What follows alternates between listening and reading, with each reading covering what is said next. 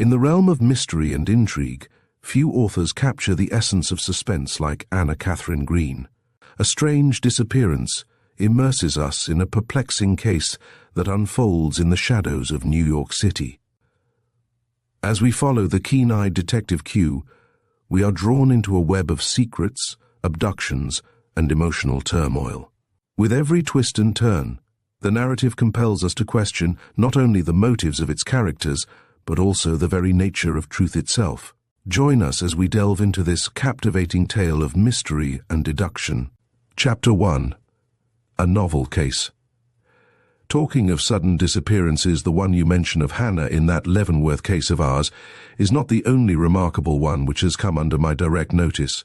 Indeed, I know of another that in some respects, at least, surpasses that in points of interest, and if you will promise not to inquire into the real names of the parties concerned, as the affair is a secret, I will relate you my experience regarding it. The speaker was Q, the rising young detective, universally acknowledged by us of the force as the most astute man for mysterious and unprecedented cases, then in the Bureau, always and of course excepting Mr. Gryce, and such a statement from him could not but arouse our deepest curiosity. Drawing up, then, to the stove around which we were sitting in lazy enjoyment of one of those off-hours so dear to a detective's heart, we gave with alacrity the required promise, and settling himself back with the satisfied air of a man who has a good story to tell that does not entirely lack certain points redounding to his own credit, he began, "I was one Sunday morning loitering at the precinct station when the door opened and a respectable-looking middle-aged woman came in, whose agitated air at once attracted my attention. Going up to her, I asked her what she wanted. 'A detective,' she replied, glancing cautiously about on the faces of the various men scattered through the room.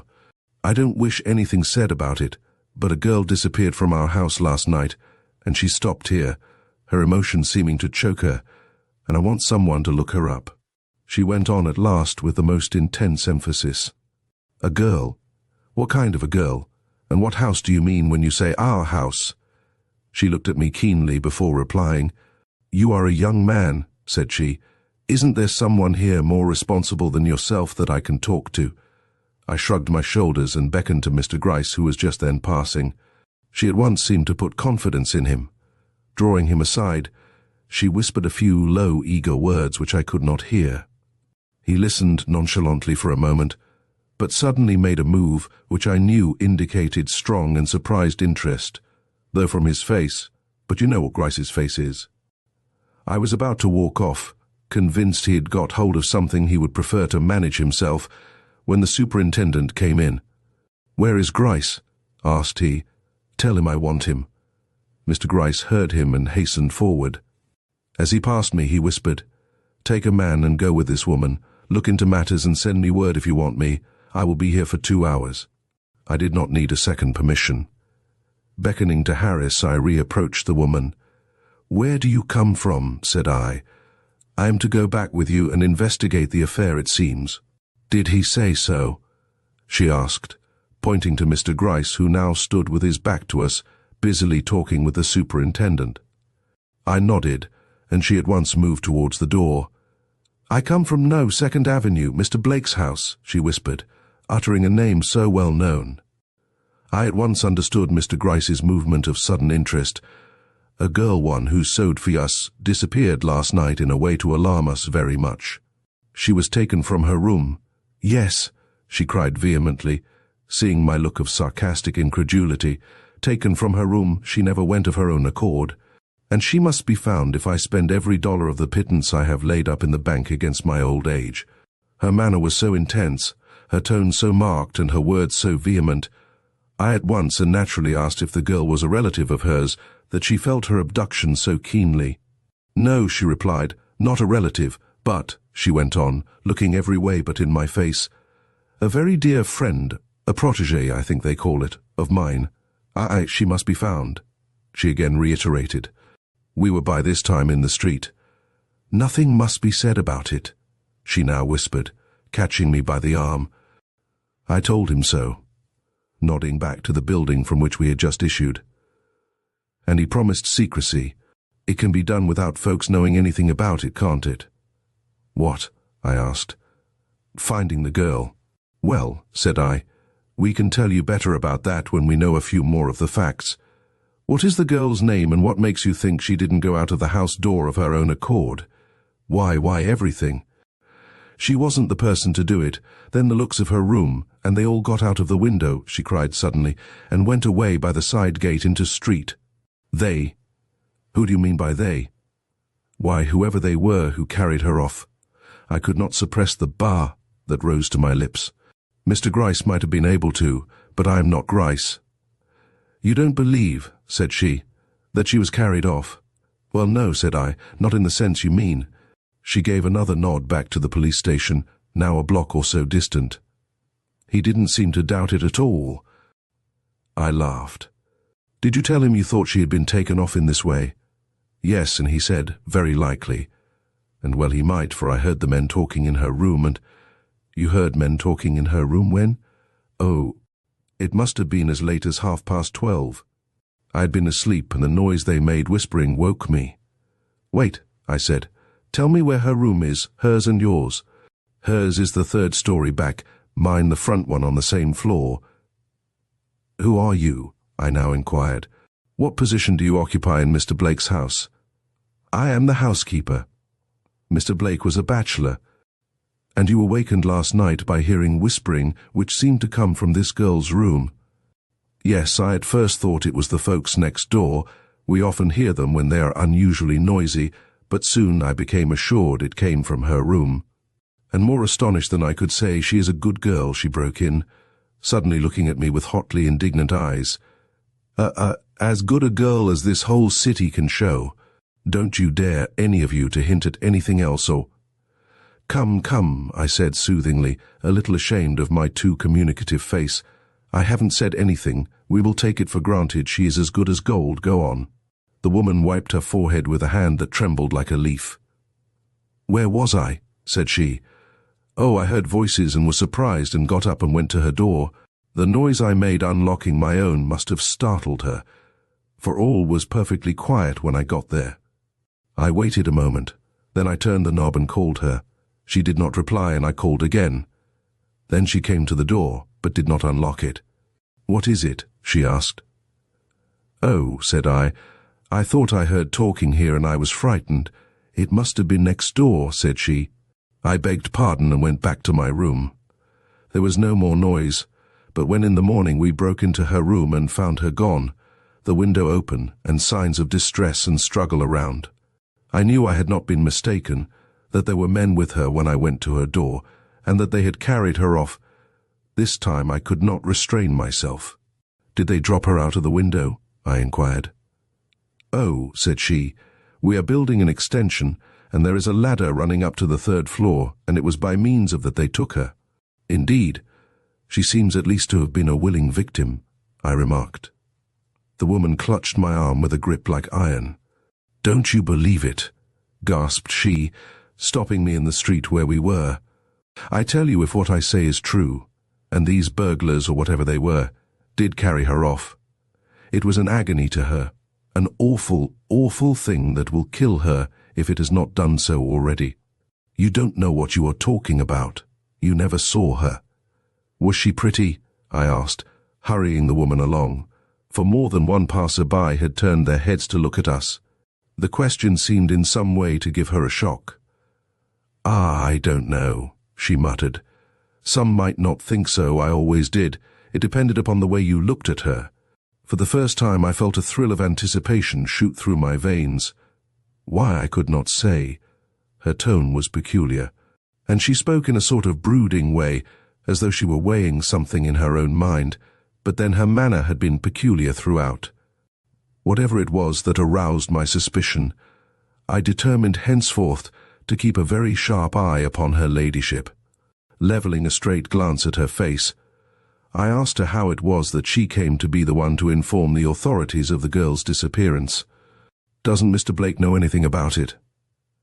The faintest shadow of a change came into her manner. Yes, said she. I told him at breakfast time, but Mr. Blake doesn't take much interest in his servants. He leaves all such matters to me. Then he does not know you have come for the police? No, sir, and oh, if you would be so good as to keep it from him. It is not necessary he should know. I shall let you in the back way. Mr. Blake is a man who never meddles with anything, and— What did Mr. Blake say this morning when you told him that this girl, by the way— What is her name? Emily. That this girl, Emily, had disappeared during the night? Not much of anything, sir. He was sitting at the breakfast table reading his paper. He merely looked up, frowned a little in an absent-minded way, and told me I must manage the servants' affairs without troubling him. And you let it drop? Yes, sir. Mr. Blake is not a man to speak twice to. I could easily believe that from what I had seen of him in public, for though by no means a harsh-looking man, he had a reserved air which, if maintained in private, must have made him very difficult of approach. We were now within a half-block or so of the old-fashioned mansion, regarded by this scion of New York's aristocracy as one of the most desirable residences in the city. So, motioning to the man who had accompanied me to take his stand in a doorway nearby, and watch for the signal I would give him in case I wanted Mr. Gryce, I turned to the woman, who was now all in a flutter, and asked her how she proposed to get me into the house without the knowledge of Mr. Blake. Oh, sir, all you have got to do is to follow me right up the back stairs. He won't notice, or if he does, will not ask any questions. And having by this time reached the basement door, she took out a key from her pocket, and inserting it in the lock, at once admitted us into the dwelling. Chapter 2. A few points. Mrs. Daniels, for that was her name, took me at once upstairs to the third-story back room.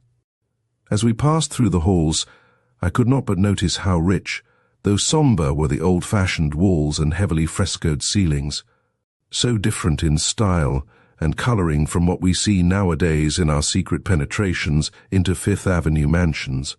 Many as are the wealthy houses I have been called upon to enter in the line of my profession, I had never crossed the threshold of such an one as this before, and impervious as I am to any foolish sentimentalities, I felt a certain degree of awe at the thought of invading with police investigation this home of ancient Knickerbocker respectability. But once in the room of the missing girl, every consideration fled save that of professional pride and curiosity. For almost at first blush, I saw that whether Mrs. Daniels was correct or not in her surmises as to the manner of the girl's disappearance, the fact that she had disappeared was likely to prove an affair of some importance. For, let me state the facts in the order in which I noticed them. The first thing that impressed me was that whatever Mrs. Daniels called her, this was no sewing girl's room into which I now stepped. Plain as was the furniture in comparison with the elaborate richness of the walls and ceiling, there were still scattered through the room, which was large even for a 30-foot house, articles of sufficient elegance to make the supposition that it was the abode of an ordinary seamstress open to suspicion, if no more. Mrs. Daniels, seeing my look of surprise, hastened to provide some explanation.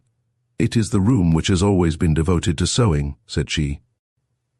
"And when Emily came, I thought it would be easier to put up a bed here than to send her upstairs. She was a very nice girl and disarranged nothing." I glanced around on the writing case, lying open on a small table in the centre of the room, on the vase half full of partly withered roses, on the mantelpiece, the Shakespeare, and Macaulay's History lying on the stand at my right, thought my own thoughts but said nothing. "You found the door locked this morning?" asked I, after a moment's scrutiny of the room in which three facts had become manifest. First, that the girl had not occupied the bed the night before.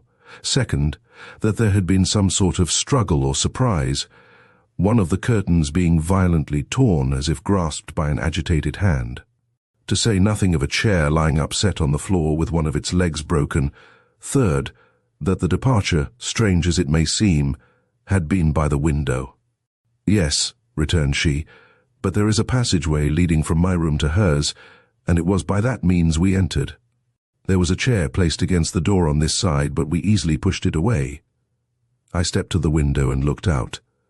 "Ah, it would not be so very difficult for a man to gain the street from that spot in a dark night, for the roof of the newly erected extension was almost on a level with the window. "Well," said she anxiously, "couldn't she have been got out that way?"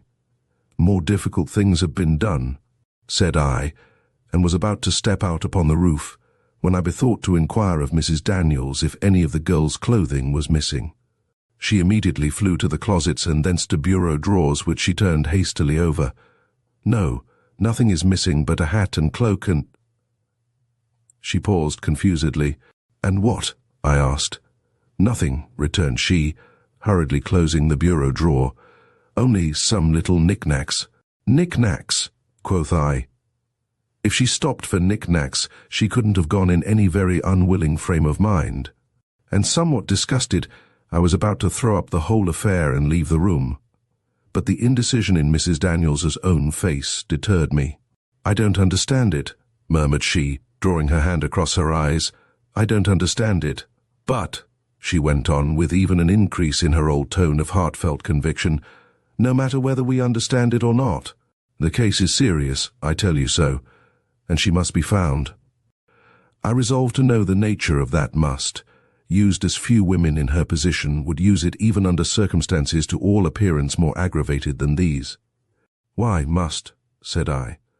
"If the girl went of her own accord, as some things seem to show, why should you, no relative as you acknowledge, take the matter so to heart as to insist she shall be followed and brought back?"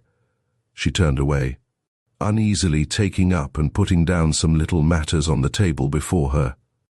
"Is it not enough that I promise to pay for all expenses which a search will occasion, without my being forced to declare just why I should be willing to do so? Am I bound to tell you I love the girl, that I believe she has been taken away by foul means, and that to her great suffering and distress, that being fond of her and believing this, I am conscientious enough to put every means I possess at the command of those who will recover her?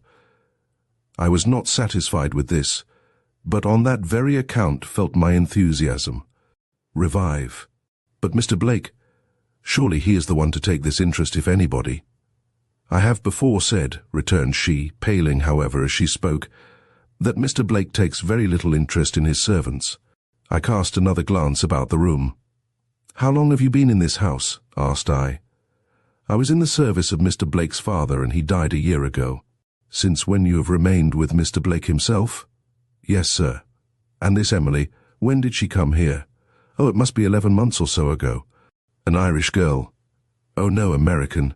She is not a common person, sir." "What do you mean by that? That she was educated, ladylike, pretty, or what?" "I don't know what to say. She was educated, yes, but not as you would call a lady educated. Yet she knew a great many things the rest of us didn't. She liked to read, you see. And oh, sir, ask the girls about her. I never know what to say when I am questioned." I scanned the grey-haired woman still more intently than I had yet done. Was she the weak, commonplace creature she seemed, or had she really some cause other than appeared for these her numerous breaks and hesitations? "Where did you get this girl?" I inquired. "Where did she live before coming here?" "I cannot say. I never asked her to talk about herself. She came to me for work, and I liked her, and took her without recommendation." "And she has served you well?" "Excellently." "Been out much? Had any visitors?" She shook her head. "Never went out, and never had any visitors." I own I was nonplussed. "Well," said I, "no more of this at present. I must first find out if she left this house alone or in company with others." And without further parley, I stepped out upon the roof of the extension. As I did so, I debated with myself whether the case warranted me or not in sending for Mr. Gryce.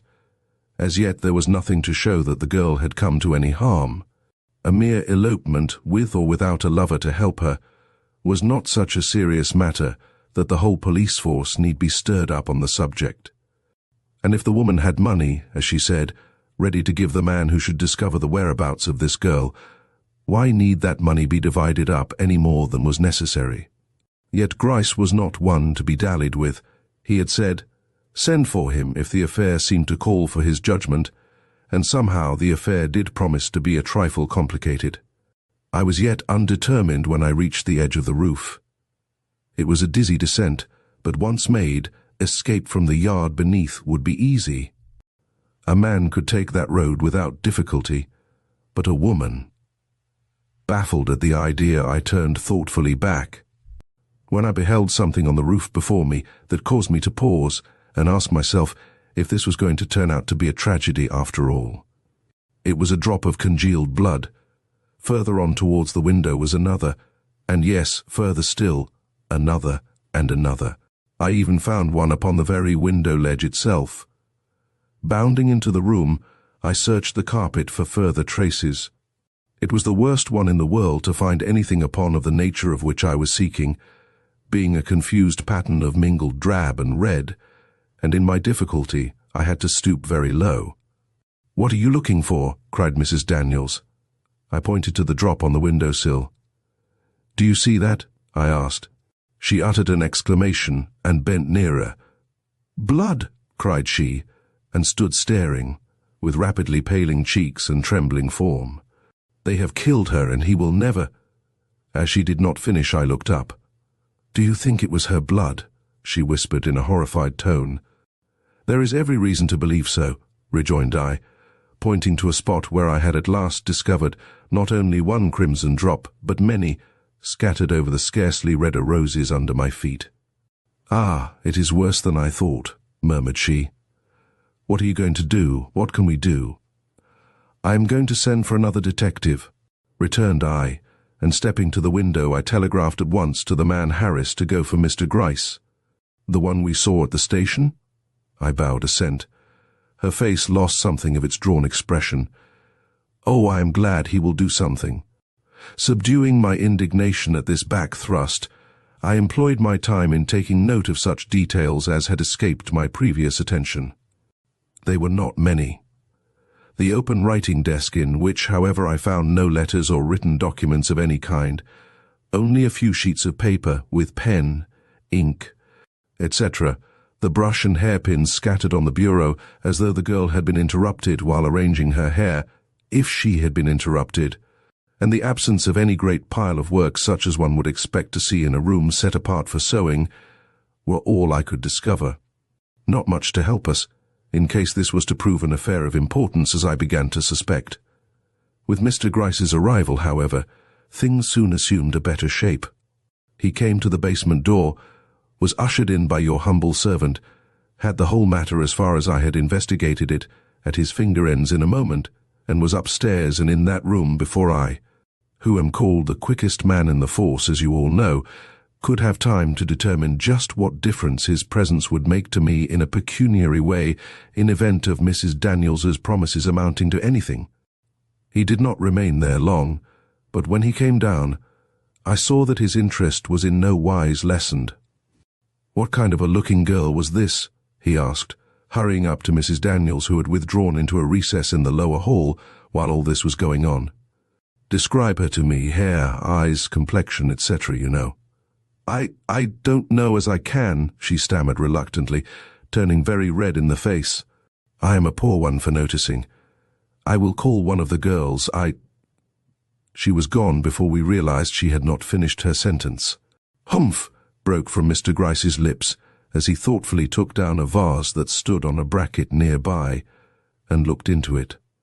I did not venture a word. When Mrs. Daniels came back, she had with her a trim-looking girl of prepossessing appearance. "This is Fanny," said she. "She knows Emily well. Being in the habit of waiting on her at table, she will tell you what you want to hear." "I have explained to her," she went on, nodding towards Mr. Gryce with a composure such as she had not before displayed, "that you are looking for your niece who ran away from home some time ago to go into some sort of service." "Certainly, ma'am," quoth that gentleman, bowing with mock admiration to the gas fixture. Then carelessly shifting his glance to the cleaning cloth which Fanny held rather conspicuously in her hand, he repeated the question he had already put to Mrs. Daniels. The girl, tossing her head just a trifle, at once replied, "Oh, she was good-looking enough, if that is what you mean, for them as likes a girl with cheeks as white as this cloth was afore I rubbed the spoons with it. As for her eyes, they was blacker than her hair, which was the blackest I ever see. She had no flesh at all, and as for her figure," Fanny glanced down on her own well-developed person, and gave a shrug inexpressibly suggestive. "Is this description true?"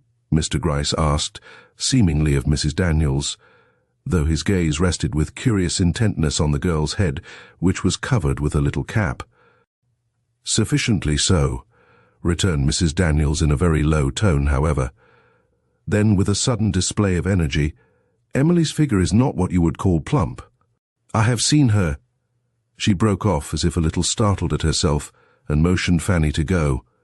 "Wait a moment," interposed Mr. Gryce in his soft way. "You said the girl's hair and eyes were dark. Were they darker than yours?"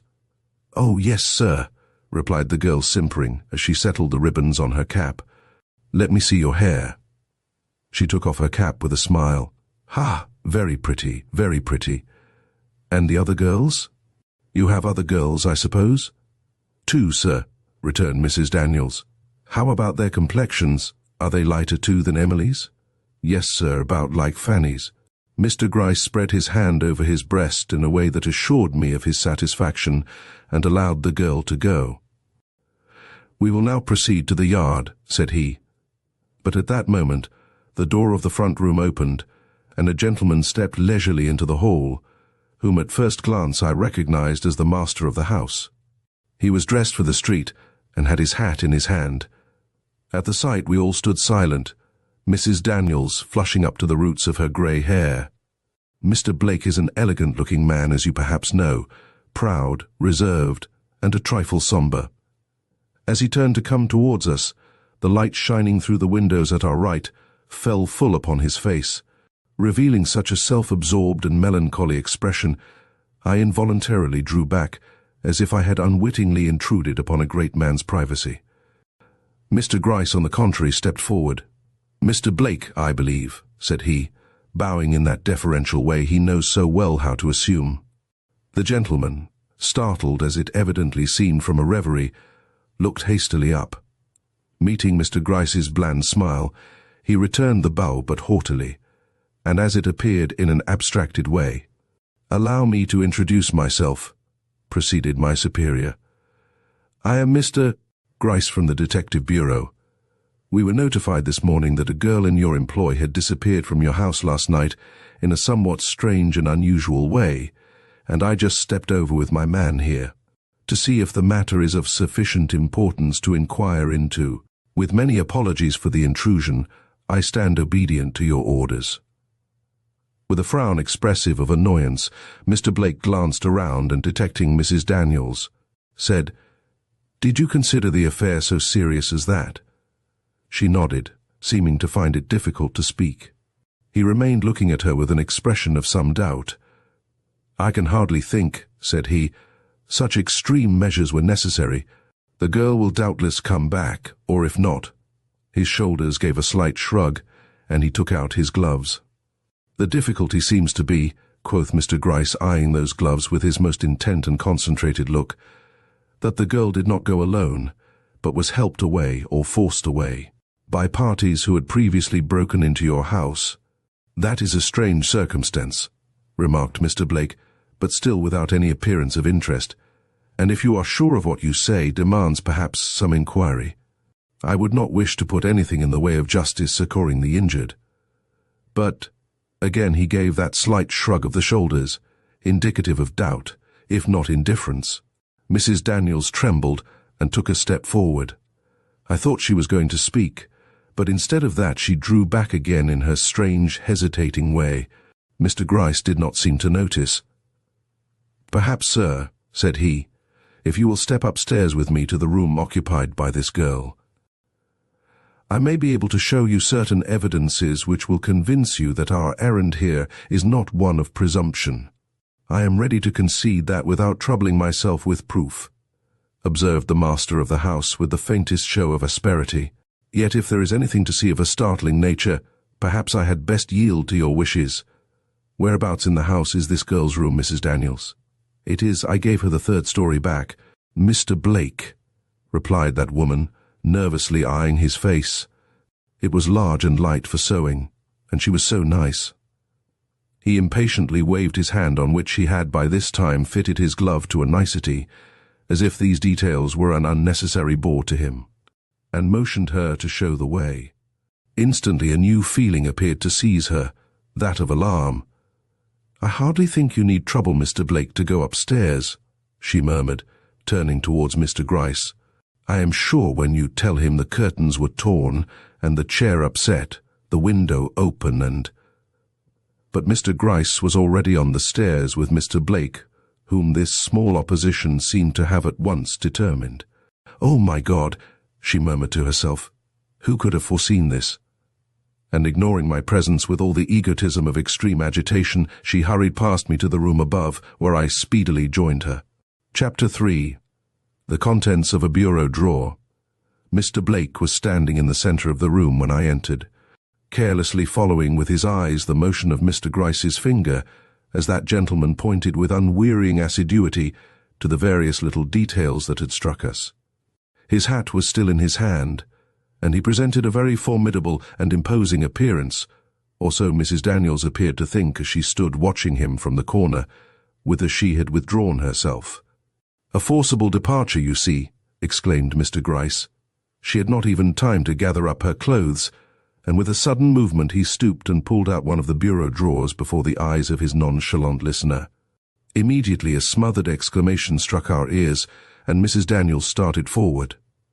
"I pray, gentlemen," she entreated, advancing in such a way as to place herself against the front of the bureau in a manner to preclude the opening of any more drawers, "that you will remember that a modest woman such as this girl was would hardly like to have her clothing displayed before the eyes of strangers." Mr. Gryce instantly closed the drawer. "You are right," said he. "Pardon the rough ways of a somewhat hardened officer of the law." She drew up closer to the bureau, still protecting it with her meagre but energetic form, while her eyes rested with almost a savage expression upon the master of the house, as if he, and not the detective, had been the aggressor whose advances she feared. Mr. Blake did not return the look. "If that is all you can show me, I think I will proceed to my appointment," said he. "The matter does seem to be more serious than I thought, and if you judge it necessary to take any active measures, why, let no consideration of my great and inherent dislike to notoriety of any kind interfere with what you consider your duty. As for the house, it is at your command, under Mrs. Daniels' direction. Good morning." And returning our bows with one singularly impressive for all its elegant carelessness, he at once withdrew. Mrs. Daniels took one long deep breath and came from the bureau. Instantly Mr. Gryce stooped and pulled out the drawer she had so visibly protected. A white towel met our eyes, spread neatly out at its full length. Lifting it, we looked beneath. A carefully folded dress of dark blue silk, to all appearance elegantly made, confronted our rather eager eyes. Beside it, a collar of exquisite lace. I know enough of such matters to be a judge pricked through by a gold breastpin of a strange and unique pattern. A withered bunch of what appeared to have been a bouquet of red roses surmounted the whole, giving to the otherwise commonplace collection the appearance of a relic from the tomb.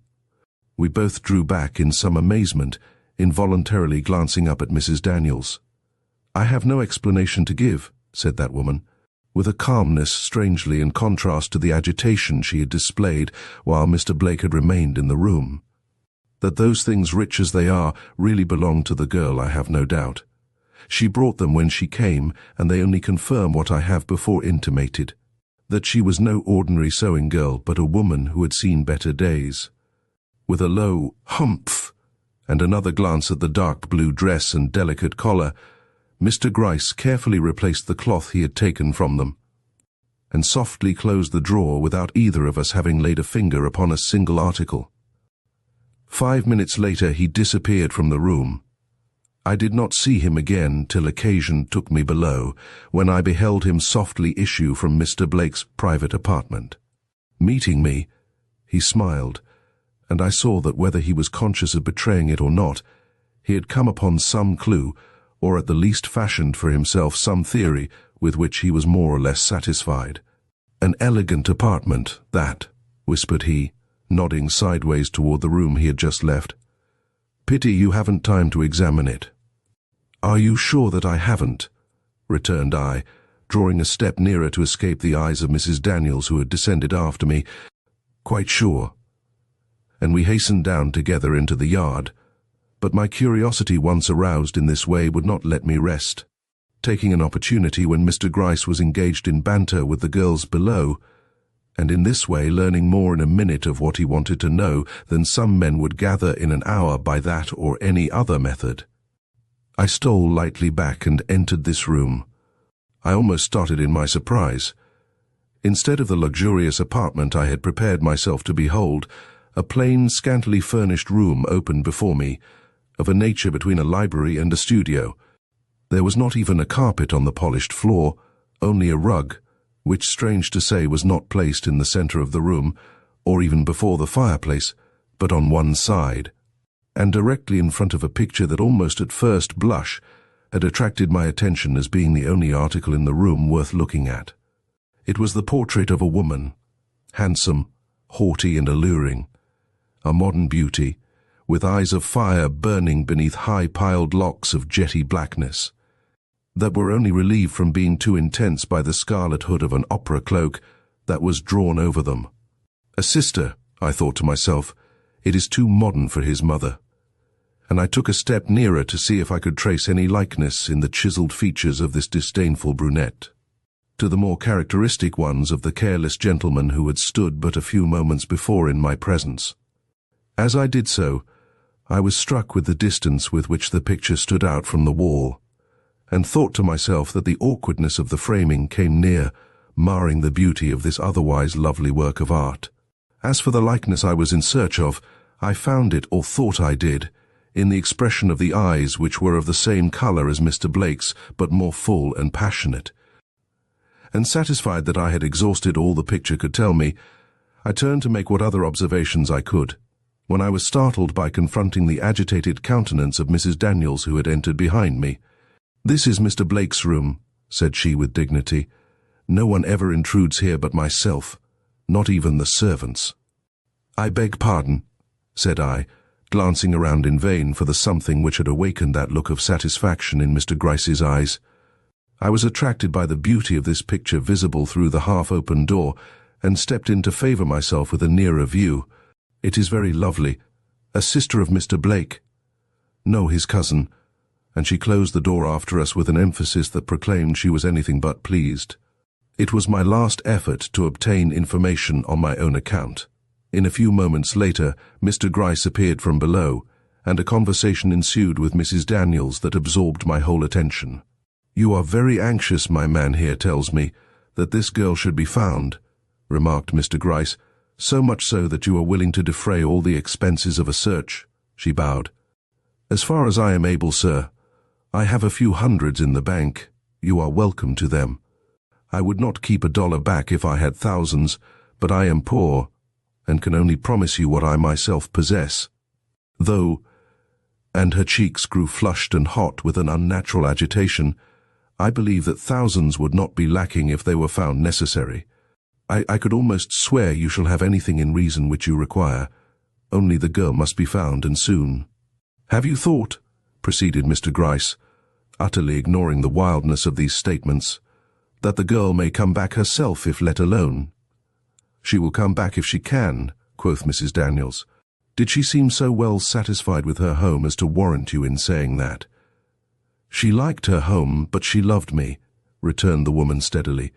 "She loved me so well she would never have gone as she did without being forced." "Yes," said she, though she made no outcry and stopped to put on her bonnet and shawl. "She was not a girl to make a fuss. If they had killed her outright, she would never have uttered a cry." "Why do you say they?" "Because I am confident I heard more than one man's voice in her room." "Humph! Would you know those voices if you heard them again?" "No." There was a surprise in this last negative, which Mr. Gryce evidently noticed. "I ask," said he, "because I have been told that Mr. Blake lately kept a body servant who has been seen to look at this girl more than once when she has passed him on the stairs." Mrs. Daniels' face turned scarlet with rage, and she hastily rose from the chair. "I don't believe it," said she. "Henry was a man who knew his place, and I won't hear such things." She suddenly exclaimed, "Emily was a lady, and—" Well, well, interposed Mr. Gryce soothingly, though the cat looks at the king, it is no sign the king looks at the cat. We have to think of everything you know. You must never think of anything like that. Mr. Gryce softly ran his thumb around the brim of the hat he held in his hand. Mrs. Daniels, observed he, it would greatly facilitate matters if you would kindly tell us why you take such an interest in this girl. One glimpse at her real history would do more toward setting us on the right track than anything else you could offer. Her face assumed an unmistakable frown. Have I not told you, said she, what is known of it? That she came to me about 2 years ago for work, that I liked her, and so hired her, that she has been with us ever since, and— Then you will not tell us, exclaimed Mr. Gryce. Her face fell, and a look of hesitation crossed it. I doubt if we can do anything unless you do, continued he. Her countenance settled again into a resolved expression. You are mistaken, said she. If the girl had a secret, as nearly all girls have, brought low as she has evidently been, it had nothing to do with her disappearance, nor would a knowledge of it help you in any way. I am confident of this, and so shall hold my peace. She was not a woman to be frightened or cajoled into making revelations she did not think necessary, and seeing it, Mr. Gryce refrained from urging her further. However, you will at least tell me this, said he. What were the knick-knacks she took away with her from her bureau drawer? No, said she, for they have nothing to do with her abduction. They were articles of positive value to her, though I assure you of little importance to anyone else. All that is shown by their disappearance is the fact that she had a moment's time allowed her in which to collect what she most wanted. Mr. Gryce arose. Well, said he, you have given us a hard sum to work out, but I am not the man to recoil from anything hard. If I can discover the whereabouts of this girl, I will certainly do it, but you must help me. How? By inserting a personal in the Herald. You say she loves you, and would come back if she could. Now, whether you believe it or not, this is open to doubt. Therefore, I would advise that you take some such means as that to inform her of the anxiety of her friends and their desire to communicate with her. Impossible, she cried vehemently. I should be afraid, well, I might put it that Mrs. D., anxious about Emily, desires information of her whereabouts. Put it any way you like. You had better add, said I, speaking for the first time, that you would be willing to pay for information. Yes, said Mr. Gryce, add that. Mrs. Daniels frowned, but made no objection, and after getting as minute a description as possible of the clothing worn by the girl the night before, we left the house. Chapter 4. Thompson's Story. An affair of some mystery, remarked Mr. Gryce, as we halted at the corner to take a final look at the house and its environs. Why a girl should choose such a method of descent as that, he pointed to the ladder down which we believed her to have come to leave a house of which she had been an inmate for a year, baffles me, I can tell you. If it were not for those marks of blood which betray her track, I would be disinclined to believe any such harebrained adventure was ever perpetrated by a woman.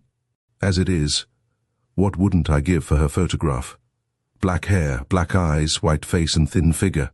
What a description whereby to find a girl in this great city of New York. Ah, said he with sudden gratification, here is Mr. Blake again. His appointment must have been a failure. Let us see if his description will be any more definite. And hurrying towards the advancing figure of that gentleman, he put some questions to him. Instantly Mr. Blake stopped, looked at him blankly for a moment, then replied in a tone sufficiently loud for me to hear. I am sorry, sir, if my description could have done you any good, but I have not the remotest idea how the girl looked. I did not know till this morning even that there was such a person in my house as a sewing woman. I leave all such domestic concerns entirely with Mrs. Daniels. Mr. Gryce again bowed low and ventured another question. The answer came as before, distinctly to my ears. Oh, I may have seen her. I cannot say about that. I very often run across the servants in the hall, but whether she is tall or short, light or dark, pretty or ugly, I know no more than you do, sir. Then, with a dignified nod calculated to abash a man in Mr. Gryce's position, inquired, Is that all? It did not seem to be. Mr. Gryce put another question. Mr. Blake gave him a surprised stare before replying, then courteously remarked, "I do not concern myself with servants after they have left me. Henry was an excellent valet, but a trifle domineering, something which I never allow in anyone who approaches me. I dismissed him, and that was the end of it. I know nothing of what has become of him." Mr. Gryce bowed and drew back, and Mr. Blake, with the haughty step peculiar to him, passed by him and re-entered his house. "I should not like to get into that man's clutches," said I as my superior rejoined me. "He has a way of making one appear so small." Mr. Gryce shot an askance look at his shadow gloomily following him along the pavement. "Yet it may happen that you will have to run the risk of that very experience." I glanced towards him in amazement. "If the girl does not turn up of her own accord, or if we do not succeed in getting some trace of her movements, I shall be tempted to place you where you can study into the ways of this gentleman's household. If the affair is a mystery, it has its centre in that house." I stared at Mr. Gryce good and roundly. "You have come across something which I have missed," observed I, "or you could not speak so positively." "I have come across nothing that was not in plain sight of anybody who had eyes to see it," he returned shortly. I shook my head, slightly mortified. "You had it all before you," continued he, "and if you were not able to pick up sufficient facts on which to base a conclusion, you mustn't blame me for it." More nettled than I would be willing to confess, I walked back with him to the station, saying nothing then, but inwardly determined to re-establish my reputation with Mr. Gryce before the affair was over. Accordingly, hunting up the man who had patrolled the district the night before, I inquired if he had seen anyone go in or out of the side gate of Mr. Blake's house on street between the hours of 11 and 1. "No," said he, "but I heard Thompson tell a curious story this morning about someone he had seen." "What was it?" "He said he was passing that way last night about 12 o'clock, when he remarked standing under the lamp on the corner of 2nd Avenue a group consisting of 2 men and a woman, who no sooner beheld him than they separated, the men drawing back into 2nd Avenue and the woman coming hastily towards him. Not understanding the move, he stood waiting her approach, when instead of advancing to where he was, she paused at the gate of Mr. Blake's house and lifted her hand as if to open it. When with a wild and terrified gesture she started back, covering her face with her hands, and before he knew it, had actually fled in the direction from which she had come. A little startled, Thompson advanced and looked through the gate before him to see if possible what had alarmed her, when to his great surprise he beheld the pale face of the master of the house, Mr. Blake himself, looking through the bars from the other side of the gate. He in his turn started back, and before he could recover himself, Mr. Blake had disappeared. He says he tried the gate after that, but found it locked. Thompson tells you this story, does he? "Yes." "Well," said I, "it's a pretty wild kind of a tale, and all I have got to say is that neither you nor Thompson had better go blabbing it around too much. Mum is the word where such men as Mr. Blake are concerned." And I departed to hunt up Thompson, but he had nothing to add to his statement except that the girl appeared to be tall and thin, and was closely wrapped about in a shawl. My next move was to make such inquiries as I could with safety into the private concerns of Mr. Blake and his family, and discovered, well, such facts as these: that Mr. Blake was a man who, if he paid but little attention to domestic affairs, was yet rarely seen out of his own house, except upon occasions of great political importance, when he was always to be found on the platform at meetings of his constituents. Though to the ordinary observer a man eminently calculated, from his good looks, fine position, and solid wealth, to enjoy society, he not only manifested a distaste for it, but even went so far as to refuse to participate in the social dinners of his most intimate friends, the only table to which he would sit down being that of some public caterer, where he was sure of finding none but his political associates assembled. To all appearance he wished to avoid the ladies, a theory borne out by the fact that never, even in church, on the street, or at any place of amusement, was he observed with one at his side. This fact in a man, young he was not far from 35 at that time, rich and marriageable, would, however, have been more noteworthy than it was if he had not been known to belong to a family eminent for their eccentricities. Not a man of all his race, but had possessed some marked peculiarity. His father, bibliomaniac though he was, would never treat a man or a woman with decency who mentioned Shakespeare to him.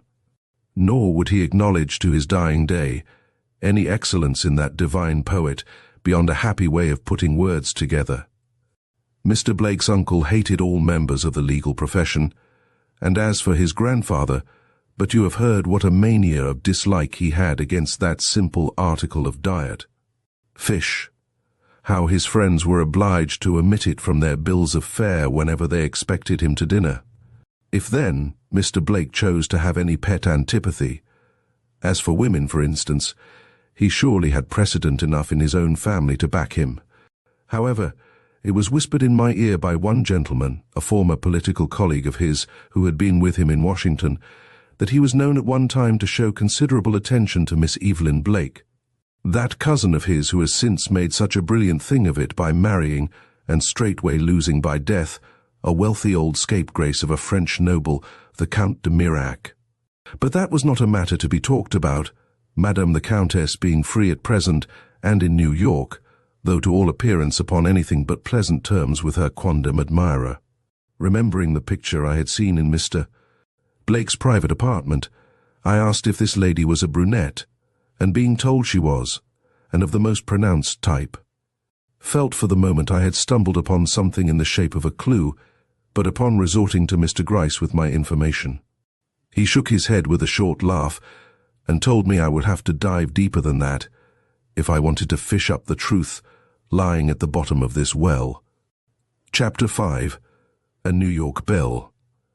Meanwhile, all our efforts to obtain information in regard to the fate or whereabouts of the missing girl had so far proved utterly futile.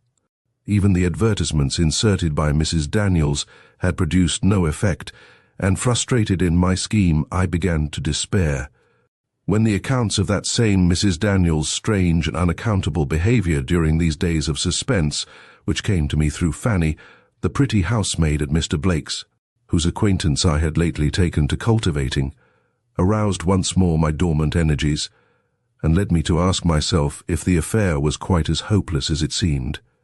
If she was a ghost, was her final expression on the subject. She couldn't go perambulating this house more than she does. It seems as if she couldn't keep still a minute. Upstairs and down, till we're most wild. And so white as she is and so trembling. Why her hands shake so all the time she never dares lift a dish off the table. And then the way she hangs about Mr. Blake's door when he's at home. She never goes in, that's the oddest part of it, but walks up and down before it, wringing her hands and talking to herself just like a mad woman. Why, I have seen her almost put her hand on the knob twice in an afternoon, perhaps, then draw back as if she was afraid it would burn her. And if by any chance the door opened and Mr. Blake came out, you ought to have seen how she run. What it all means I don't know, but I have my imaginings, and if she isn't crazy, why, etc., etc. In face of facts like these, I felt it would be pure insanity to despair.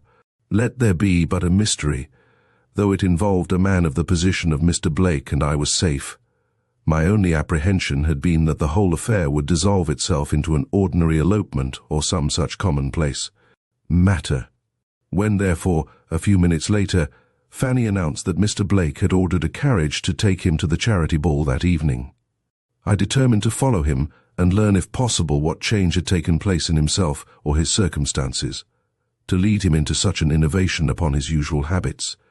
Though the hour was late, I had but little difficulty in carrying out my plan, arriving at the academy something less than an hour after the opening dance. The crowd was great, and I circulated the floor 3 times before I came upon him. When I did, I own I was slightly disappointed, for instead of finding him as I anticipated, the center of an admiring circle of ladies and gentlemen, I espied him withdrawn into a corner with a bland old politician of the 15th Ward, discussing, as I presently overheard, the merits and demerits of a certain Smith who at that time was making some disturbance in the party. If that is all he has come for, thought I had better have stayed at home and made love to the pretty Fanny. and somewhat chagrined, I took up my stand nearby and began scrutinizing the ladies. Suddenly I felt my heart stand still, the noise of voices ceasing the same instant behind me. A lady was passing on the arm of a foreign-looking gentleman, whom it did not require a second glance to identify with the subject of the portrait in Mr. Blake's house. Older by some few years than when her picture was painted, her beauty had assumed a certain defiant expression that sufficiently betrayed the fact that the years had not been so wholly happy as she had probably anticipated, when she jilted handsome Holman Blake for the old French count. At all events, so I interpreted the look of latent scorn that burned in her dark eyes, as she slowly turned her richly bejewelled head towards the corner where that gentleman stood, and meeting his eyes, no doubt, bowed with a sudden loss of self-possession that not all the haughty carriage of her noble form, held doubly erect for the next few moments, could quite conceal or make forgotten. "She still loves him," I inwardly commented, and turned to see if the surprise had awakened any expression on his uncommunicative countenance. Evidently not, for the tough old politician of the 15th Ward was laughing, at one of his own jokes probably, and looking up in the face of Mr. Blake, whose back was turned to me, in a way that entirely precluded all thought of any tragic expression in that quarter. Somewhat disgusted, I withdrew and followed the lady. I could not get very near. By this time the presence of a live countess in the assembly had become known, and I found her surrounded by a swarm of half-fledged youths. But I cared little for this. All I wanted to know was whether Mr. Blake would approach her or not during the evening. Tediously the moments passed, but a detective on duty, or on fancied duty, succumbs to no weariness. I had a woman before me worth studying, and the time could not be thrown away. I learned to know her beauty. The poise of her head, the flush of her cheek, the curl of her lip, the glance, yes, the glance of her eye, though that was more difficult to understand, for she had a way of drooping her lids at times that, while exceedingly effective upon the poor wretch toward whom she might be directing that half-veiled shaft of light, was anything but conducive to my purposes. At length, with a restless shrug of her haughty shoulders, she turned away from her crowd of adorers, her breast heaving under its robing of garnet velvet, and her whole face flaring with a light that might mean resolve and might mean simply love. I had no need to turn my head to see who was advancing towards her. Her stately attitude as countess, her thrilling glance as woman, betrayed only too readily. He was the more composed of the two. Bowing over her hand with a few words I could not hear, he drew back a step and began uttering the usual commonplace sentiments of the occasion. She did not respond. With a splendor of indifference not often seen even in the manner of our grandest ladies, she waited, opening and shutting her richly feathered fan, as one who would say, "I know all this has to be gone through with, therefore I will be patient." But as the moments passed, and his tone remained unchanged, I could detect a slight gleam of impatience flash in the depths of her dark eyes, and a change come into the conventional smile that had hitherto lighted, without illuminating her countenance. Drawing still further back from the crowd that was not to be awed from pressing upon her, she looked around as if seeking a refuge. Her glance fell upon a certain window, with a gleam of satisfaction, seeing they would straightway withdraw there. I took advantage of the moment, and made haste to conceal myself behind a curtain as near that vicinity as possible. In another instant I heard them approaching. "You seem to be rather overwhelmed with attention tonight," were the first words I caught, uttered in Mr. Blake's calmest and most courteous tones. "Do you think so?" was the slightly sarcastic reply. "I was just deciding to the contrary when you came up." There was a pause. Taking out my knife, I ripped open a seam in the curtain hanging before me and looked through. He was eyeing her intently, a firm look upon his face that made its reserve more marked than common. I saw him gaze at her handsome head, piled with its midnight tresses, amid which the jewels, doubtless of her dead lord, burned with a fierce and ominous glare, at her smooth olive brow. Her partly veiled eyes where the fire passionately blazed, at her scarlet lips trembling with an emotion, her rapidly flushing cheeks, would not allow her to conceal. I saw his glances fall and embrace her whole elegant form with its casing of ruby velvet and ornamentation of lace and diamonds. And an expectant thrill passed through me, almost as if I already beheld the mask of his reserve falling, and the true man flash out in response to the wooing beauty of this full-blown rose, evidently in waiting for him. But it died away, and a deeper feeling seized me as I saw his glances return unkindled to her countenance, and heard him say in still more measured accents than before, "Is it possible, then, that the Countess de Mirac can desire the adulation of us poor American plebeians?" "I had not thought it, madame." Slowly her dark eyes turned towards him. She stood a statue. "But I forget," he went on, a tinge of bitterness for a moment showing itself in his smile. "Perhaps in returning to her own country, Evelyn Blake has so far forgotten the last 2 years as to find pleasure again in the toys and foibles of her youth. Such things have been, I hear," and he bowed almost to the ground in his half-sarcastic homage. "Evelyn Blake!" "It is long since I have heard that name," she murmured. He could not restrain the quick flush from mounting to his brow. "Pardon me," said he, "if it brings you sadness or unwelcome memories. I promise you I will not so transgress again." A wan smile crossed her lips, grown suddenly pallid. "You mistake," said she. "If my name brings up a past laden with bitter memories and shadowed by regret, it also recalls much that is pleasant and never to be forgotten. I do not object to hearing my girlhood's name uttered by my nearest relative." The answer was dignity itself. "Your name is Countess de Mirac. Your relatives must be proud to utter it." A gleam, not unlike the lightning's quick flash, shot from the eyes she drooped before him. "Is it Holman Blake I am listening to?" said she. "I do not recognize my old friend in the cool and sarcastic man of the world now before me. We often fail to recognize the work of our hands, madame, after it has fallen from our grasp." "What?" she cried. "Do you mean, would you say that—" "I would say nothing," interrupted he calmly, stooping for the fan she had dropped. "At an interview, which is at once a meeting and a parting, I would give utterance to nothing which would seem like recrimination. Wait!" suddenly exclaimed she, reaching out her hand for her fan with a gesture lofty as it was resolute. "You have spoken a word which demands explanation. What have I ever done to you that you should speak the word recrimination to me?" "What?" "You shook my faith in womankind. You showed me that a woman who had once told a man she loved him could so far forget that love as to marry one she could never respect, for the sake of titles and jewels. You showed me—" "Hold," said she again, this time without gesture or any movement, save that of her lips grown pallid as marble. "And what did you show me?" he started, coloured profoundly, and for a moment stood before her unmasked of his stern self-possession. "I beg your pardon," said he. "I take back that word, recrimination." It was now her turn to lift her head and survey him. With glance less cool than his, but fully as deliberate, she looked at his proud head bending before her. Studying his face, line by line, from the stern brow to the closely compressed lips on which melancholy seemed to have set its everlasting seal, and a change passed over her countenance.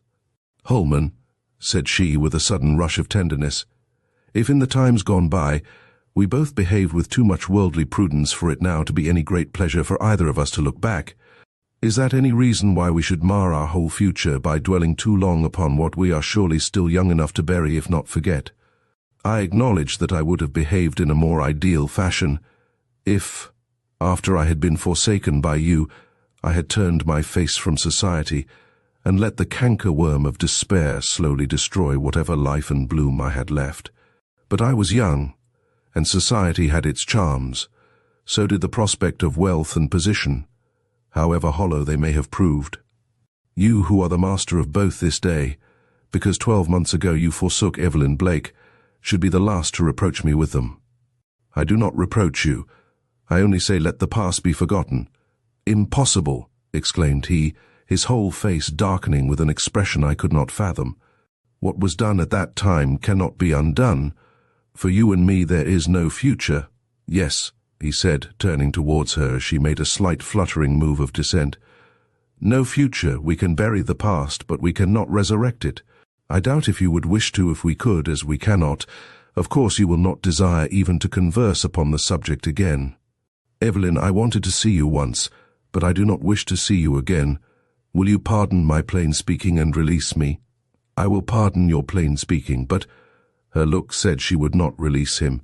He seemed to understand it so, and smiled, but very bitterly. In another moment he had bowed and gone, and she had returned to her crowd of adoring sycophants. Chapter 6. A Bit of Calico. It was about this time that I took up my residence in a sort of lodging house that occupied the opposite corner to that of Mr. Blake. My room, as I took pains to have it, overlooked the avenue, and from its windows I could easily watch the goings and comings of the gentlemen, whose movements were daily becoming of more and more interest to me. For set it down to caprice, and men are often as capricious as women, or account for it as you will, his restlessness at this period was truly remarkable.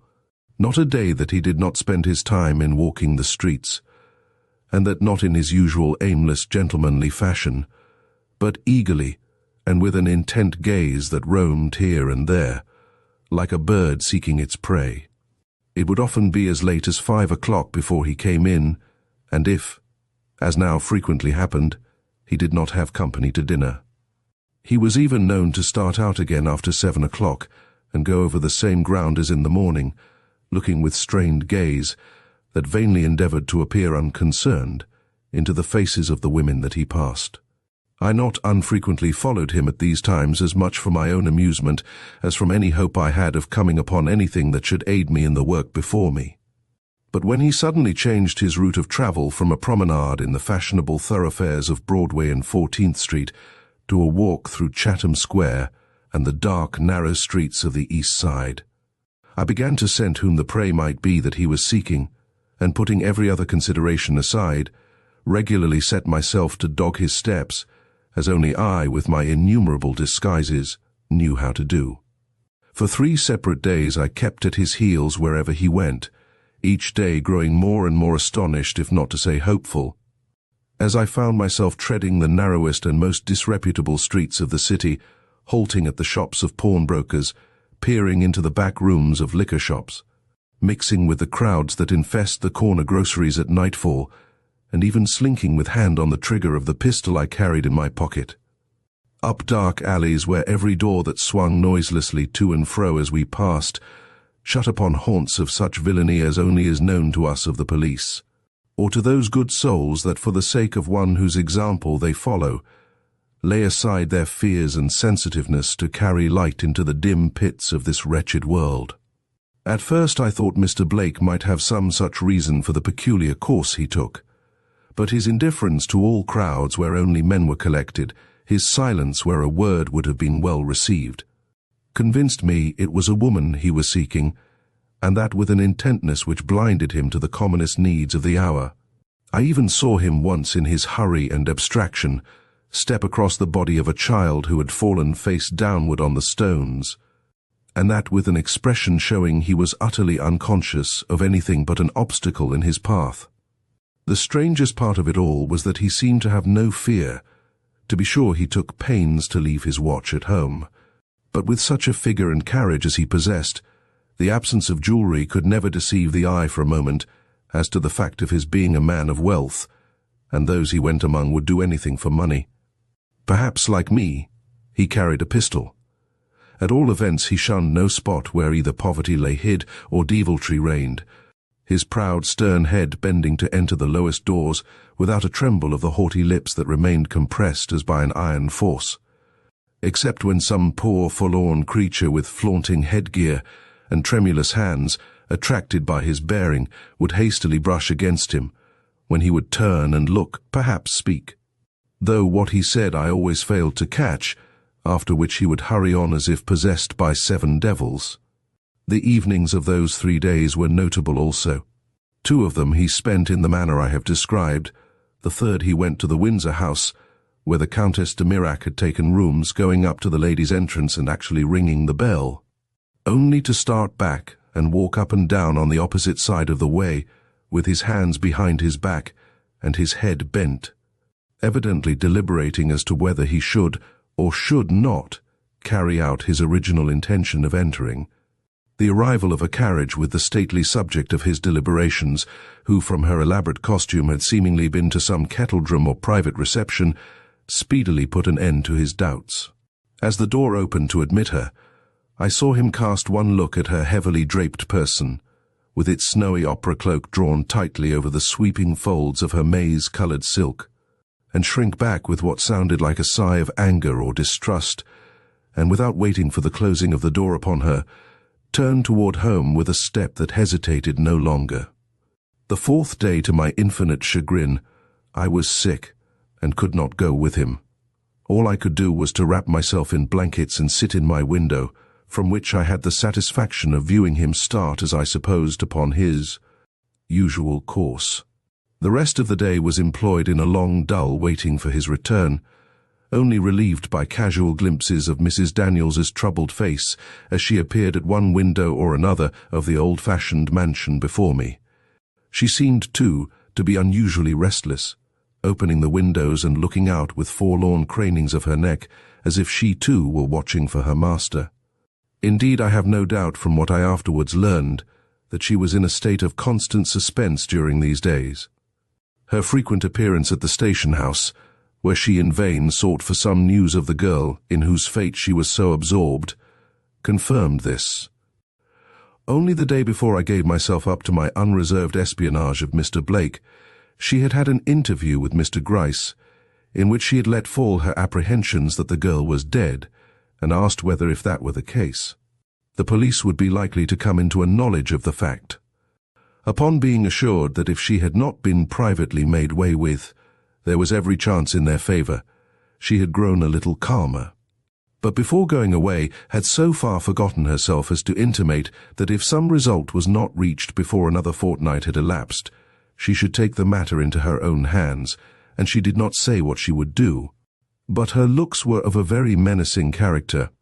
It was no wonder, then, that her countenance bore marks of the keenest anxiety as she trod the halls of that dim old mansion, with its dusky corners rich with bronzes and the glimmering shine of ancient brocades, breathing suggestions of loss and wrong, or bent her wrinkled forehead to gaze from the windows for the coming of one whose footsteps were ever delayed.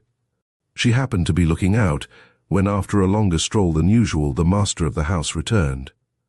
As he made his appearance at the corner, I saw her hurriedly withdraw her head and hide herself behind the curtain, from which position she watched him as with tired steps and somewhat dejected mien. He passed up the steps and entered the house. Not till the door closed upon him did she venture to issue forth, and with a hurried movement shut the blinds and disappear. This anxiety on her part redoubled mine, and thankful enough was I when on the next day I found myself well enough to renew my operations. To ferret out this mystery, if mystery it was, I still found myself forced to admit the possibility of there being none, had now become the one ambition of my life. And all because it was not only an unusually blind one, but of a nature that involved danger to my position as detective. I entered upon it with a zest rare even to me who love my work, and all it involves with an undivided passion. To equip myself, then, in a fresh disguise and to join Mr. Blake shortly after he had left his own corner, was anything but a hardship to me that bright winter morning, though I knew from past experience. A long and wearisome walk was before me, with nothing in all probability at the end but reiterated disappointment. But for once the fates had willed it otherwise. Whether Mr. Blake, discouraged at the failure of his own attempts, whatever they were, felt less heart to prosecute them than usual, I cannot say. But we had scarcely entered upon the lower end of the Bowery before he suddenly turned with a look of disgust, and gazing hurriedly about him, hailed a Madison Avenue car that was rapidly approaching. I was at that moment on the other side of the way, but I hurried forward too, and signaled the same car. But just as I was on the point of entering it, I perceived Mr. Blake step hastily back, and with his eyes upon a girl that was hurrying past him with a basket on her arm, regain the sidewalk with a swiftness that argued his desire to stop her. Of course I let the car pass me, though I did not dare approach him too closely after my late conspicuous attempt to enter it with him. But from my stand on the opposite curbstone, I saw him draw aside the girl, who from her garments might have been the daughter or wife of any one of the shiftless, drinking wretches lounging about on the four corners within my view, and after talking earnestly with her for a few moments, saunter at her side down Broome Street, still talking.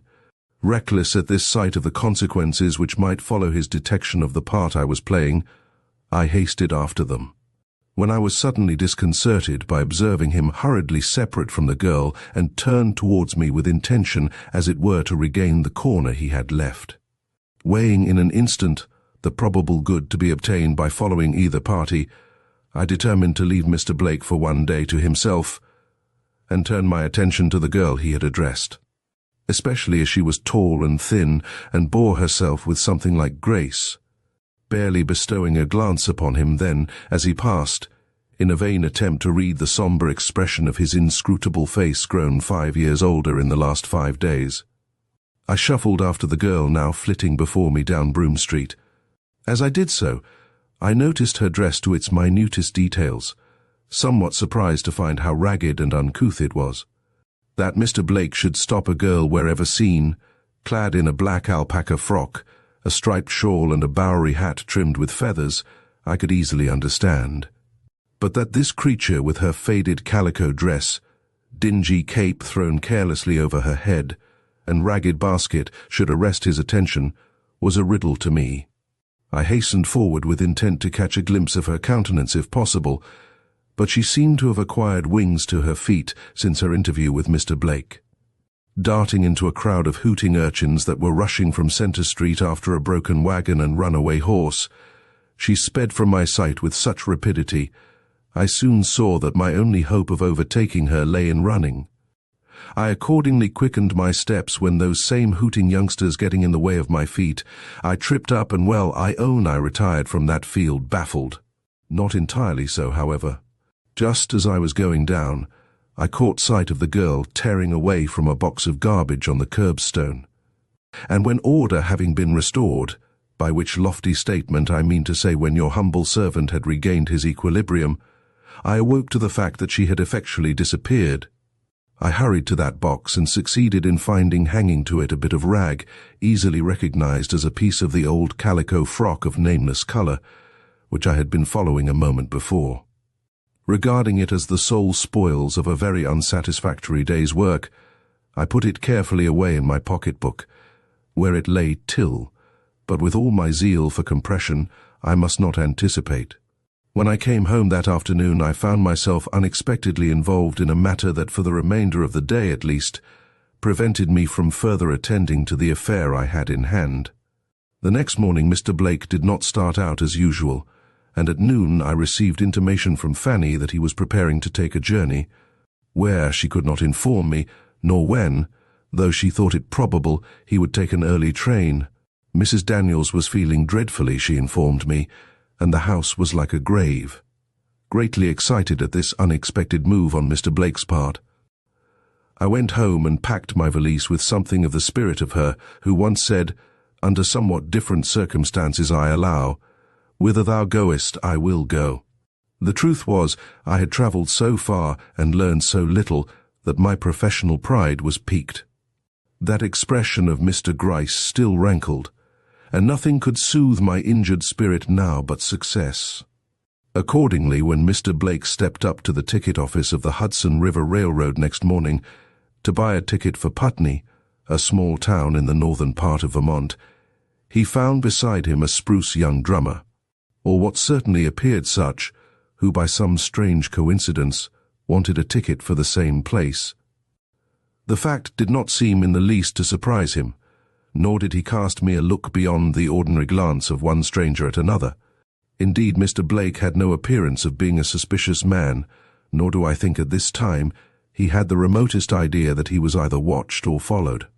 An ignorance of the truth which I took care to preserve by taking my seat in a different car from him and not showing myself again during the whole ride from New York to Putney. Chapter 7. The House at the Granby Crossroads. Why Mr. Blake should take a journey at all at this time, and why of all places in the world he should choose such an insignificant town as Putney for his destination, was of course the mystery upon which I brooded during the entire distance. But when somewhere near 5 in the afternoon, I stepped from the cars onto the platform at Putney Station, only to hear Mr. Blake making inquiries in regard to a certain stage running between that town and a still smaller village further east, I own I was not only surprised, but well-nigh nonplussed, especially as he seemed greatly disappointed to hear that it only ran once a day, and then for an earlier train in the morning. "You will have to wait till tomorrow, I fear," said the ticket agent, "unless the landlord of the hotel down yonder can harness you up a team. There is a funeral out west today, and—" I did not wait to hear more, but hurried down to the hotel he had pointed out, and hunting up the landlord inquired if for love or money he could get me any sort of a conveyance for Melville that afternoon. He assured me it would be impossible, the livery stable as well as his own being entirely empty. "Such a thing don't happen here once in 5 years," said he to me. But the old codger who is dead, though a queer dick, was a noted personage in these parts, and not a man, woman or child, who could find a horse, mule or donkey, but what availed himself of the privilege. Even the doctor's spavin mare was pressed into service, though she halts on one leg and stops to get her breath 6 times in going up one short hill. "You will have to wait for the stage, sir." "But I am in a hurry," said I as I saw Mr. Blake enter. "I have business in Melville tonight, and I would pay anything in reason to get there." But the landlord only shook his head, and drawing back with the air of an abused man, I took up my stand in the doorway, where I could hear the same colloquy entered into with Mr. Blake, with the same unsatisfactory termination. He did not take it quite as calmly as I did, though he was of too reserved a nature to display much emotion over anything. The prospect of a long, tedious evening spent in a country hotel seemed almost unendurable to him, but he finally succumbed to the force of circumstances, as indeed he seemed obliged to do, and partaking of such refreshment as the rather poorly managed hotel afforded, retired without ceremony to his room, from which he did not emerge again till next morning. In all this he had somehow managed not to give his name, and by means of some inquiries I succeeded in making that evening, I found his person was unknown in the town.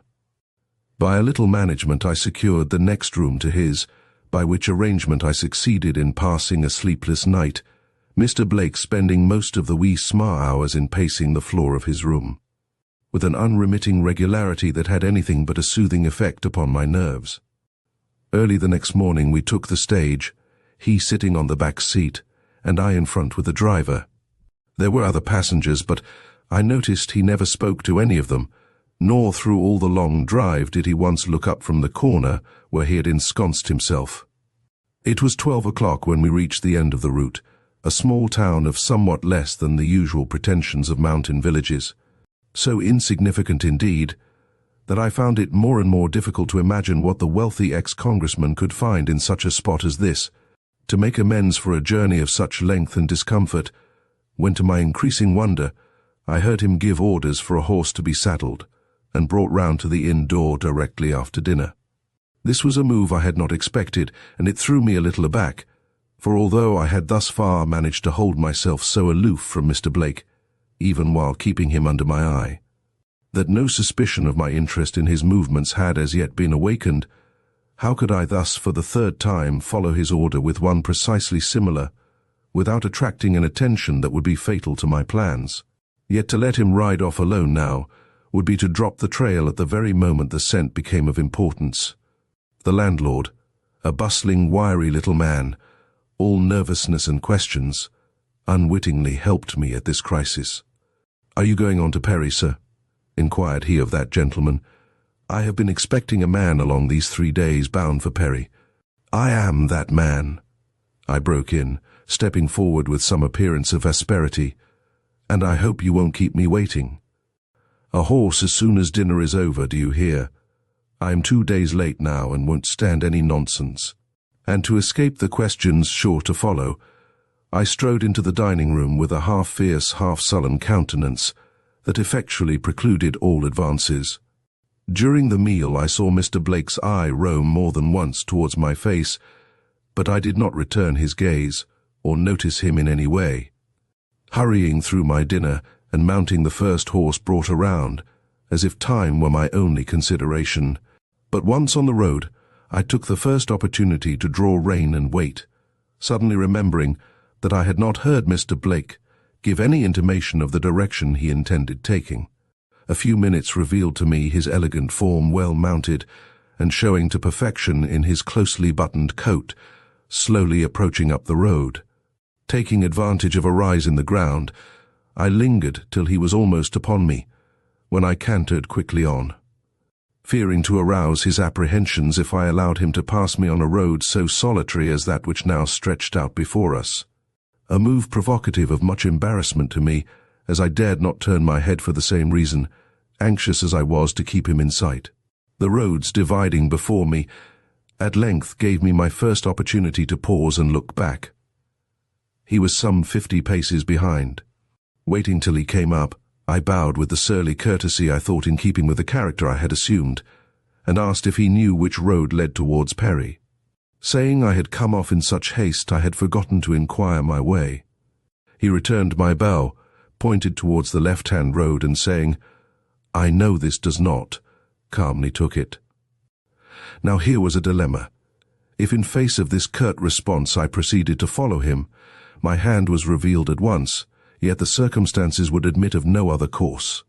I determined to compromise matters by pretending to take the right-hand road till he was out of sight, when I would return and follow him swiftly upon the left. Accordingly, I reined my horse to the right, and for some 15 minutes galloped slowly away towards the north.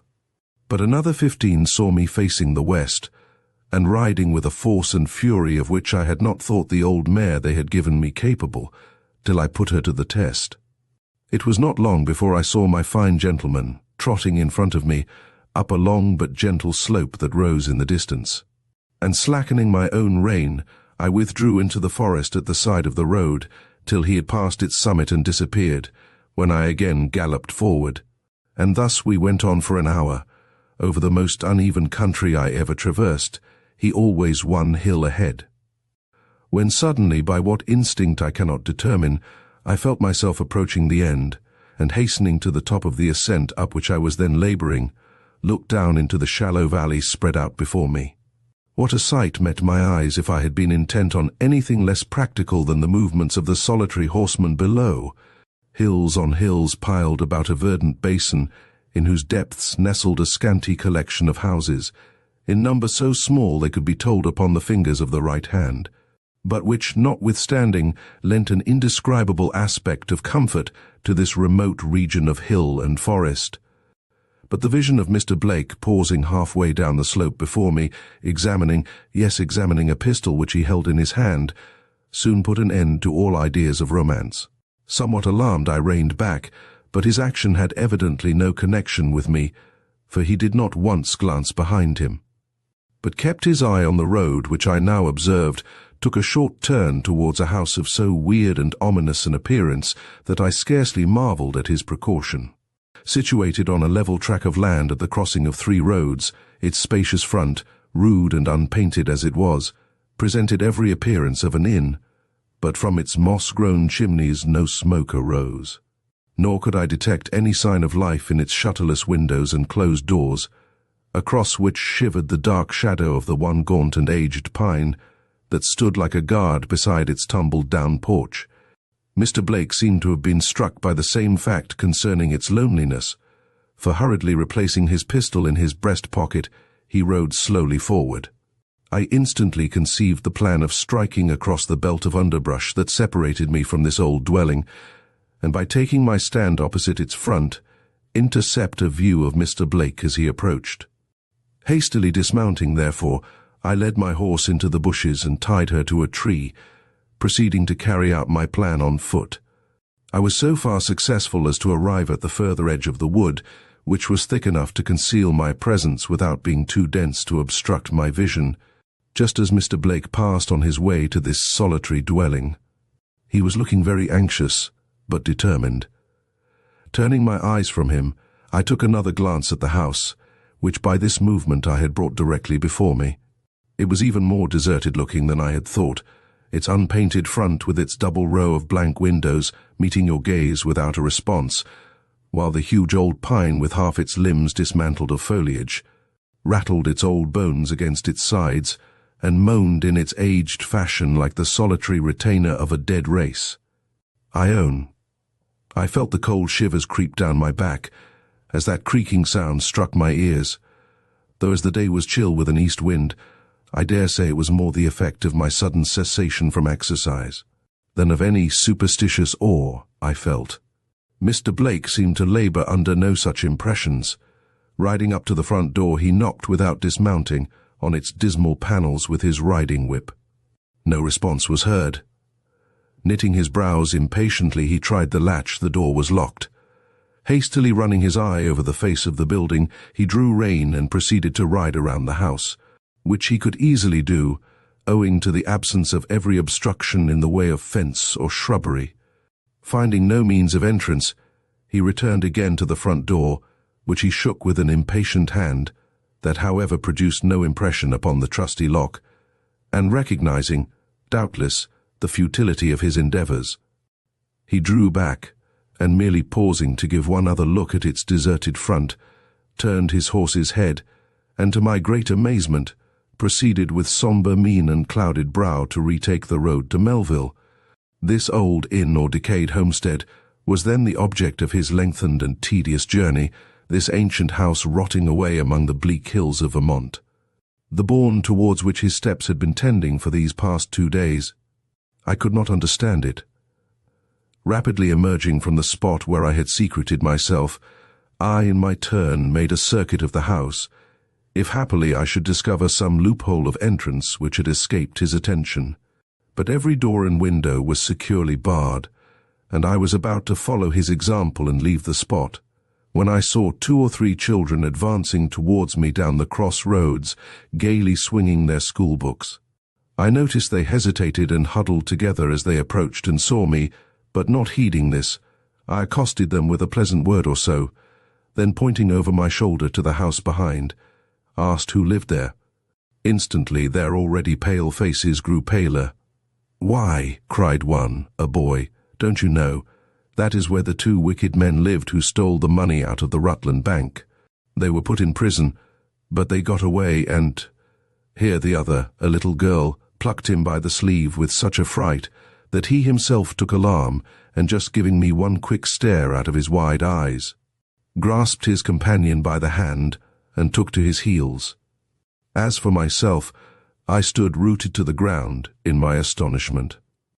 This blank, sleepy old house, the home of the notorious Schoenmakers, after whom half of the detectives of the country were searching. I could scarcely credit my own ears. True, I now remembered they had come from these parts. Still, turning round, I eyed the house once more. How altered it looked to me! What a murderous aspect it wore, and how dismally secret were the tight-shut windows and closely fastened doors, on one of which a rude cross scrawled in red chalk met the eye with a mysterious significance. Even the old pine had acquired the villainous air of the uncanny repositor of secrets too dreadful to reveal, as it groaned and murmured to itself in the keen east wind. Dark deeds and foul wrongs seemed written all over the fearful place, from the long strings of black moss that clung to the worm-eaten eaves, to the worn stone with its great blotch of something. Could it have been blood that served as a threshold to the door? Suddenly, with the quickness of lightning, the thought flashed across me. What could Mr. Blake, the aristocratic representative of New York's oldest family, have wanted in this nest of infamy? What errand of hope, fear, despair, avarice, or revenge could have brought this superior gentleman with his refined tastes and proudly reticent manners, so many miles from home, to the forsaken den of a brace of hardy villains whose name for 2 years now had stood as the type of all that was bold, bad, and lawless, and for whom during the last 6 weeks the prison had yawned, and the gallows hungered? Contemplation brought no reply, and shocked at my own thoughts, I put the question by for steadier brains than mine, and instead of trying further to solve it, cast about how I was to gain entrance into this deserted building, for to enter it I was more than ever determined, now that I had heard to whom it had once belonged. Examining with a glance the several roads that branched off in every direction from where I stood, I found them all equally deserted. Even the school children had disappeared in some one of the 4 or 5 houses scattered in the remote distance. If I was willing to enter upon any daring exploit, there was no one to observe or interrupt. I resolved to make the attempt with which my mind was full. This was to climb the old tree, and from one of the 2 or 3 branches that brushed against the house, gain entrance at an open garret window that stared at me from amid the pine's dark needles. Taking off my coat with a sigh over the immaculate condition of my new casimere trousers, I bent my energies to the task. A difficult one, you will say, for a city lad, but thanks to fortune I was not brought up in New York, and know how to climb trees with the best. With little more than a scratch or so, I reached the window of which I have spoken, and after a moment spent in regaining my breath, gave one spring and accomplished my purpose. I alighted upon a heap of broken glass in a large bare room. An ominous chill at once struck to my heart. Though I am anything but a sensitive man as far as physical impressions are concerned, there was something in the hollow echo that arose from the 4 blank walls about me as my feet alighted on that rough, uncarpeted floor, that struck a vague chill through my blood, and I actually hesitated for the moment whether to pursue the investigations I had promised myself, or beat a hasty retreat. A glance at the huge, distorted limbs swaying across the square of the open window decided me. It was easy to enter by means of that unsteady support, but it would be extremely unsafe to venture forth in that way. If I prized life and limb, I must seek some other method of egress. I at once put my apprehensions in my pocket and entered upon my self-imposed task.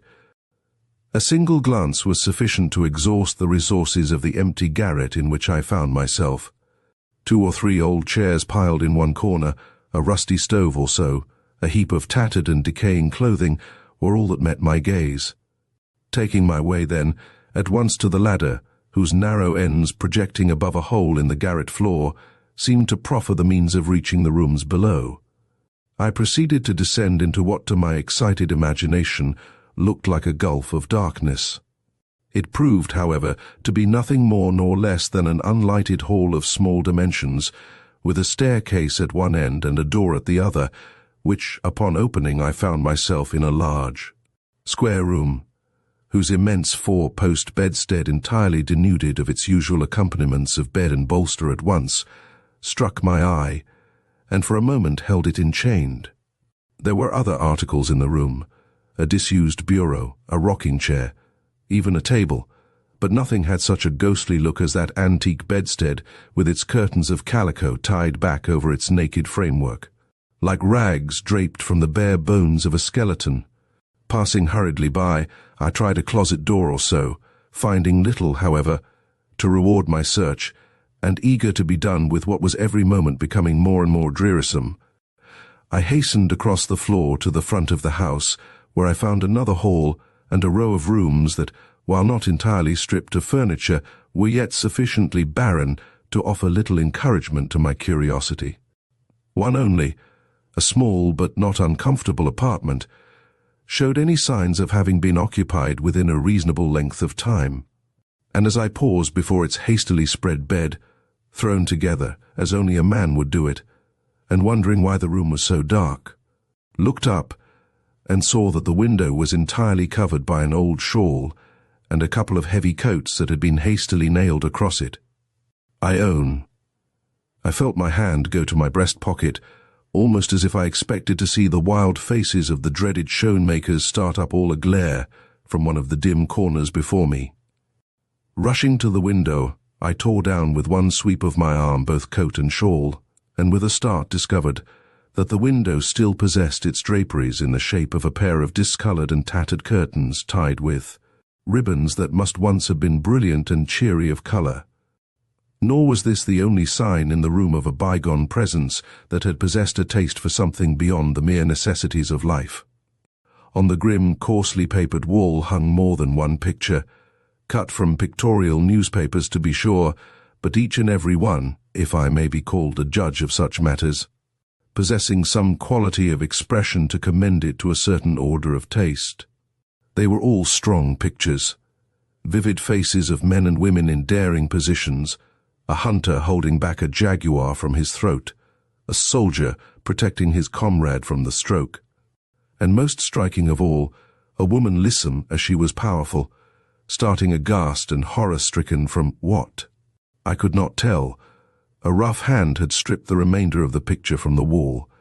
A bit of candle and a half-sheet of a newspaper lay on the floor. I picked up the paper. It was a Rutland Herald and bore the date of 2 days before. As I read, I realized what I had done. If these daring robbers were not at this very moment in the house, they had been there, and that within 2 or 3 days. The broken panes of glass in the garret above were now explained. I was not the first one who had climbed that creaking pine tree this fall.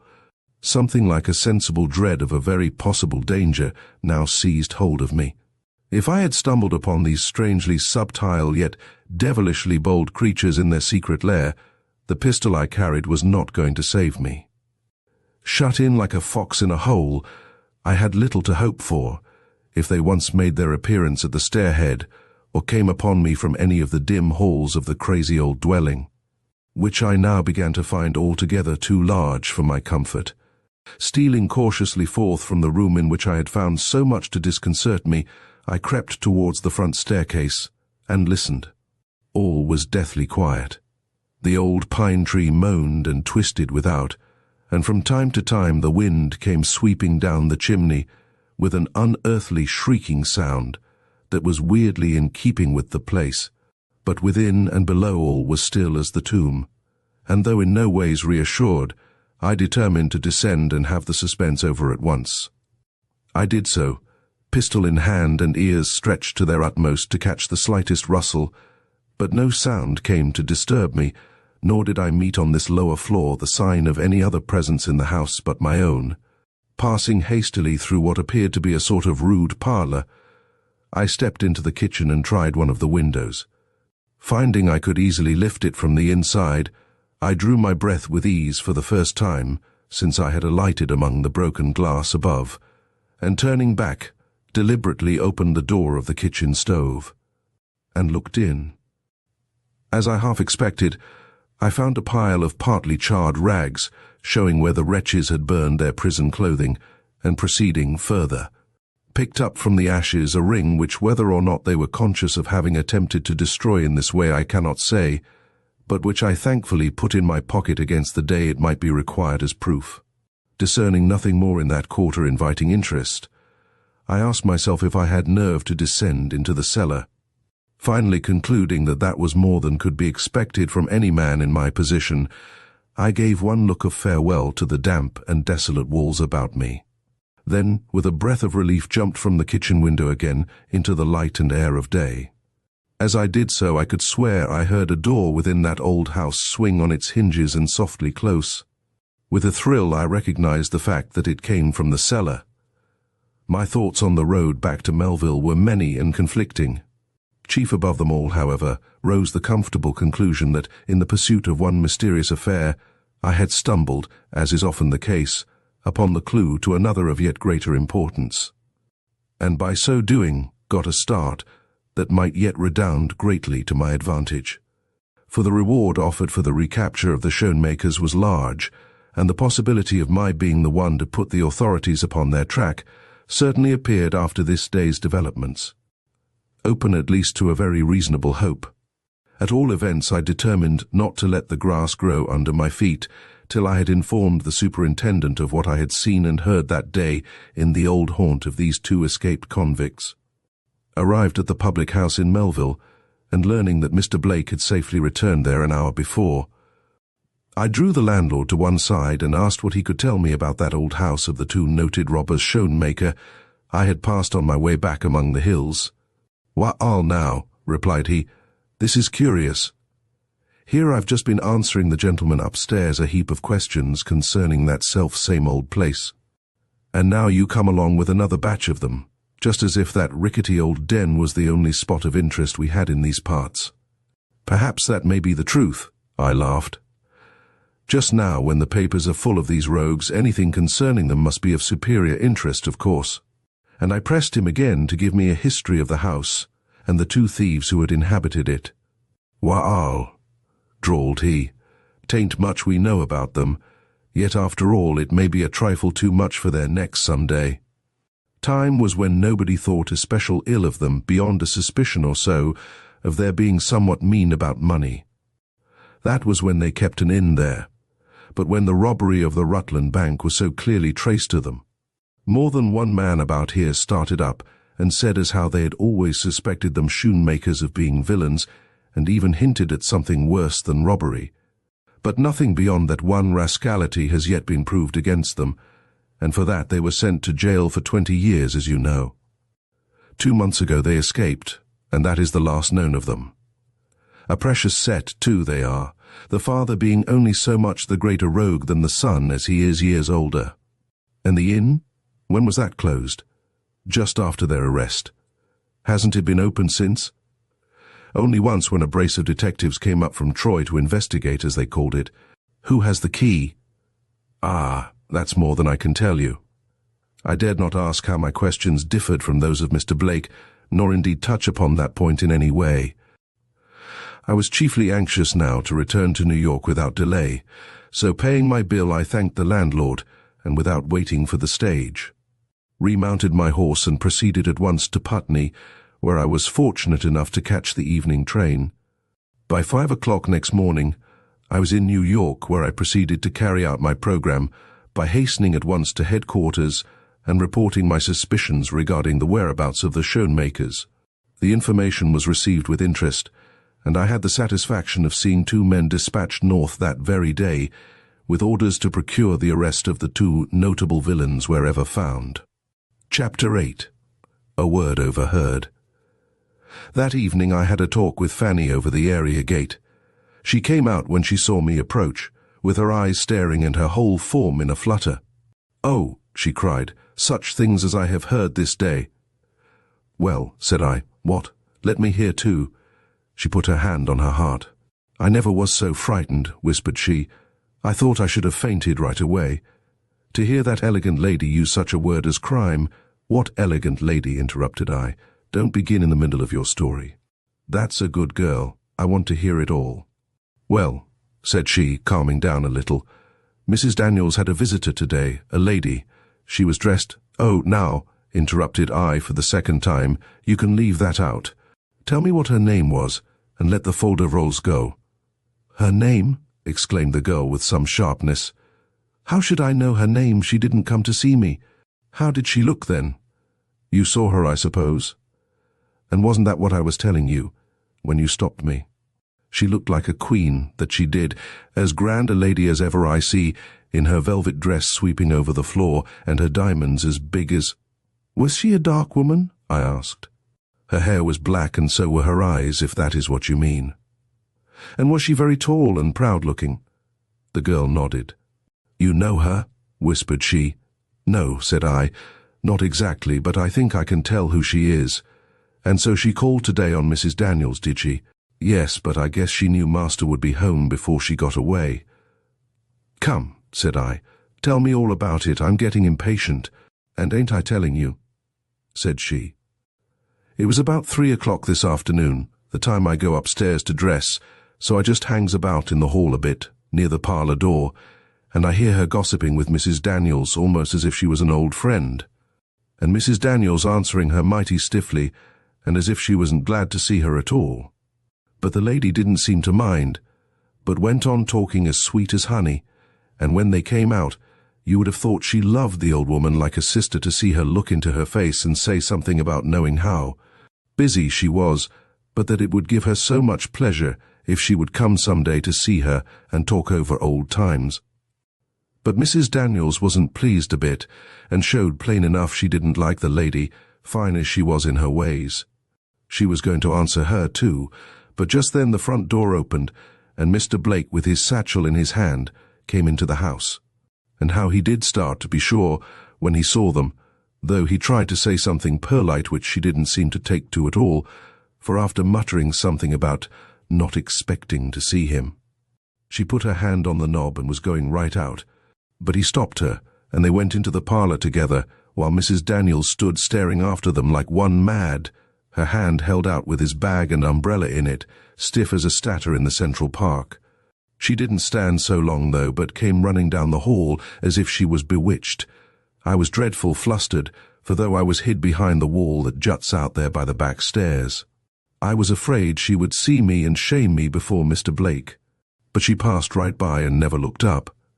There is something dreadful mysterious in this, thought I, and I just made up my mind to stay where I was till Mr. Blake and the lady should come out again from the parlour. I didn't have to wait very long. In a few minutes the door opened and they stepped out, he ahead and she coming after. I thought this was queer. He is always so dreadful perlite in his ways. But I thought it was a deal queerer when I saw him go up the front stairs, she hurrying after, looking I cannot tell you how, but awful, troubled and anxious, I should say. They went into that room of his he calls his studio, and though I knew it might cost me my place if I was found out, I couldn't help following and listening at the keyhole. "And what did you hear?" I asked, for she paused to take breath. Well, the first thing I heard was a cry of pleasure from her, and the words, "You keep that always before you? You cannot dislike me, then, as much as you pretend." I don't know what she meant nor what he did, but he stepped across the room, and I heard her cry out this time as if she was hurt as well as awful surprised. And he talked and talked, and I couldn't catch a word. He spoke so low, and by she sobbed just a little, and I got scared and would have run away, but she cried out with a kind of shriek, "Oh, don't say any more. To think that crime should come into our family, the proudest in the land. How could you, Holman, how could you?" "Yes," the girl went on, flushing in her excitement till she was as red as the cherry ribbons in her cap. Those were the very words she used. "To think that crime should come into our family, the proudest one in the land."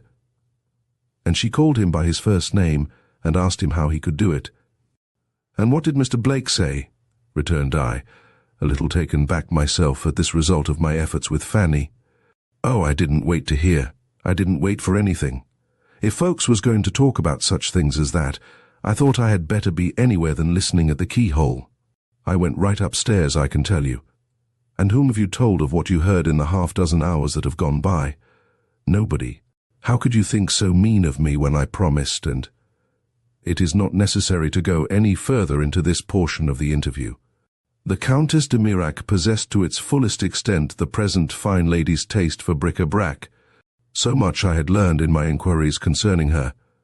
Remembering this, I took the bold resolution of profiting by this weakness of hers to gain admission to her presence, she being the only one sharing Mr. Blake's mysterious secret. Borrowing a valuable antique from a friend of mine at that time in the business, I made my appearance the very next day at her apartments, and sending in an urgent request to see Madame. By the trim negress who answered my summons, waited in some doubt for her reply. It came all too soon. Madame was ill, and could see no one. I was not, however, to be baffled by one rebuff. Handing the basket I held to the girl, I urged her to take it in and show her mistress what it contained, saying it was a rare article which might never again come her way. The girl complied, though with a doubtful shake of the head which was anything but encouraging. Her incredulity, however, must have been speedily rebuked, for she almost immediately returned without the basket, saying Madame would see me.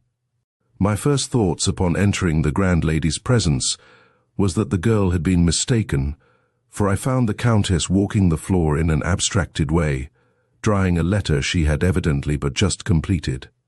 By shaking it to and fro with an unsteady hand, the plaque I had brought lying neglected on the table. But at sight of my respectful form standing with bent head in the doorway, she hurriedly thrust the letter into a book and took up the plaque. As she did so, I marked her well, and almost started at the change I observed in her since that evening at the academy.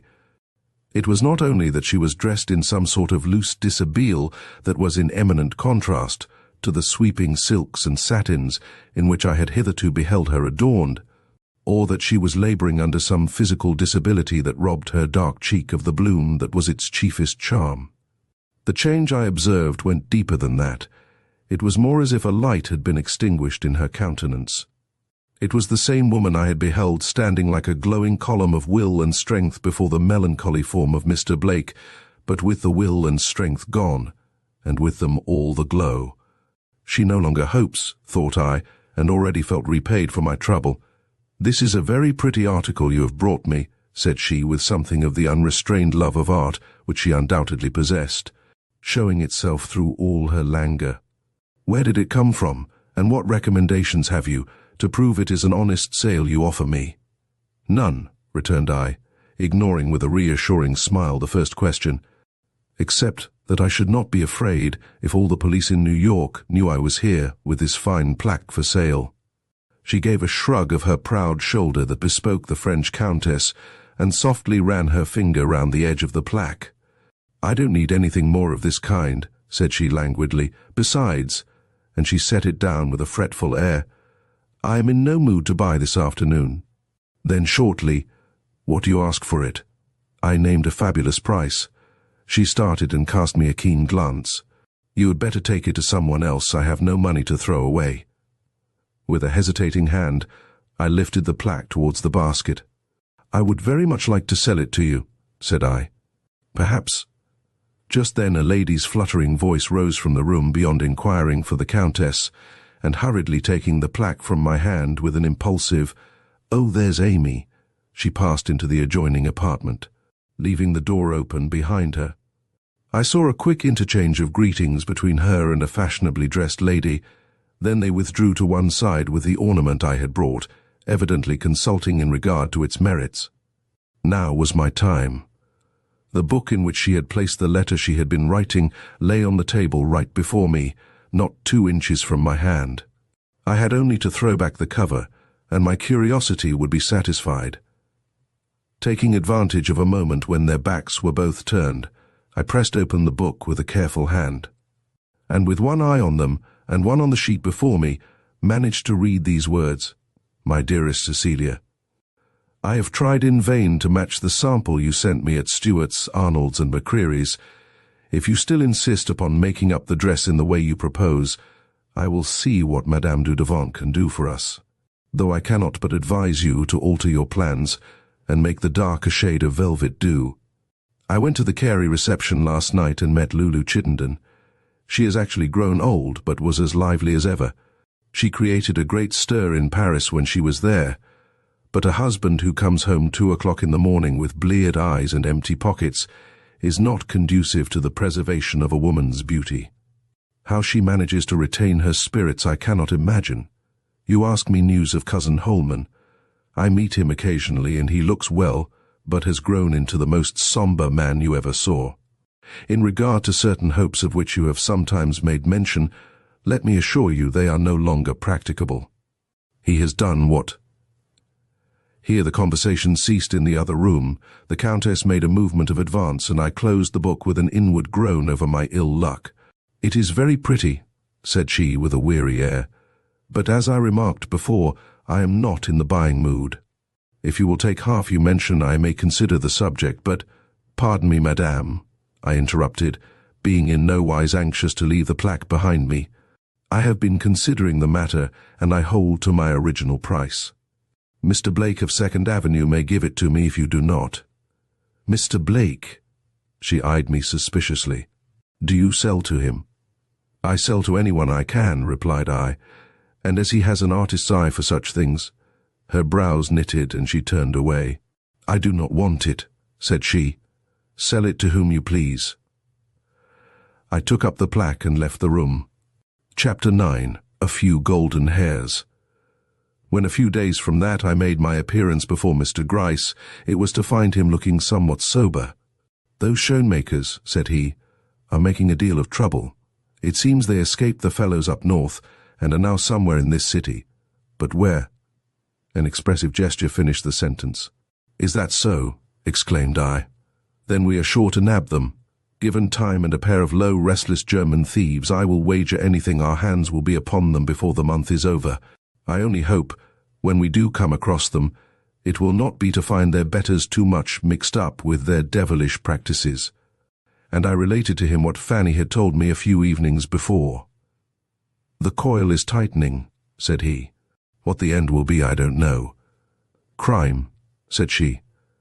"I wish I knew in what blind hole of the earth that girl we are after lies hidden." As if in answer to this wish, the door opened, and one of our men came in with a letter in his hand. "Ha!" exclaimed Mr. Gryce, after he had perused it. "Look at that." I took the letter from his hand and read, "The dead body of a girl such as you describe was found in the East River off 50th Street this morning. From appearance has been dead some time. Have telegraphed to police headquarters for orders. Should you wish to see the body before it is removed to the morgue or otherwise disturbed, please hasten to Pier 48 E.R. Graham." "Come," said I, "let's go and see for ourselves. If it should be the one." "The dinner party proposed by Mr. Blake for tonight may have its interruptions," he remarked. I do not wish to make my story any longer than is necessary, but I must say that when, in an hour or so later, I stood with Mr. Gryce before the unconscious form of that poor drowned girl, I felt an unusual degree of awe stealing over me. There was so much mystery connected with this affair, and the parties implicated were of such standing and repute. I almost dreaded to see the covering removed from her face lest I should behold, what? I could not have told if I had tried.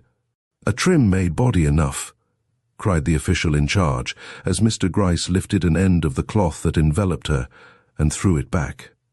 "Pity the features are not better preserved." "No need for us to see the features," exclaimed I, pointing to the locks of golden red hair that hung in tangled masses about her. "The hair is enough. She is not the one." And I turned aside, asking myself if it was relief I felt. To my surprise, Mr. Gryce did not follow. Tall, thin, white face, black eyes. I heard him whisper to himself, "It is a pity the features are not better preserved." "But," said I, taking him by the arm, "Fanny spoke particularly of her hair being black, while this girl's, good heavens—" I suddenly ejaculated as I looked again at the prostrate form before me. "Yellow hair or black, this is the girl I saw him speaking to that day in Broome Street. I remember her clothes, if nothing more, and opening my pocketbook, I took out the morsel of cloth I had plucked that day from the ash barrel, lifted up the discoloured rags that hung about the body, and compared the two. The pattern, texture, and colour were the same. "Well," said Mr. Gryce, pointing to certain contusions, like marks from the blow of some heavy instrument on the head and bared arms of the girl before us, "he will have to answer me one question anyhow, and that is, who this poor creature is who lies here the victim of treachery or despair." And turning to the official, he asked if there were any other signs of violence on the body. The answer came deliberately, "Yes, she has evidently been battered to death." Mr. Gryce's lips closed with grim decision. "A most brutal murder," said he, and lifting up the cloth with a hand that visibly trembled, he softly covered her face.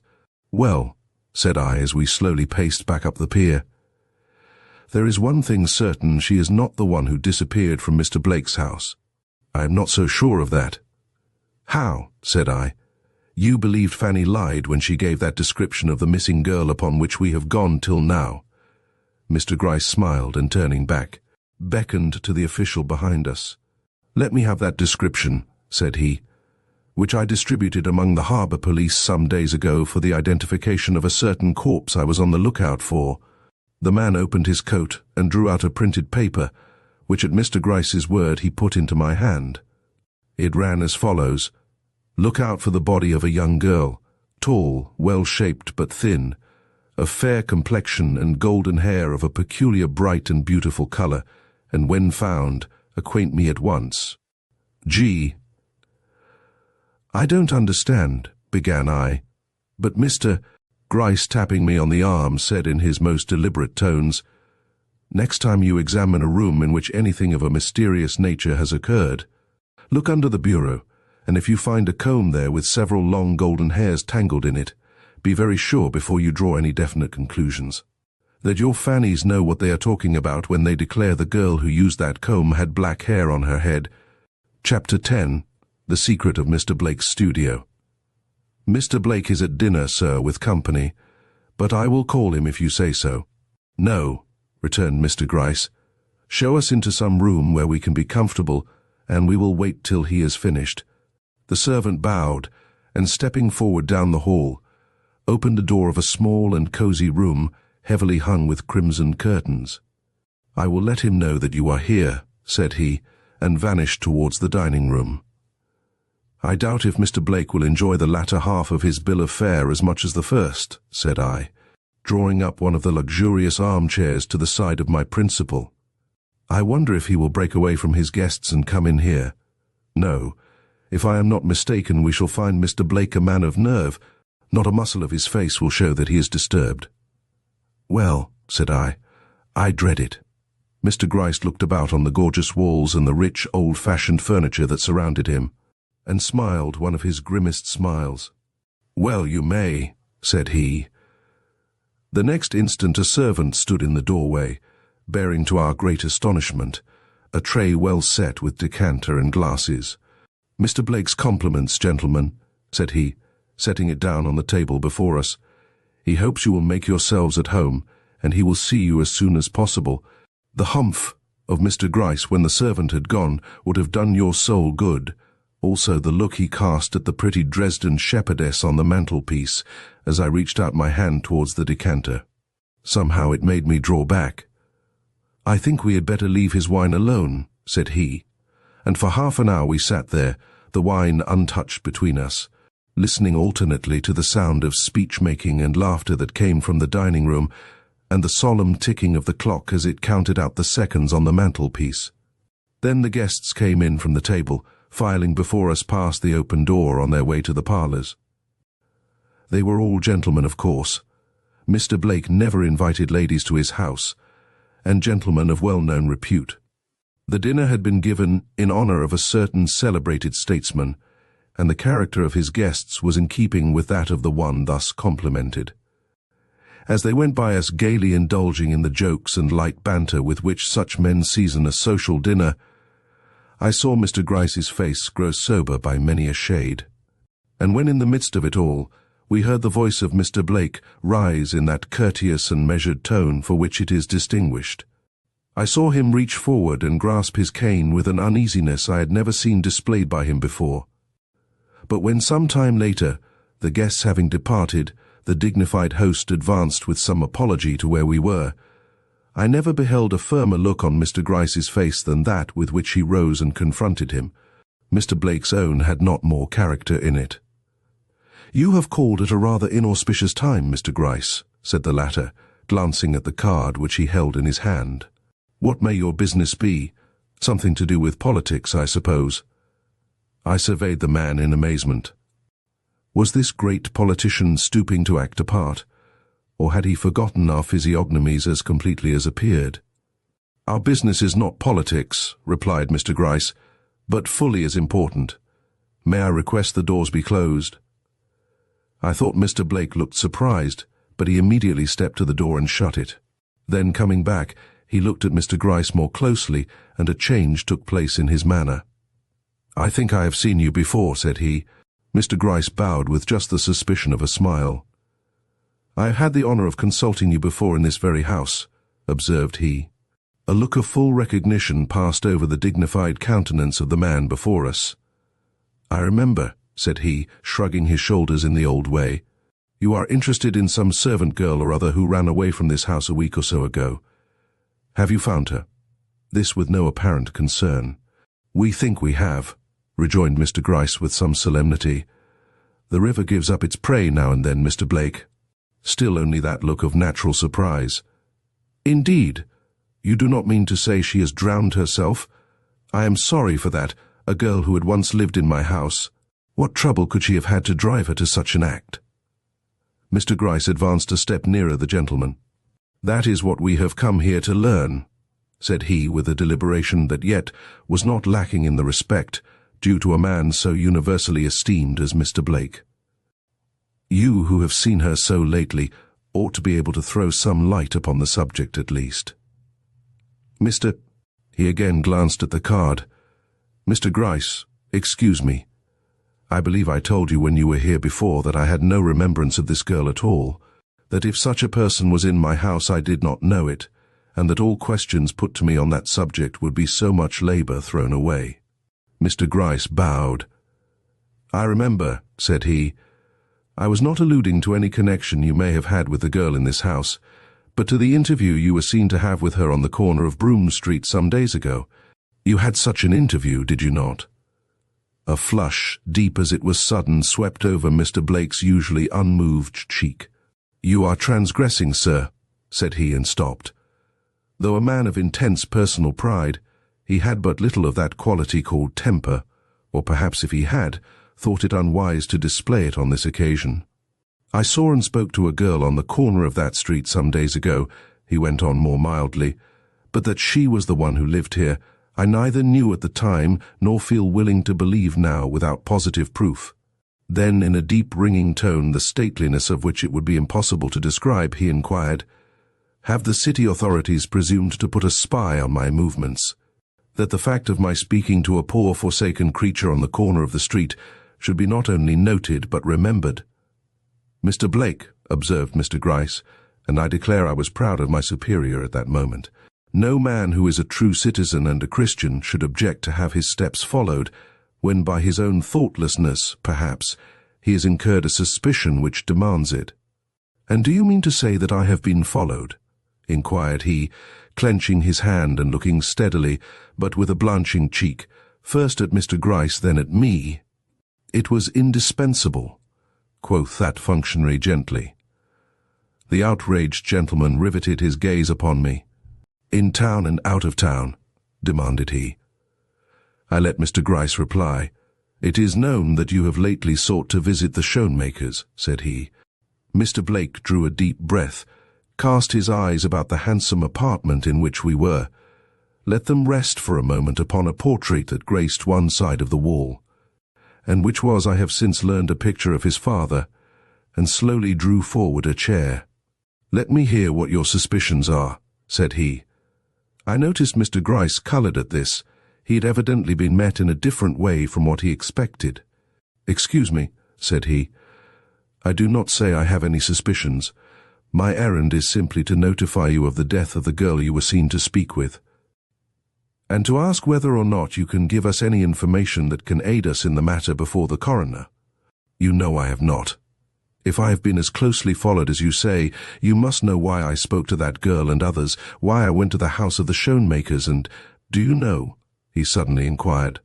Mr. Gryce was not the man to answer such a question as that.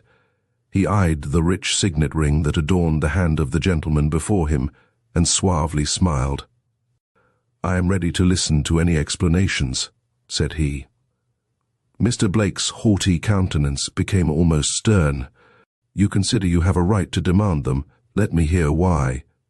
Well, said Mr. Gryce with a change of tone, you shall.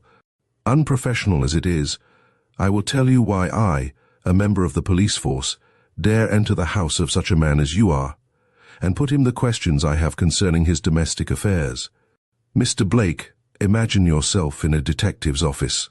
A woman comes in, the housekeeper of a respected citizen, and informs us that a girl employed by her as seamstress has disappeared in a very unaccountable way from her master's house the night before, in fact been abducted, as she thinks from certain evidences, through the window. Her manner is agitated, her appeal for assistance urgent, though she acknowledges no relationship to the girl or expresses any especial cause for her interest beyond that of common humanity. She must be found, she declares, and hints that any sum necessary will be forthcoming, though from what source after her own pittance is expended she does not state. When asked if her master has no interest in the matter, she changes colour and puts us off. He never noticed his servants, left all such concerns to her, etc., but shows fear when a proposition is made to consult him. Next, imagine yourself with the detectives in that gentleman's house. You enter the girl's room. What is the first thing you observe? Why, that it is not only one of the best in the house, but that it is conspicuous for its comforts, if not for its elegancies. More than that there are books of poetry and history lying around, showing that the woman who inhabited it was above her station, a fact which the housekeeper is presently brought to acknowledge. You notice also that the wild surmise of her abduction by means of the window has some ground in appearance, though the fact that she went with entire unwillingness is not made so apparent. The housekeeper, however, insists in a way that must have had some special knowledge of the girl's character or circumstances to back it, that she never went without compulsion, a statement which the torn curtains and the track of blood over the roof of the extension would seem to emphasize. A few other facts are made known. First, a penknife is picked up from the grass plot in the yard beneath, showing with what instrument the wound was inflicted, whose drippings made those marks of blood alluded to. It was a pearl-handled knife belonging to the writing desk found open on her table, and its frail and dainty character proved indisputably that it was employed by the girl herself, and that against manifest enemies, no man being likely to snatch up any such puny weapon for the purpose either of offence or defence. That these enemies were two, and were both men, was insisted upon by Mrs. Daniels, who overheard their voices the night before. Mr. Blake, such facts as these arouse curiosity, especially when the master of the house being introduced upon the scene, he fails to manifest common human interest, while his housekeeper betrays in every involuntary gesture and expression she makes use of her horror, if not her fear of his presence, and her relief at his departure. "Yes," he exclaimed, unheeding the sudden look here cast him by Mr. Blake. And curiosity begets inquiry, and inquiry elucidated further facts such as these: that the mysterious master of the house was in his garden at the hour of the girl's departure, was even looking through the bars of his gate when she, having evidently escaped from her captors, came back with every apparent desire to re-enter her home, but seeing him, betrayed an unreasonable amount of fear, and fled back even into the very arms of the men she had endeavoured to avoid. "Did you speak, sir?" asked Mr. Gryce, suddenly stopping, with a sly look at his left boot tip. Mr. Blake shook his head. "No," said he shortly. "Go on." But that last remark of Mr. Gryce had evidently made its impression. Inquiry revealed also 2 or 3 other interesting facts. First, that this gentleman, qualified though he was to shine in ladies' society, never obtruded himself there, but employed his leisure time instead in walking the lower streets of the city, where he was seen more than once conversing with certain poor girls at street corners and in blind alleys. The last one he talked with, believed from her characteristics to be the same one that was abducted from his house. "Hold there," said Mr. Blake with some authority in his tone. "There you are mistaken. That is impossible." "Ah, and why?" "The girl you allude to had bright golden hair, something which the woman who lived in my house did not possess." "Indeed. I thought you had never noticed the woman who sewed for you, sir, did not know how she looked." "I should have noticed her if she had had such hair as the girl you speak of." Mr. Gryce smiled and opened his pocketbook. "There is a sample of her hair, sir," said he, taking out a thin strand of brilliant hair and showing it to the gentleman before him.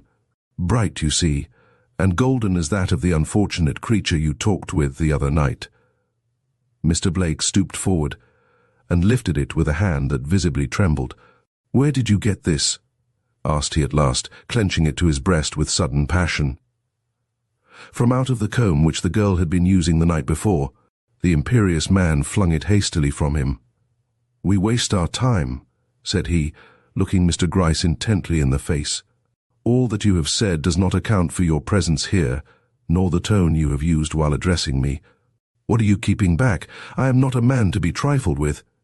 Mr. Gryce rose to his feet. "You are right," said he, and he gave a short glance in my direction. "All that I have said would not perhaps justify me in this intrusion. If—" He looked again towards me. "Do you wish me to continue?"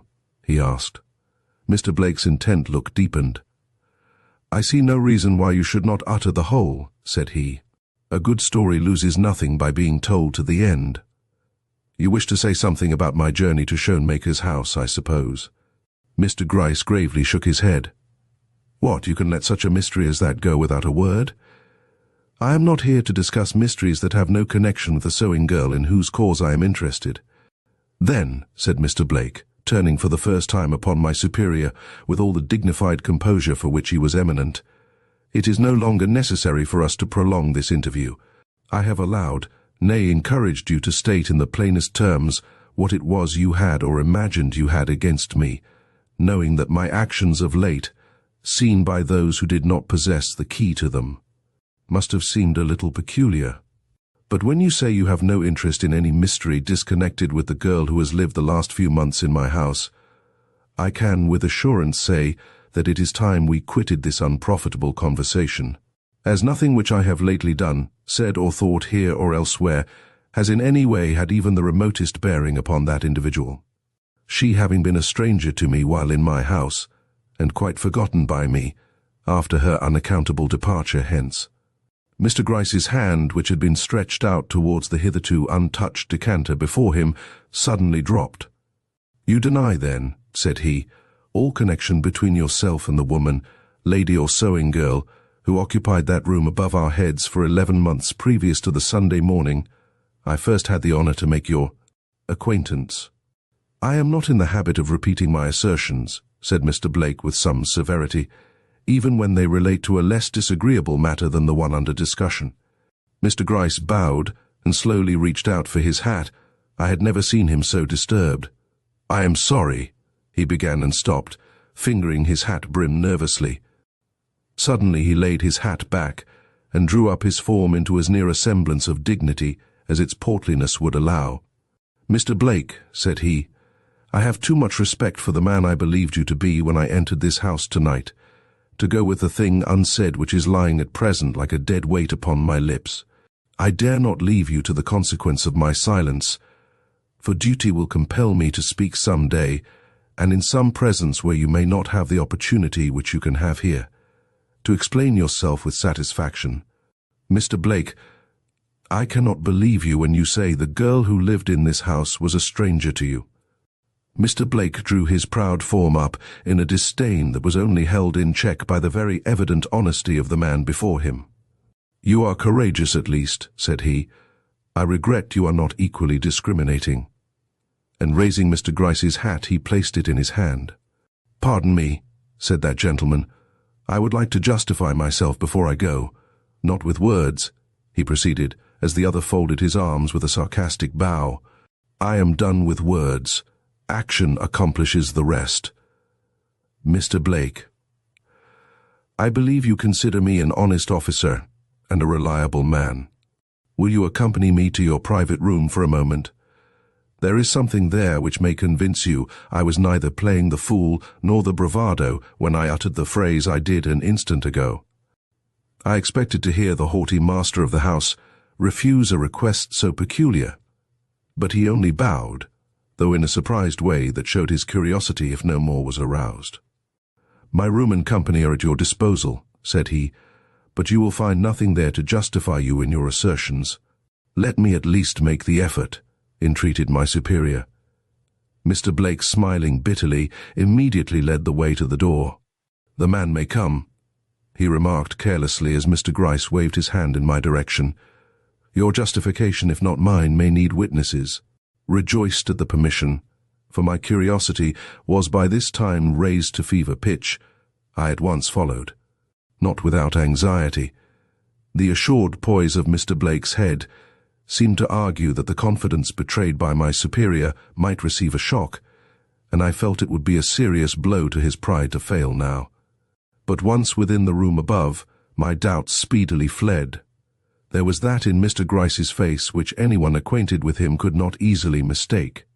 Whatever might be the mysterious something which the room contained, it was evidently sufficient in his eyes to justify his whole conduct. "Now, sir," said Mr. Blake, turning upon my superior with his sternest expression, "the room and its contents are before you. What have you to say for yourself?"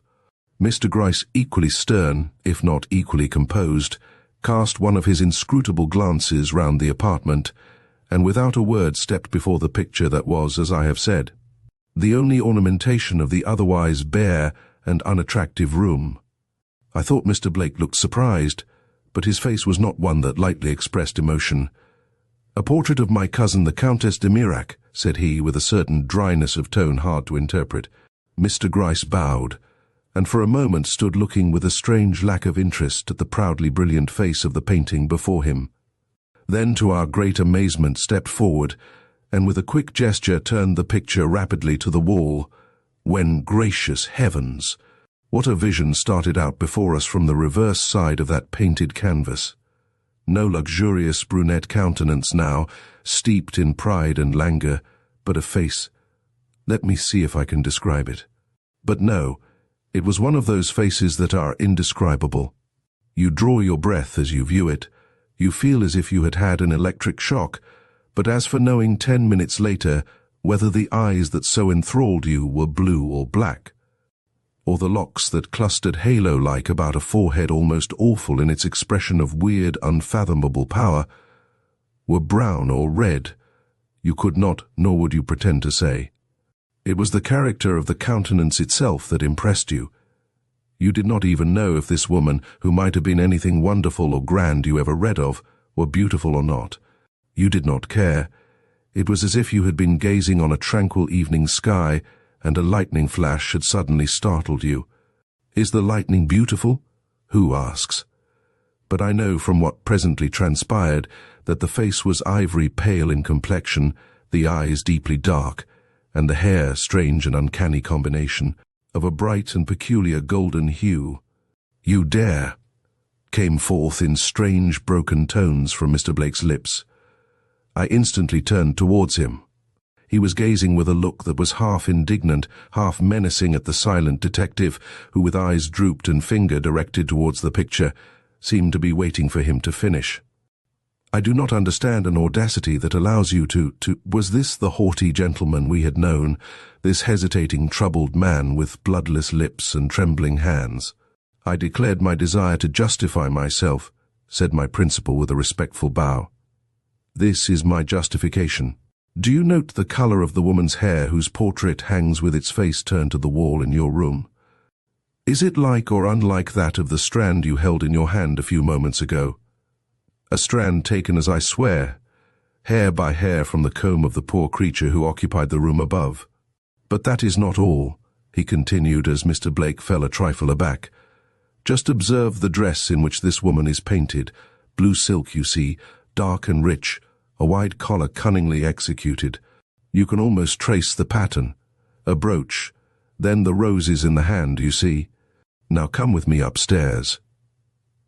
Too much startled to speak, Mr. Blake, haughty aristocrat as he was, turned like a little child, and followed the detective, who with an assured step and unembarrassed mien led the way into the deserted room above. You accuse me of insulting you when I expressed disbelief of your assertion that there was no connection between you and the girl Emily, said Mr. Gryce, as he lit the gas and unlocked that famous bureau drawer. Will you do so any longer in face of these? And drawing off the towel that lay uppermost, he revealed the neatly folded dress, wide collar, brooch and faded roses that lay beneath. Mrs. Daniels assures us these articles belong to the sewing woman Emily, were brought here by her. Dare you say they are not the ones reproduced in the portrait below? Mr. Blake, uttering a cry, sank on his knees before the drawer. My God! My God! Was his only reply. What are these? Suddenly he rose, his whole form quivering, his eyes burning. Where is Mrs. Daniels? He cried, hastily advancing and pulling the bell. I must see her at once. Send the housekeeper here, he ordered as Fanny, smiling demurely, made her appearance at the door. Mrs. Daniels is out, returned the girl. Went out as soon as ever you got up from dinner, sir. Gone out at this hour? Yes, sir, she goes out very often nowadays, sir. Her master frowned. Send her to me as soon as she returns, he commanded, and dismissed the girl. I don't know what to make of this, he now said in a strange tone, approaching again the touching contents of that open bureau drawer with a look in which longing and doubt seemed in some way to be strangely commingled. I cannot explain the presence of these articles in this room, but if you will come below, I will see what I can do to make other matters intelligible to you. Disagreeable as it is for me to take anyone into my confidence, affairs have gone too far for me to hope any longer to preserve secrecy as to my private concerns. Chapter 11. Luttra. "Gentlemen," said he as he ushered us once more into his studio, "you have presumed, and not without reason I should say, to infer that the original of this portrait and the woman who has so long occupied the position of sewing woman in my house are one and the same. You will no longer retain that opinion when I inform you that this picture, strange as it may appear to you, is the likeness of my wife." "Wife!" We both were astonished, as I take it, but it was my voice which spoke. "We were ignorant you ever had a wife. No doubt," continued our host, smiling bitterly, "that at least has evaded the knowledge even of the detectives." Then, with a return to his naturally courteous manner, "She was never acknowledged by me as my wife, nor have we ever lived together, but if priestly benediction can make a man and woman one, that woman as you see her there is my lawful wife." Rising, he softly turned the lovely potent face back to the wall, leaving us once more confronted by the dark and glowing countenance of his cousin. "I am not called upon," said he, "to go any further with you than this. I have told you what no man till this hour has ever heard from my lips, and it should serve to exonerate me from any unjust suspicions you may have entertained. But to one of my temperament, secret scandal and the gossip it engenders is only less painful than open notoriety. If I leave the subject here, 1,000 conjectures will at once seize upon you, and my name, if not hers, will become, before I know it, the football of gossip, if not of worse and deeper suspicion than has yet assailed me. Gentlemen, I take you to be honest men, husbands, perhaps, and fathers, proud, too, in your way, and jealous of your own reputation, and that of those with whom you are connected. If I succeed in convincing you that my movements of late have been totally disconnected with the girl whose cause you profess solely to be interested in, may I count upon your silence as regards those actions and the real motive that led to them. You may count upon my discretion as regards all matters that do not come under the scope of police duty," returned Mr. Gryce. "I haven't much time for gossip. And your man here? Oh, he's safe where it profits him to be. Very well, then I shall count upon you," and with the knitted brows and clinched hands of a proudly reticent man, who, perhaps for the first time in his life, finds himself forced to reveal his inner nature to the world. He began his story in these words: "Difficult as it is for me to introduce into a relation like this the name of my father, I shall be obliged to do so in order to make my conduct at a momentous crisis of my life intelligible to you. My father, then, was a man of strong will and a few but determined prejudices. Resolved that I should sustain the reputation of the family for wealth and respectability, he gave me to understand from my earliest years that as long as I preserved my manhood from reproach, I had only to make my wishes known, to have them immediately gratified, while if I crossed his will either by indulging in dissipation or engaging in pursuits unworthy of my name, I no longer need expect the favour of his countenance or the assistance of his purse. When, therefore, at a certain period of my life, I found that the charms of my cousin Evelyn were making rather too strong an impression upon my fancy for a secured peace of mind, I first inquired how such a union would affect my father, and learning that it would be in direct opposition to his views, cast about in my mind what I should do to overcome my passion. Travel suggested itself, and I took a trip to Europe. But the sight of new faces only awakened in me comparisons anything but detrimental to the beauty of her who was at that time my standard of feminine loveliness. Nature and the sports connected with a wild life were my next resort. I went overland to California, roamed the orange groves of Florida, and probed the wildernesses of Canada and our northern states. It was during these last excursions that an event occurred which has exercised the most material influence upon my fate, though at the time it seemed to me no more than the matter of a day. I had just returned from Canada and was resting in tolerable enjoyment of a very beautiful autumn at Lake George, when a letter reached me from a friend then loitering in the vicinity, urging me to join him in a certain small town in Vermont, where trout streams abounded, and what is not so often the case under the circumstances, fishers were few. Being in a somewhat reckless mood, I at once wrote a consent, and before another day was over, started for the remote village whence his letter was postmarked. I found it by no means easy of access. Situated in the midst of hills some 20 miles or so distant from any railroad, I discovered that in order to reach it, a long ride in a stagecoach was necessary, followed by a somewhat shorter journey on horseback. Not being acquainted with the route, I timed my connections wrong, so that when evening came I found myself riding over a strange road in the darkest night I had ever known. As if this was not enough, my horse suddenly began to limp, and presently became so lame I found it impossible to urge her beyond a slow walk. It was therefore with no ordinary satisfaction that I presently beheld a lighted building in the distance, which as I approached resolved itself into an inn. Stopping in front of the house, which was closed against the chill night air, I called out lustily for someone to take my horse, whereupon the door opened and a man appeared on the threshold with a lantern in his hand. I at once made my wishes known, receiving in turn a somewhat gruff, "Well, it is a nasty night and it will be nastier before it's over," an opinion instantly endorsed by a sudden swoop of wind that rushed by at that moment, slamming the door behind him and awakening over my head a lugubrious groaning as from the twisting boughs of some old tree. That was almost threatening in its character. "You had better go in," said he. "The rain will come next." I at once leaped from my horse and, pushing open the door with main strength, entered the house. Another man met me on the threshold who, merely pointing over his shoulder to a lighted room in his rear, passed out without a word to help the somewhat younger man who had first appeared in putting up my horse.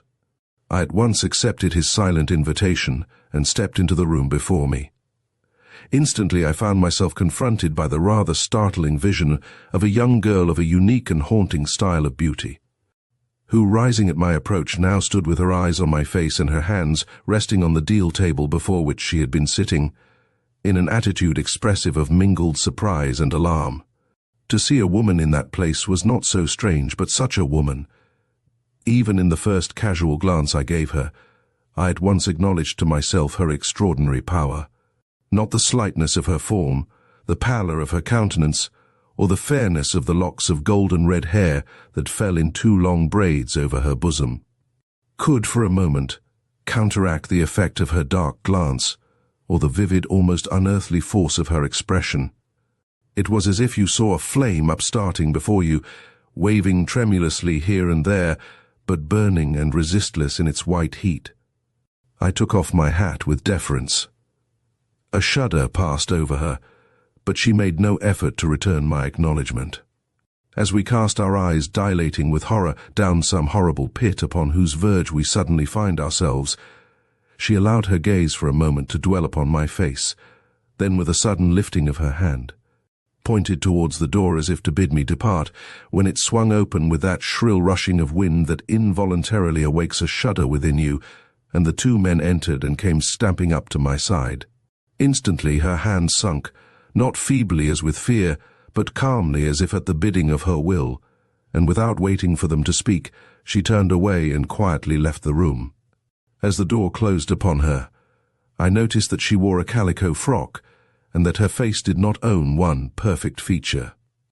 "Go after Luttra, and tell her to make up the bed in the northwest room," said the elder of the 2, in deep guttural tones unmistakably German in their accent. To the other, who stood shaking the wet off his coat into the leaping flames of a small wood fire that burned on the hearth before us, "Oh, she'll do without my bothering," was the sullen return. "I'm wet through." The elder man, a large, powerfully framed fellow of some 50 years or so, frowned. It was an evil frown, and the younger one seemed to feel it. He immediately tossed his coat onto a chair and left the room. "Boys are so obstropolous nowadays," remarked his companion to me, with what he evidently intended for a conciliatory nod. "In my time they were broke in, did what they were told, and asked no questions."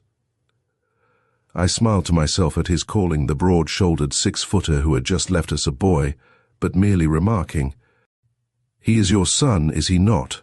seated myself before the blaze which shot up a tongue of white flame at my approach, that irresistibly recalled to my fancy the appearance of the girl who had gone out a moment before. "Oh yes, he is my son, and that girl you saw here was my daughter. I keep this inn and they help me, but it is a slow way to live, I can tell you. Travel on these roads is slim. I should think likely, I returned, remembering the half-dozen or so hills up which I had clambered since I took to my horse. How far are we from Pentonville? Oh, 2 or 3 miles, he replied, but in a hurried kind of a way. Not far in the daytime, but a regular journey in a night like this. Yes, said I, as the house shook under a fresh gust. It is fortunate I have a place in which to put up. He glanced down at my baggage, which consisted of a small handbag, an overcoat and a fishing pole, with something like a gleam of disappointment. Going fishing? He asked. Yes, I returned. Good trout up those streams and plenty of them, he went on. Going alone? I did not half like his importunity, but considering I had nothing better to do, replied as affably as possible. No, I expect to meet a friend in Pentonville who will accompany me. His hand went to his beard in a thoughtful attitude, and he cast me what, with my increased experience of the world, I should now consider a sinister glance. Then you are expected, said he. Not considering this worth reply, I stretched out my feet to the blaze and began to warm them, for I felt chilled through. Been on the road long? He now asked, glancing at the blue flannel suit I wore. All summer, I returned. I again thought he looked disappointed. From Troy or New York? He went on with a vague endeavor to appear good and naturally offhand. New York. A big place that, he continued. I was there once, lots of money stored away in them big buildings down in Wall Street, eh? I assented, and he drew a chair up to my side, a proceeding that was interrupted. However, by the re-entrance of his son, who without any apology crowded into the other side of the fireplace in a way to sandwich me between them. Not fancying this arrangement, which I, however, imputed to ignorance, I drew back and asked if my room was ready. It seemed it was not, and unpleasantly as it promised, I felt forced to reseat myself and join in, if not support, the conversation that followed. A half-hour passed away, during which the wind increased till it almost amounted to a gale. Spurts of rain dashed against the windows with a sharp crackling sound that suggested hail, while ever and anon a distant roll as of rousing thunder rumbled away among the hills in a long and reverberating peal that made me feel glad to be housed even under the roof of these rude and uncongenial creatures.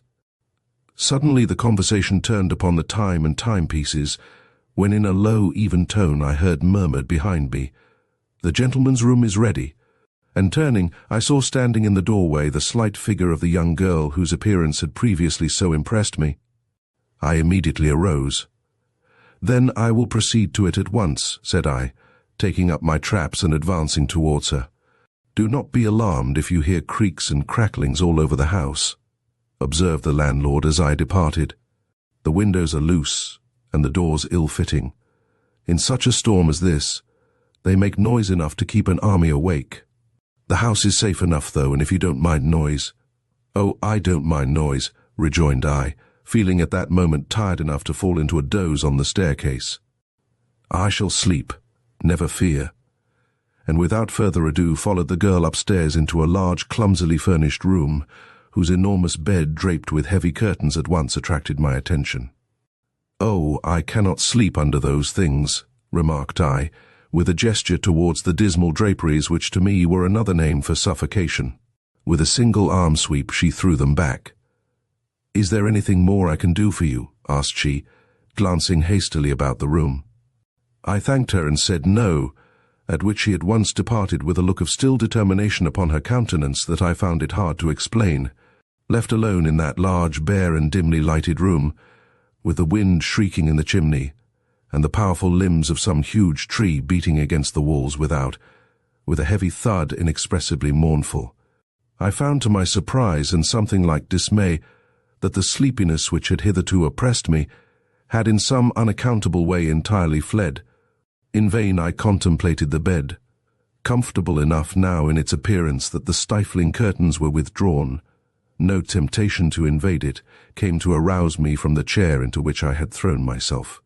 It was as if I felt myself under the spell of some invisible influence that, like the eye of a basilisk, held me enchained. I remember turning my head towards a certain quarter of the wall as if I half expected to encounter there the bewildering glance of a serpent. Yet far from being apprehensive of any danger, I only wondered over the weakness of mind that made such fancies possible. An extra loud swirl of the foliage without, accompanied by a quick vibration of the house, aroused me at last.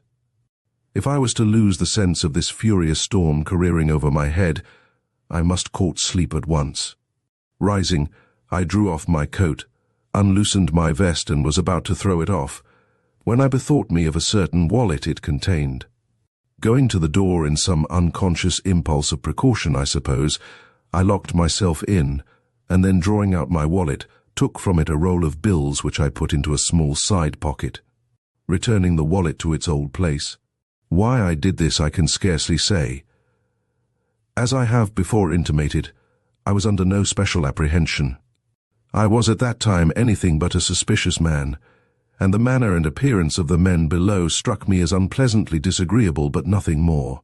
But I not only did what I have related, but allowed the lamp to remain lighted, lying down finally in my clothes. An almost unprecedented act on my part, warranted, however, as I said to myself, by the fury of the gale which at that time seemed as if it would tumble the roof over our heads. How long I lay listening to the creakings and groanings of the rickety old house, I cannot say, nor how long I remained in the doze which finally seized me as I became accustomed to the sounds around and over me. Enough that before the storm had passed its height, I awoke as if at the touch of a hand, and leaping with a bound out of the bed, beheld to my incredible amazement the alert, nervous form of Luttra standing before me. She had my coat in her hand, and it was her touch that had evidently awakened me.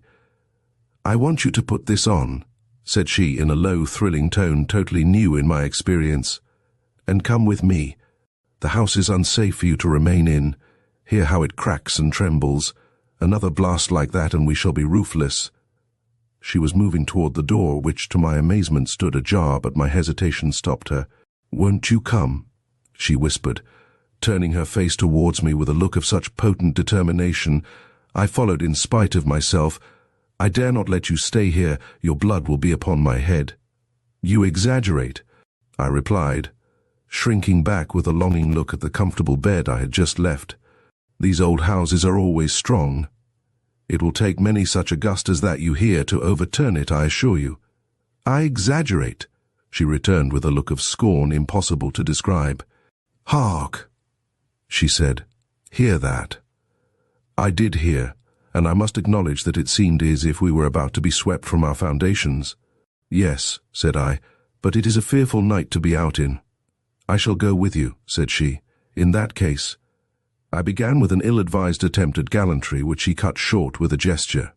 "Here is your hat," remarked she, "and here is your bag. The fishing pole must remain, you cannot carry it." "But," I expostulated. "Hush," said she, with her ear turned towards the depths of the staircase at the top of which we stood. "My father and brother will think as you do, that it is folly to leave the shelter of a roof for the uncertainties of the road on such a night as this, but you must not heed them. I tell you, shelter this night is danger, and that the only safety to be found is on the stormy highway." And without waiting for my reply, she passed rapidly downstairs, pushed open a door at the bottom, and stepped at once into the room we had left an hour or so before. What was there in that room that for the first time struck an ominous chill, as of distinct peril, through my veins?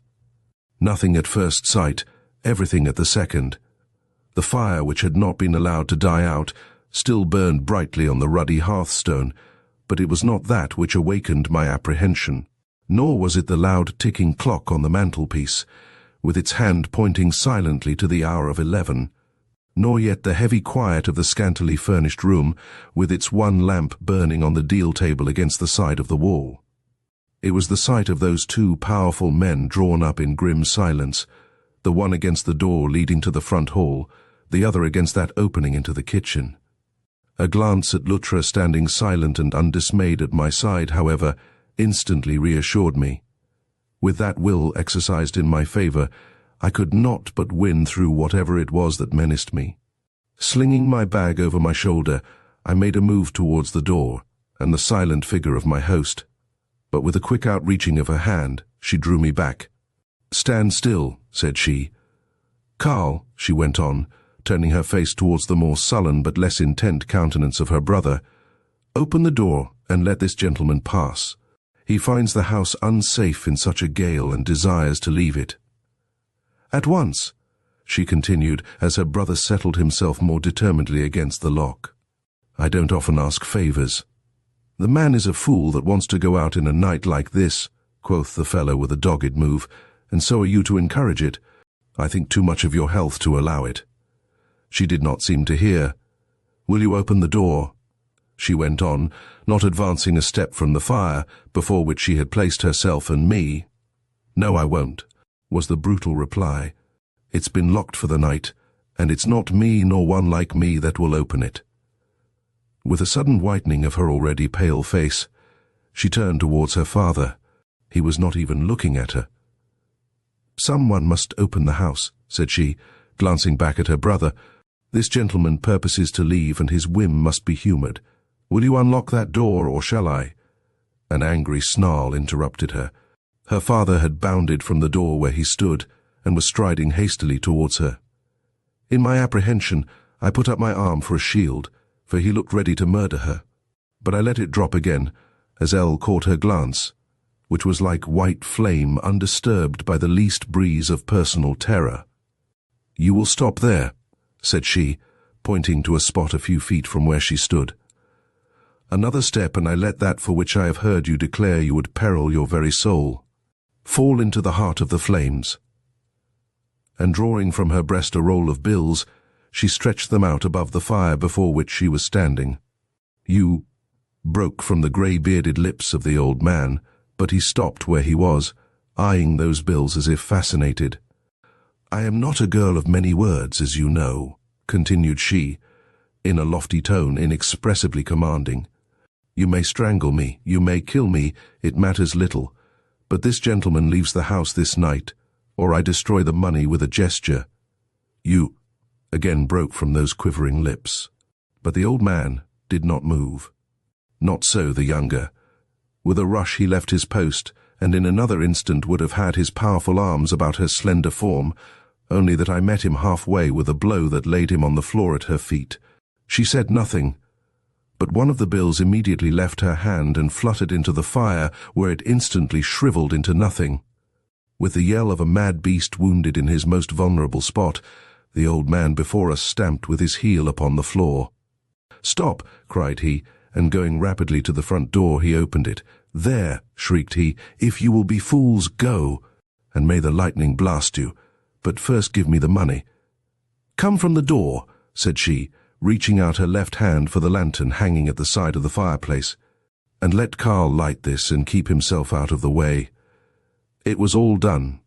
In less time than I can tell it, the old man had stepped from the door, the younger one had lit the lantern, and we were in readiness to depart. "Now do you proceed," said she to me. "I will follow." "No," said I, "we will go together." "But the money," growled the heavy voice of my host over my shoulder. "I will give it to you on my return," said the girl. Chapter 12. A Woman's Love. Shall I ever forget the blast of driving rain that struck our faces and enveloped us in a cloud of wet, as the door swung on its hinges and let us forth into the night, or the electric thrill that shot through me as that slender girl grasped my hand and drew me away through the blinding darkness? It was not that I was so much affected by her beauty as influenced by her power and energy. The fury of the gale seemed to bend to her will, the wind lent wings to her feet. I began to realize what intellect was. Arrived at the roadside, she paused and looked back. The two burly forms of the men we had left behind us were standing in the door of the inn. In another moment they had plunged forth and towards us. With a low cry, the young girl leaped towards a tree, where, to my unbounded astonishment, I beheld my horse standing ready saddled. Dragging the mare from her fastenings, she hung the lantern, burning as it was, on the pommel of the saddle, struck the panting creature a smart blow upon the flank, and drew back with a leap to my side. The startled horse snorted, gave a plunge of dismay, and started away from us down the road. "We will wait," said Luttra. The words were no sooner out of her mouth than her father and brother rushed by. "They will follow the light," whispered she, and seizing me again by the hand, she hurried me away in the direction opposite to that which the horse had taken. "If you will trust me, I will bring you to shelter," she murmured, bending her slight form to the gusty wind, but relaxing not a whit of her speed. "You are too kind," I murmured in return.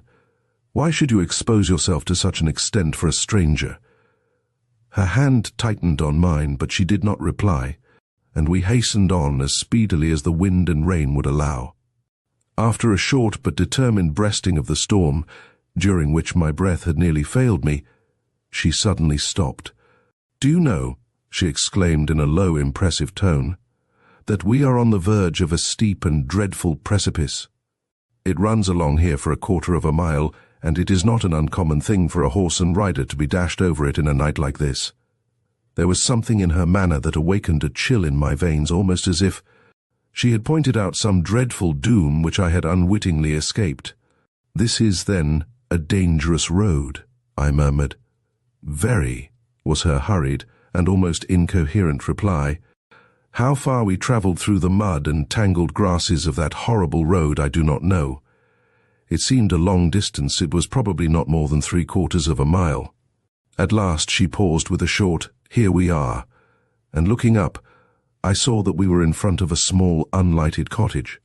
No refuge ever appeared more welcome to a pair of sinking wanderers, I am sure. Wet to the skin, bedrabbled with mud, exhausted with breasting the gale, we stood for a moment under the porch to regain our breath.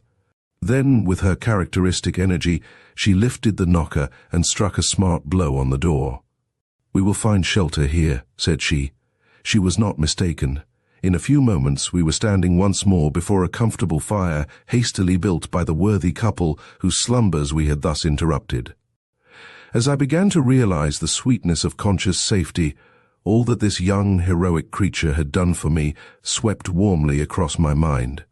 Looking up from the fire that was beginning to infuse its heat through my grateful system, I surveyed her as she slowly undid her long braids and shook them dry over the blaze, and almost started to see how young she was.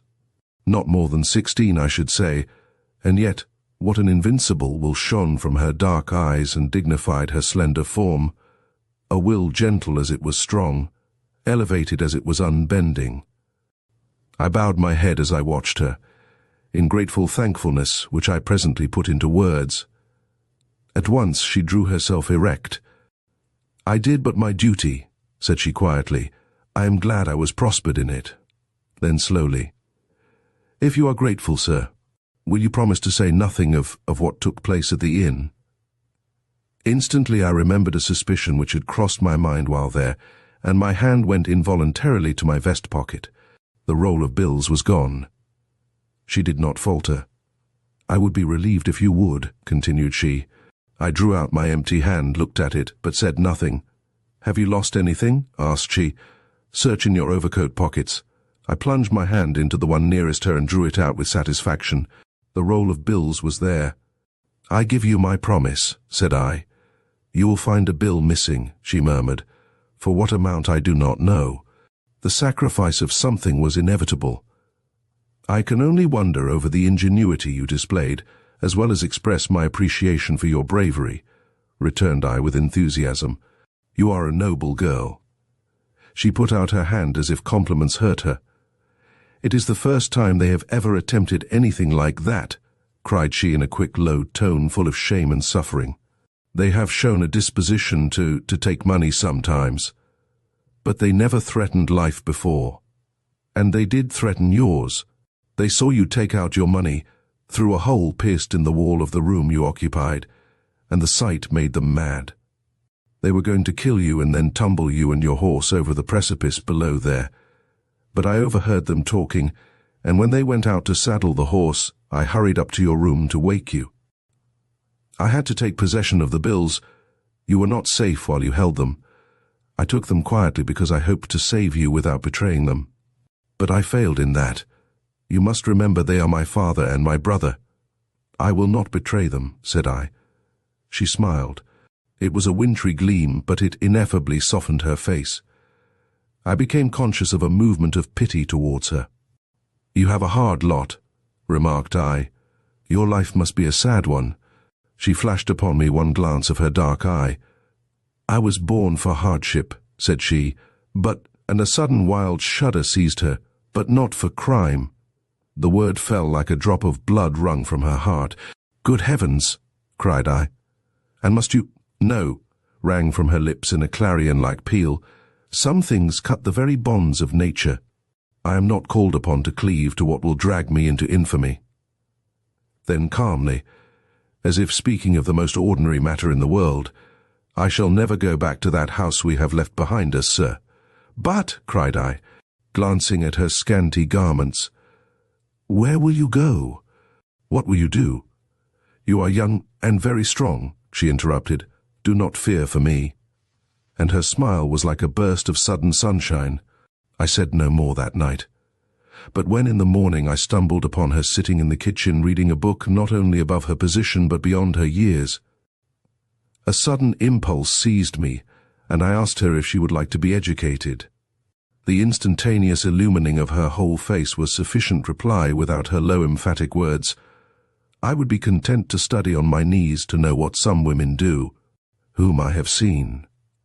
It is not necessary for me to relate with what pleasure I caught at the idea that here was a chance to repay in some slight measure the inestimable favor she had done me, nor by what arguments I finally won her to accept an education at my hands as some sort of recompense for the life she had saved. The advantage which it would give her in her struggle with the world she seemed duly to appreciate, but that so great a favor could be shown her without causing me much trouble and an unwarrantable expense. She could not at once be brought to comprehend, and till she could, she held out with that gentle but inflexible will of hers.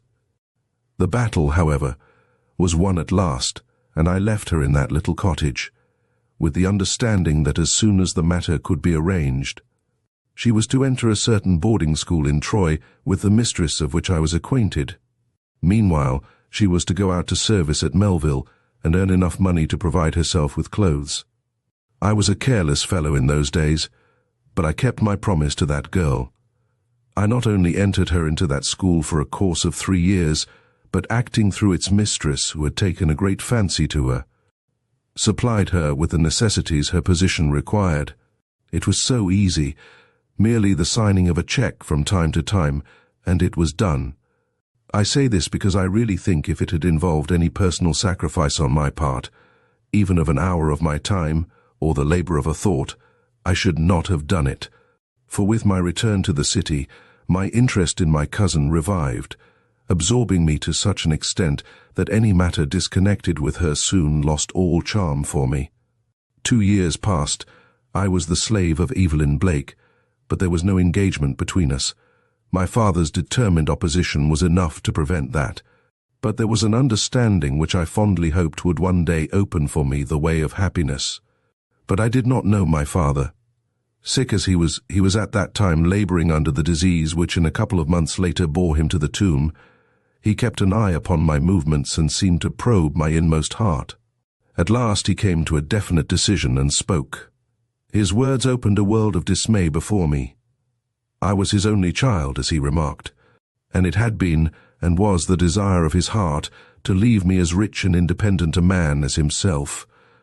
But I seemed disposed to commit one of those acts against which he had the most determined prejudice, marriage between cousins being in his eyes an unsanctified and dangerous proceeding, liable to consequences the most unhappy. If I persisted, he must will his property elsewhere. The Blake estate should never descend with the seal of his approbation to a race of probable imbeciles. Nor was this enough.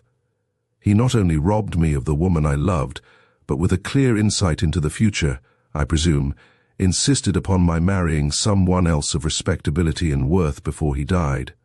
"Anyone whose appearance will do you credit and whose virtue is beyond reproach," said he.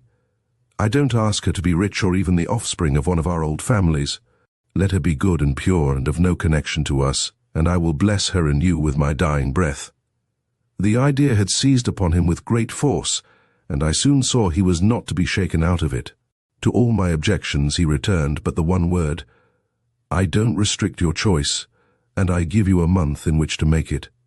If at the end of that time you cannot bring your bride to my bedside, I must look around for an heir who will not thwart my dying wishes. A month!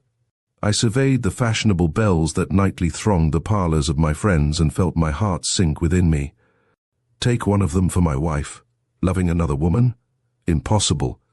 Women like these demanded something in return for the honor they conferred upon a man by marrying him. Wealth. They had it. Position? That was theirs also. Consideration. Ah, what consideration had I to give? I turned from them with distaste. My cousin Evelyn gave me no help. She was a proud woman, and loved my money and my expectations as much as she did me. If you must marry another woman to retain your wealth, marry, said she, but do not marry one of my associates. I will have no rival in my own empire. Your wife must be a plainer and a less aspiring woman than Evelyn Blake. Yet do not discredit your name, which is mine, she would always add. Meanwhile the days flew by. If my own conscience had allowed me to forget the fact, my father's eagerly inquiring but sternly unrelenting gaze as I came each evening to his bedside would have kept it sufficiently in my mind. I began to feel like one in the power of some huge crushing machine whose slowly descending weight he in vain endeavors to escape. How or when the thought of Luttra first crossed my mind I cannot say. At first I recoiled at the suggestion and put it away from me in disdain. But it ever recurred, and with it so many arguments in her favor, that before long I found myself regarding it as a refuge. To be sure she was a waif and a stray, but that seemed to be the kind of wife demanded of me. She was allied to rogues, if not villains, I knew. But then, had she not cut all connection with them, dropped away from them, planted her feet on new ground which they would never invade? I commenced to cherish the idea. With this friendless, grateful, unassuming protégée of mine for a wife, I would be as little bound as might be. She would ask nothing, and I need give nothing, beyond a home, and the common attentions required of a gentleman and a friend. Then she was not disagreeable, nor was her beauty of a type to suggest the charms of her I had lost. None of the graces of the haughty patrician lady whose lightest gesture was a command would appear in this humble girl to mock and constrain me. No, I should have a fair wife and an obedient one, but no vulgarized shadow of Evelyn, thank God, or of any of her fashionably dressed friends. Advanced thus far towards the end, I went to see Luttra. I had not beheld her since the morning we parted at the door of that little cottage in Vermont, and her presence caused me a shock. This, the humble waif with the appealing, grateful eyes I had expected to encounter, this tall and slender creature with an aureola of golden hair about a face that it was an education to behold. I felt a half-movement of anger as I surveyed her. I had been cheated. I had planted a grape seed, and a palm tree had sprung up in its place. I was so taken aback, my salute lost something of the benevolent condescension I had intended to infuse into it. She seemed to feel my embarrassment, and a half-smile fluttered to her lips. That smile decided me. It was sweet, but above all else it was appealing. How I won that woman to marry me in 10 days' time I care not to state, not by holding up my wealth and position before her. Something restrained me from that. I was resolved, and perhaps it was the only point of light in my conduct at that time, not to buy this young girl. I never spoke of my expectations. I never alluded to my present advantages, yet I won her. We were married there in Troy in the quietest and most unpretending manner. Why the fact has never transpired I cannot say. I certainly took no especial pains to conceal it at the time, though I acknowledged that after our separation I did resort to such measures as I thought necessary, to suppress what had become gall and wormwood to my pride. My first move after the ceremony was to bring her immediately to New York and to this house. With perhaps a pardonable bitterness of spirit, I had refrained from any notification of my intentions. And it was as strangers might enter an unprepared dwelling that we stepped across the threshold of this house and passed immediately to my father's room. I can give you no wedding and no honeymoon, I had told her. My father is dying and demands my care. From the altar to a deathbed may be sad for you, but it is an inevitable condition of your marriage with me. and she had accepted her fate with a deep, unspeakable smile. It has taken me long months of loneliness and suffering to understand. "Father, I bring you my bride," were my first words to him, as the door closed behind us, shutting us in with the dread invisible presence that for so long a time had been relentlessly advancing upon our home. I shall never forget how he roused himself in his bed, nor with what eager eyes he read her young face and surveyed her slight form swaying towards him in her sudden emotion like a flame in a breeze. Nor while I live shall I lose sight of the spasm of uncontrollable joy with which he lifted his aged arms towards her, nor the look with which she sprang from my side and nestled, yes, nestled, on the breast that never to my remembrance had opened itself to me even in the years of my earliest childhood. For my father was a stern man, who believed in holding love at arm's length, and measured affection by the depth of awe it inspired. "My daughter," broke from his lips, and he never inquired who she was or what. No, not even when after a moment of silence she raised her head, and with a sudden low cry of passionate longing looked in his face and murmured, "I never had a father." Sirs, it is impossible for me to continue without revealing depths of pride and bitterness in my own nature, from which I now shrink with unspeakable pain. So far from being touched by this scene, I felt myself grow hard under it.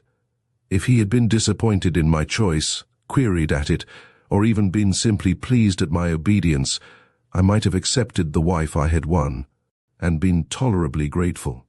But to love her, admire her, glory in her, when Evelyn Blake had never succeeded in winning a glance from his eyes that was not a public disapprobation. I could not endure it. My whole being rebelled, and a movement like hate took possession of me.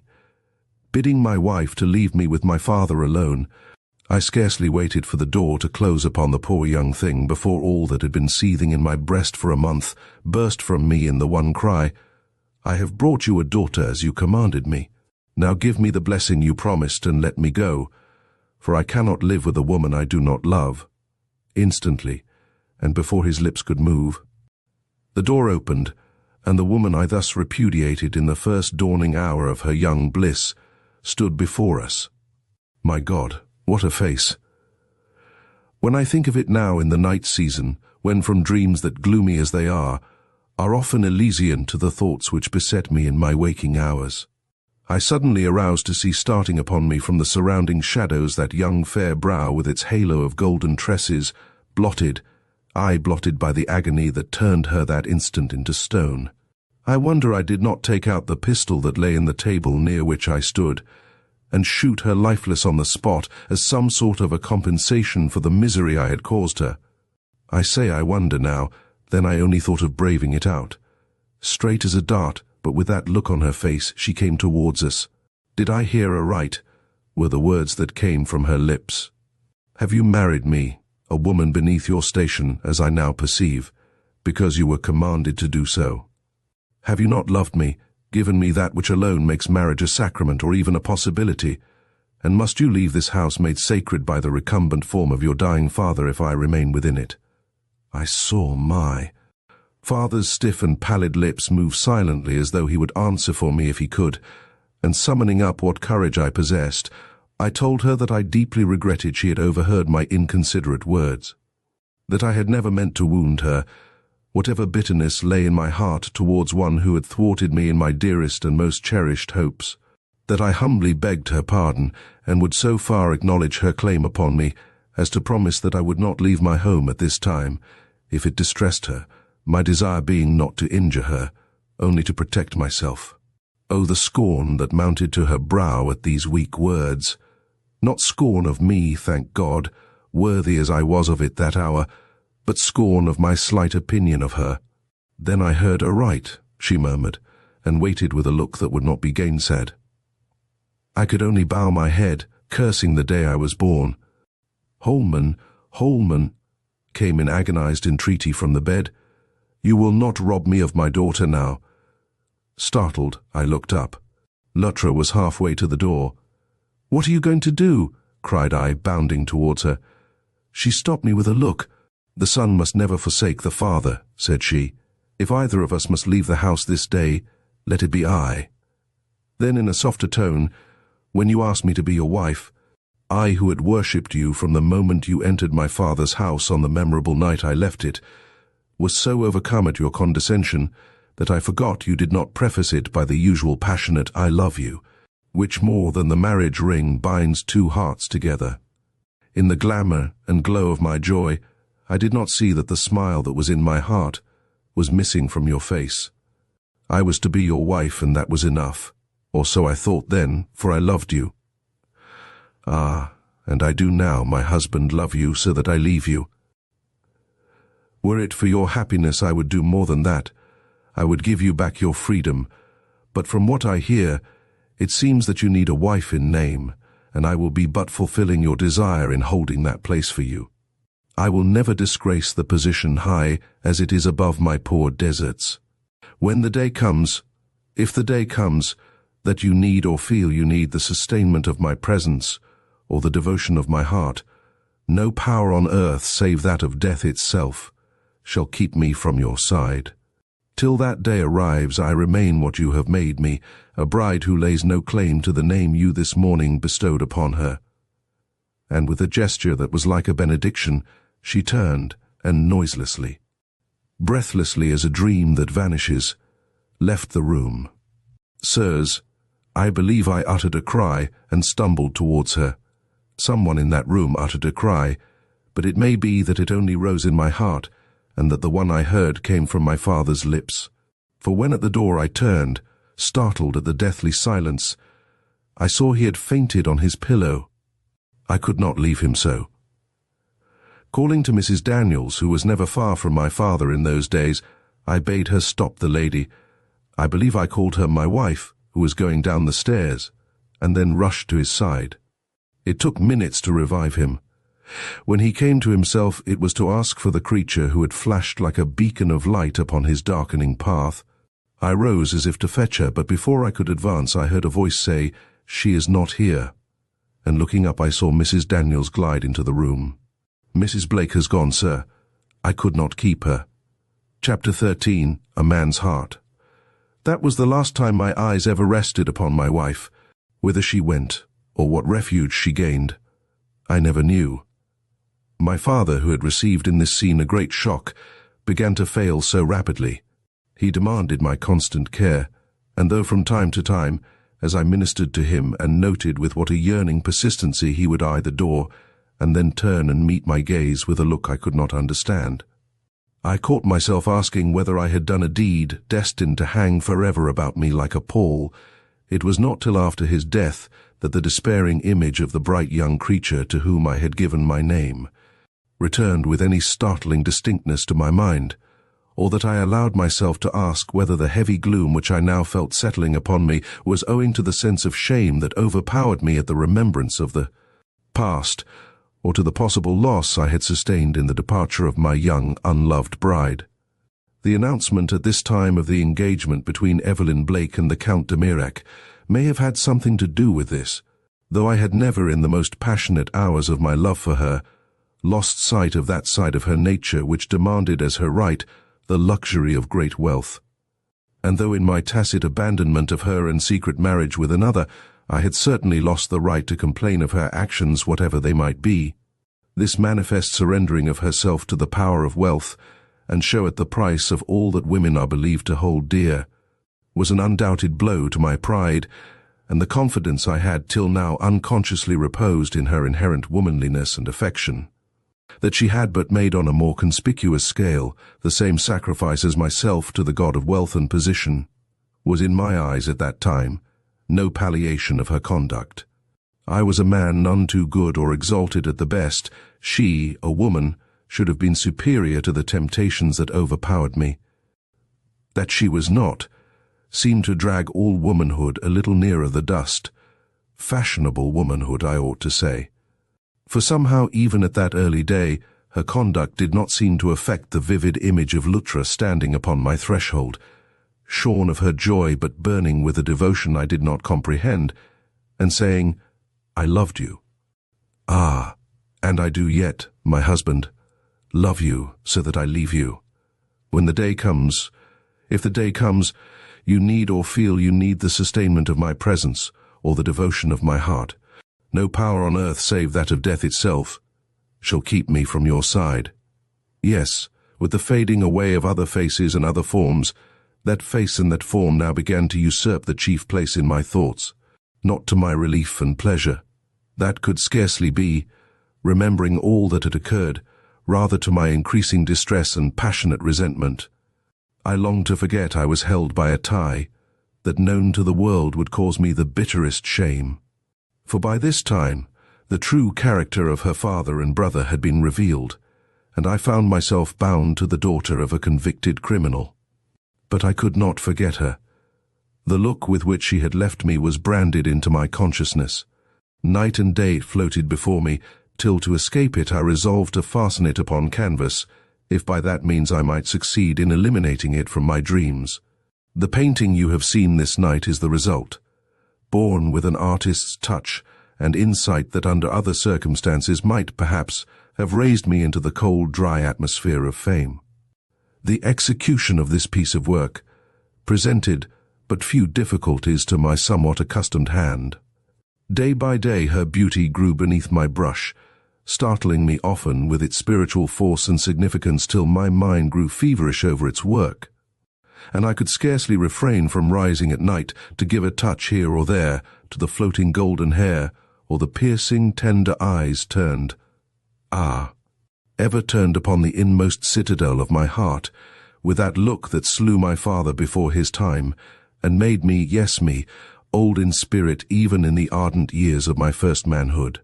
At last it was finished, and she stood before me lifelike and real in the very garments, and with almost the very aspect of that never-to-be-forgotten moment. Even the roses which, in the secret uneasiness of my conscience, I had put in her hand on our departure from Troy, as a sort of visible token that I regarded her as my bride, and which through all her interview with my father she had never dropped, blossomed before me on the canvas. Nothing that could give reality to the likeness was lacking. The vision of my dreams stood embodied in my sight, and I looked for peace. Alas, that picture now became my dream. Inserting it behind that of Evelyn, which for 2 years had held its place above my armchair, I turned its face to the wall when I rose in the morning. But at night it beamed ever upon me, becoming as the months passed, the one thing to hold to and muse over when the world grew a little noisy in my ears, and the never-ceasing conflict of the ages beat a trifle too loudly on heart and brain. Meanwhile no word of her, only of her villainous father and brother, no token that she had escaped evil or was removed from want. If I had loved her, I could not have succored her, for I did not know where to find her. Her countenance illumined my wall, but her fair young self lay for all I knew sheltered within the darkness and silence of the tomb.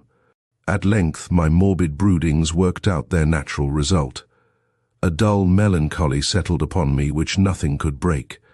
Even the news that my cousin, who had lost her husband a month after marriage, had returned to America with expectation to remain, scarcely caused a ripple in my apathy. Was I sinking into a hypochondriac? Or was my passion for the beautiful brunette dead? I determined to solve the doubt. Seeking her where I knew she would be found, I gazed again upon her beauty. It was absolutely nothing to me.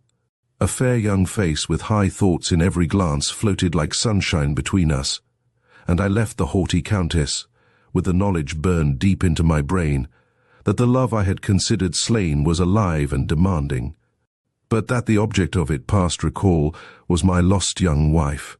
Once assured of this, my apathy vanished like mist before a kindled torch. Henceforth the future held a hope, and life a purpose. I would seek my wife throughout the world and bring her back if I found her in prison between the men whose existence was a curse to my pride. But where should I turn my steps? What golden thread had she left in my hand by which to trace her through the labyrinth of this world? I could think of but one, and that was the love which would restrain her from going away from me too far. The Luttra of old would not leave the city where her husband lived. If she was not changed, I ought to be able to find her somewhere within this great Babylon of ours. Wisdom told me to set the police upon her track, but pride bade me try every other means first. So with the feverish energy of one leading a forlorn hope, I began to pace the streets if haply I might see her face shine upon me from the crowd of passers-by, a foolish fancy, unproductive of result. I not only failed to see her, but anyone like her. In the midst of the despair occasioned by this failure, a thought flashed across me, or rather a remembrance. One night not long since, being uncommonly restless, I had risen from my bed, dressed me and gone out into the yard back of my house for a little air.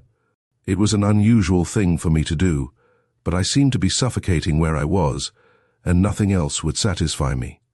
As you already surmise, it was the night on which disappeared the sewing girl of which you have so often spoken, but I knew nothing of that. My thoughts were far from my own home and its concerns. You may judge what a state of mind I was in, when I tell you that I even thought at one moment while I paused before the gate leading into street, that I saw the face of her with whom my thoughts were ever busy, peering upon me through the bars. You tell me that I did see a girl there, and that it was the one who had lived as sewing woman in my house. It may be so, but at the time I considered it a vision of my wife, and the remembrance of it, coming as it did after my repeated failures to encounter her in the street, worked a change in my plans. For regard it as weakness or not, the recollection that the vision I had seen wore the garments of a working woman rather than a lady, acted upon me like a warning not to search for her any longer among the resorts of the well-dressed, but in the regions of poverty and toil. I therefore took to wanderings, such as I have no heart to describe, nor do I need to, if, as you have informed me, I have been followed. The result was almost madness, though deep in my heart I felt a steadfast trust in the purity of her intentions. The fear of what she might have been driven to by the awful poverty and despair I every day saw seething about me was like hot steel in brain and heart. Then her father and her brother, to what might they not have forced her, innocent and loving soul though she was, drinking the dregs of a cup such as I had never considered it possible for me to taste. I got so far as to believe that her eyes would yet flash upon me from beneath some of the tattered shawls I saw sullying the forms of the young girls upon which I hourly stumbled. Yes, and even made a move to see my cousin, if haply I could so win upon her compassion as to gain her consent to shelter the poor creature of my dreams in case the necessity came. But my heart failed me at the sight of her cold face above the splendor she had bought with her charms, and I was saved a humiliation I might never have risen above. At last, one day I saw a girl. No, it was not she, but her hair was similar to hers in hue, and the impulse to follow her was irresistible. I did more than that. I spoke to her. I asked her if she could tell me anything of one whose locks were golden red like hers, but I need not tell you what I said, nor what she replied with a gentle delicacy that was almost a shock to me as showing from what heights to what depths a woman can fall. Enough that nothing passed between us beyond what I have intimated, and that in all she said she gave me no news of Luttra. Next day I started for the rambling old house in Vermont. If haply in the spot where I first saw her, I might come upon some clue to her present whereabouts. But the old inn was deserted, and whatever hope I may have had in that direction perished with the rest. Concerning the contents of that bureau drawer above, I can say nothing. If, as I scarcely dare to hope, they should prove to have been indeed brought here by the girl who has since disappeared so strangely, who knows but what in those folded garments a clue is given which will lead me at last to the knowledge for which I would now barter all I possess. My wife, but I can mention her name no more till the question that now assails us is set at rest. Mrs. Daniels must— But at that moment the door opened and Mrs. Daniels came in. Chapter 14. Mrs. Daniels. She still wore her bonnet and shawl, and her face was like marble. "You want me?" said she, with a hurried look towards Mr. Blake that had as much fear as surprise in it. "Yes," murmured that gentleman, moving towards her with an effort we could very well appreciate. "Mrs. Daniels, who was the girl you harbored in that room above us for so long? Speak. What was her name, and where did she come from?" The housekeeper, trembling in every limb, cast us one hurried appeal. "Speak," re-echoed Mr. Gryce. "The time for secrecy has passed." "Oh," cried she, sinking into a chair from sheer inability to stand. "It was your wife, Mr. Blake, the young creature you are, all the agony, the hopelessness, the love, the passion of those last few months flashed up in that word." She stopped as if she had been shot, but seeing the hand which he had hurriedly raised fall slowly before him, went on with a burst. "Oh, sir, she made me swear on my knees I would never betray her, no matter what happened. When not 2 weeks after your father died, she came to the house and, asking for me, told me all her story and all her love. How she could not reconcile it with her idea of a wife's duty to live under any other roof than that of her husband, and lifting off the black wig which she wore, showed me how altered she had made herself by that simple change, in her case more marked by the fact that her eyes were in keeping with black hair, while with her own bright locks they always gave you a shock as of something strange and haunting. I gave up my will as if forced by a magnetic power, and not only opened the house to her, but my heart as well, swearing to all she demanded, and keeping my oath too, as I would preserve my soul from sin and my life from the knife of the destroyer. But when she went, broke from the pallid lips of the man before her, when she was taken away from the house, what then?" "Ah," returned the agitated woman, "what then? Do you not think I suffered?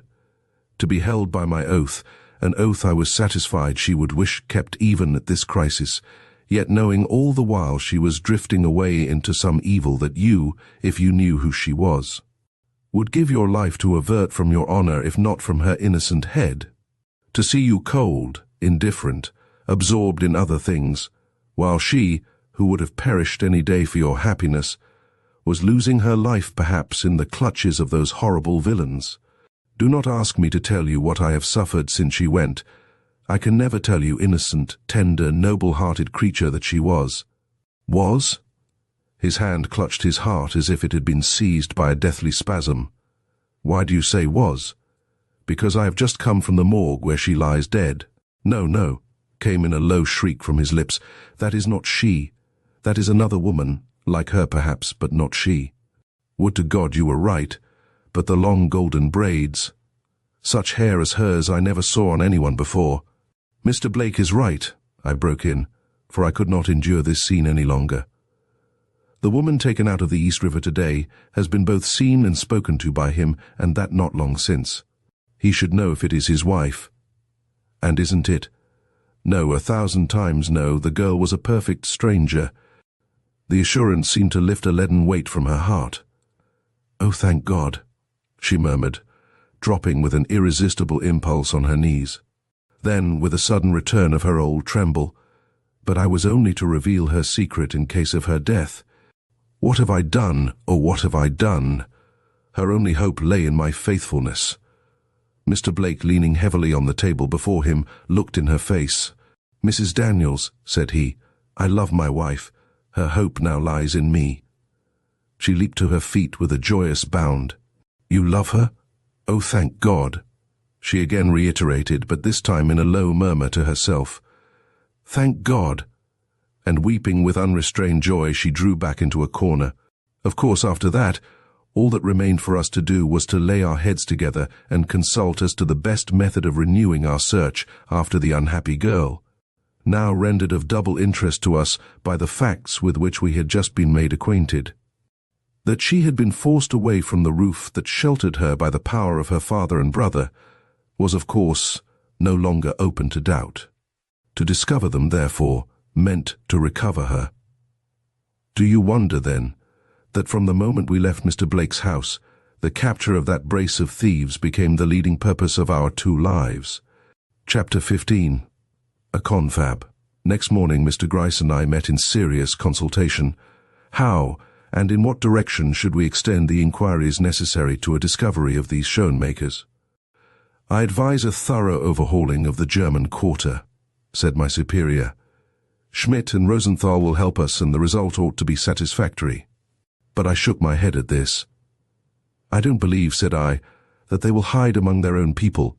You must remember they are not alone, but have with them a young woman of a somewhat distinguished appearance, whose presence in a crowded district like that would be sure to awaken gossip, something which above all else they must want to avoid. That is true, the Germans are a dreadful race for gossip. If they dared to ill-dress her or ill-treat her, it would be different. But she is a valuable piece of property to them, you see, a choice lot of goods which it is for their interest to preserve in first-class condition till the day comes for its disposal. For I presume you have no doubt that it is for the purpose of extorting money from Mr. Blake that they have carried off his young wife. For that reason or one similar. He is a man of resources. They may have hoped he would help them to escape the country. If they don't hide in the German quarter, they certainly won't in the Italian, French, or Irish. What they want is to keep close and rouse no questions. I think they will be found to have gone up the river somewhere, or over to Jersey. Hoboken wouldn't be a bad place to send Schmidt to. You forget what it is they've got on their minds. Besides, no conspicuous party such as they could live in a rural district, without attracting more attention than in the most crowded tenement house in the city. Where do you think, then, they would be liable to go?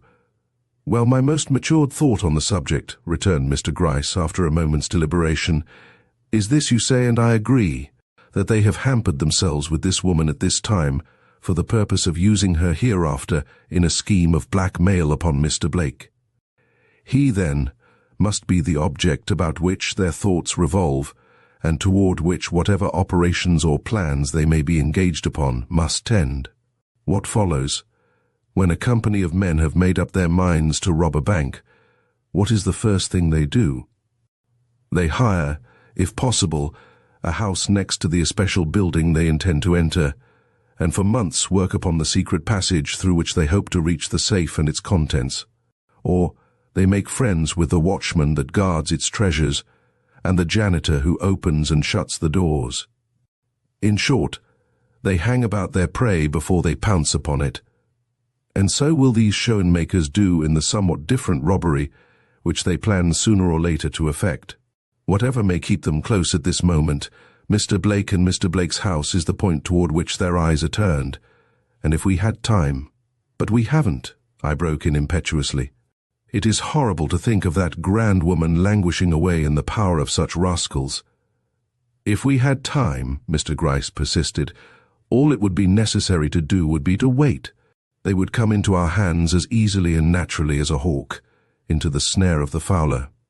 But as you say, we have not, and therefore I would recommend a little beating of the bush directly about Mr. Blake's house. For if all my experience is not at fault, those men are already within eyeshot of the prey they intend to run down. But, said I have been living myself in that very neighborhood, and know by this time the ways of every house in the vicinity. There is not a spot up and down the avenue for 10 blocks where they could hide away for 2 days, much less 2 weeks. And as for the side streets, why, I could tell you the names of those who live in each house for a considerable distance. Yet if you say so, I will go to work. Do, and meanwhile Schmidt and Rosenthal shall rummage the German quarter, and even go through Williamsburg and Hoboken. The end justifies any amount of labor that can be spent upon this matter. And you, I asked, will do my part when you have done yours.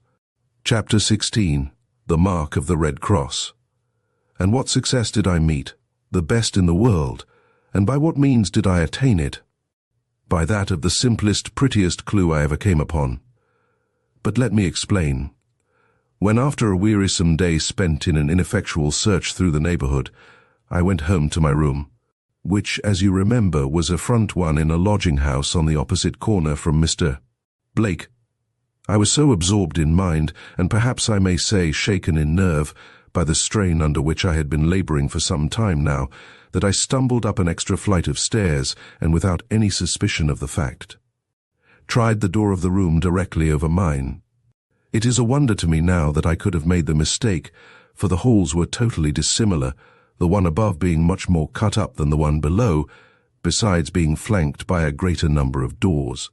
But the intoxication of the mind is not far removed from that of the body, and as I say, it was not till I had tried the door and found it locked that I became aware of the mistake I had made. With the foolish sense of shame that always overcomes us at the committal of any such trivial error, I stumbled hastily back, when my foot trod upon something that broke under my weight. I never let even small things pass without some notice. Stooping then for what I had thus inadvertently crushed, I carried it to where a single gas jet turned down very low, made a partial light in the long hall, and examining it, found it to be a piece of red chalk. What was there in that simple fact to make me start and hastily recall one or two half-forgotten incidents which, once brought to mind, awoke a train of thought that led to the discovery and capture of those two desperate thieves? I will tell you. I don't remember now whether in my account of the visit I paid to the Schoenmaker's house in Vermonti informed you of the Red Cross I noticed scrawled on the panel of one of the doors. It seemed a trivial thing at the time and made little or no impression upon me, the chances being that I should never have thought of it again, if I had not come upon the article just mentioned at a moment when my mind was full of those very Schoenmakers, but remembered now, together with another half-forgotten fact, that some days previous I had been told by the woman who kept the house I was in, that the parties over my head, 2 men and a woman I believe she said, were giving her some trouble, but that they paid well, and therefore she did not like to turn them out. It aroused a vague suspicion in my mind, and led to my walking back to the door I had endeavored to open in my abstraction, and carefully looking at it. It was plain and white, rather ruder of make than those below, but offering no inducements for prolonged scrutiny. But not so with the one that stood at right angles to it on the left. Full in the centre of that, I beheld distinctly scrawled, probably with the very piece of chalk I then held, a red cross precisely similar in outline to the one I had seen a few days before on the panel of the Schoenmaker's door at Granby. The discovery sent a thrill over me that almost raised my hair on end. Was, then, this famous trio to be found in the very house in which I had been myself living for a week or more? Over my head, in fact? I could not withdraw my gaze from the mysterious-looking object. I bent near, I listened, I heard what sounded like the suppressed snore of a powerful man, and almost had to lay hold of myself to prevent my hand from pushing open that closed door and my feet from entering. As it was, I did finger the knob a little, but an extra loud snore from within reminded me by its suggestion of strength that I was but a small man, and that in this case, and at this hour, discretion was the better part of valor. I therefore withdrew, but for the whole night lay awake listening to catch any sounds that might come from above, and going so far as to plan what I would do if it should be proved that I was indeed upon the trail of the men I was so anxious to encounter.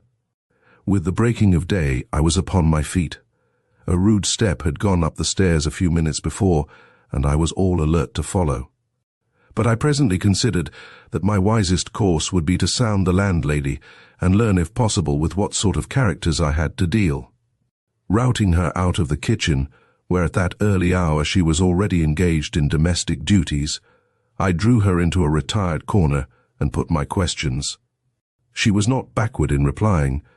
She had conceived an innocent liking for me in the short time I had been with her, a display of weakness for which I was myself, perhaps, as much to blame as she, and was only too ready to pour out her griefs into my sympathizing ear. For those men were a grief to her, acceptable as was the money they were careful to provide her with. They were not only always in the house, that is one of them, smoking his old pipe and blackening up the walls, but they looked so shabby, and kept the girl so close, and if they did go out, came in at such unheard-of hours. It was enough to drive her crazy. Yet the money...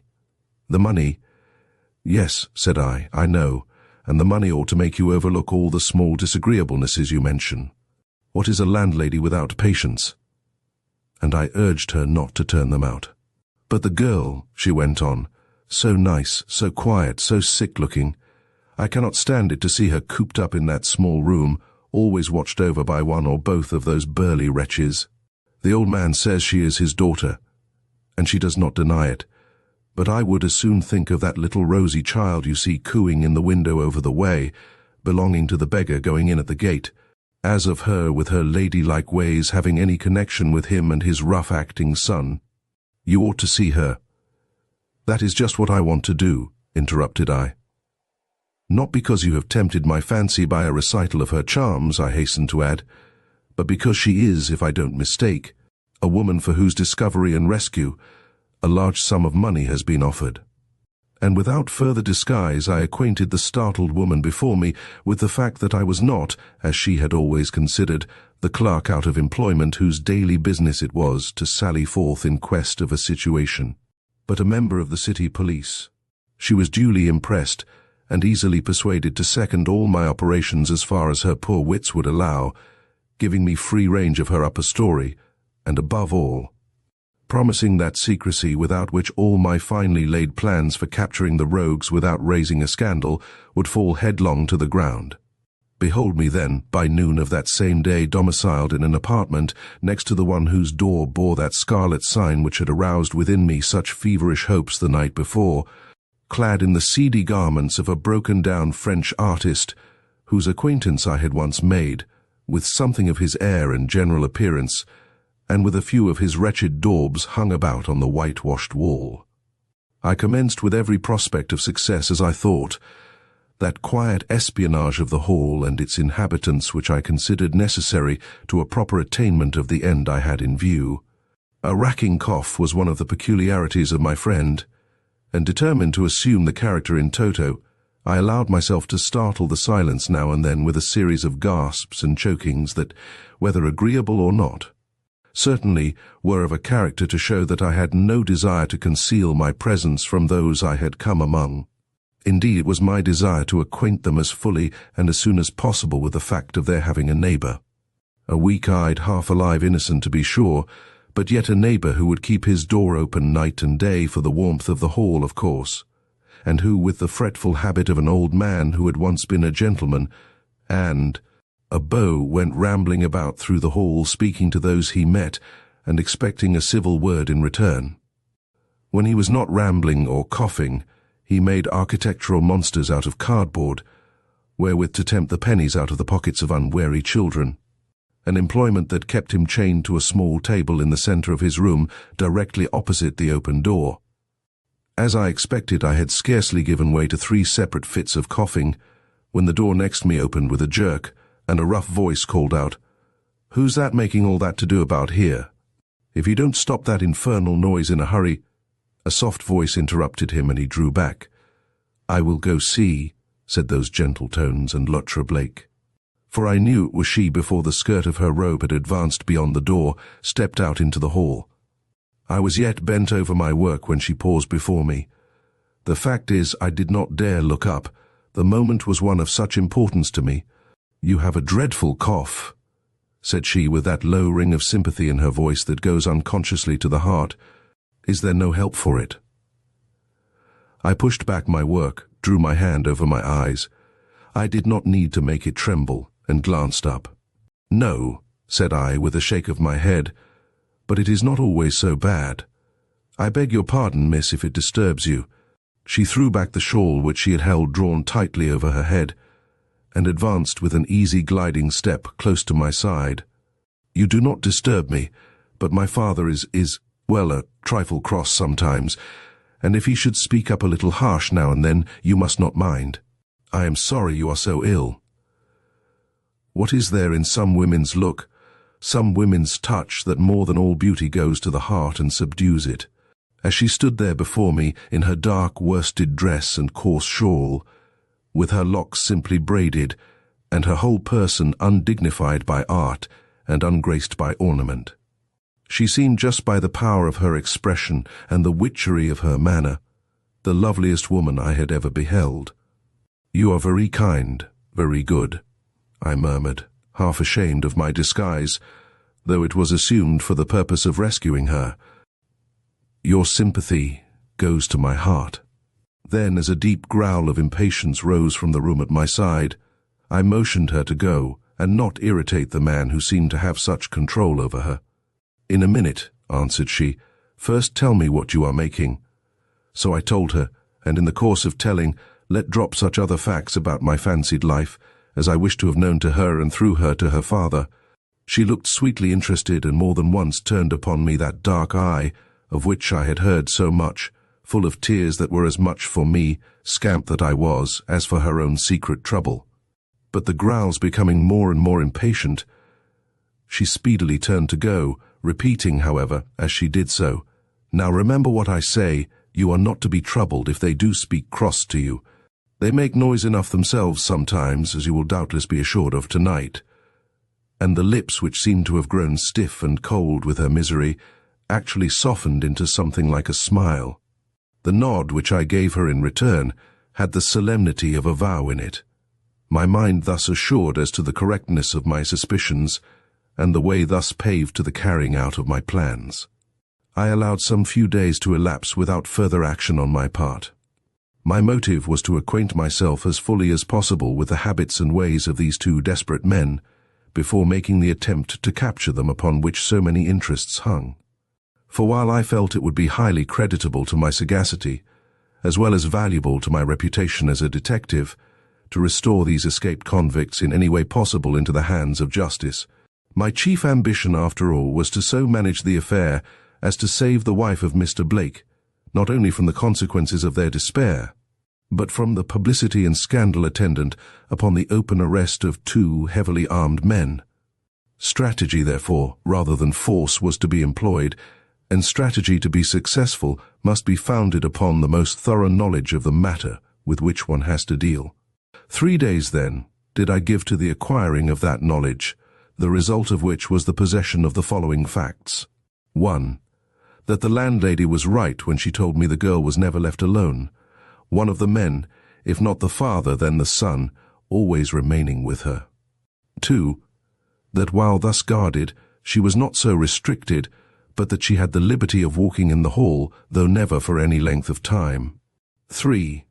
That the cross on the door seemed to possess some secret meaning connected with their presence in the house, it having been erased one evening, when the whole three went out on some matter or other, only to be chalked on again when, in an hour or so later, father and daughter returned alone. 4. That it was the father and not the son who made such purchases as were needed, while it was the son and not the father who carried on whatever operations they had on hand, nightfall being the favourite hour for the one and midnight for the other, though it not infrequently happened that the latter sauntered out for a short time also in the afternoon. Probably for the drink he could not go long without. 5. That they were men of great strength but little alertness, the stray glimpses I had had of them revealing a breadth of back that was truly formidable, if it had not been joined to a heaviness of motion that proclaimed a certain stolidity of mind that was eminently in our favour. How best to use these facts in the building up of a matured plan of action was, then, the problem. By noon of a certain day, I believed it to have been solved, and reluctant as I was to leave the spot of my espionage, even for the hour or two necessary to a visit to headquarters, I found myself compelled to do so. Packing up in a small basket I had for the purpose the little articles I had been engaged during the last few days in making, I gave way to a final fit of coughing so hollow and sepulchral in its tone that it awoke a curse from the next room deep as the growl of a wild beast, and still continuing, finally brought Luttra to the door, with that look of compassion on her face that always called up a flush to my cheek, whether I wished it or no. "Ah, monsieur, I am afraid your cough is very bad today. Oh, I see. You have been getting ready to go out." "Come back here," broke in a heavy voice from the room she had left. "What do you mean by running off to palaver with that old rascal every time he opens his battery of a cough?" A smile that went through me like the cut of a knife flashed for a moment on her face. "My father is in one of his impatient moods," said she. "You had better go. I hope you will be successful," she murmured, glancing wistfully at my basket. "What is that?" again came thundering on our ears. "Successful? What are you two up to?" And we heard the rough clatter of advancing steps. "Go," said she. "You are weak and old, and when you come back, try and not cough." And she gave me a gentle push towards the door. "When I come back," I began, but was forced to pause, the elder shoemaker having by this time reached the open doorway, where he stood frowning in upon us in a way that made my heart stand still for her. "What are you two talking about?" said he. "And what have you got in your basket there?" He continued with a stride forward that shook the floor. Only some little toys that he has been making and is now going out to sell, was her low answer, given with a quick deprecatory gesture such as I doubt if she ever used for herself. Nothing more? Asked he in German. With a red glare in the eye, he turned towards her. Nothing more, replied she in the same tongue. You may believe me. He gave a deep growl and turned away. If there was, said he, you know what would happen. And unheeding the wild, keen shudder that seized her at the word, making her insensible for the moment to all and everything about her, he laid one heavy hand upon her slight shoulder and led her from the room.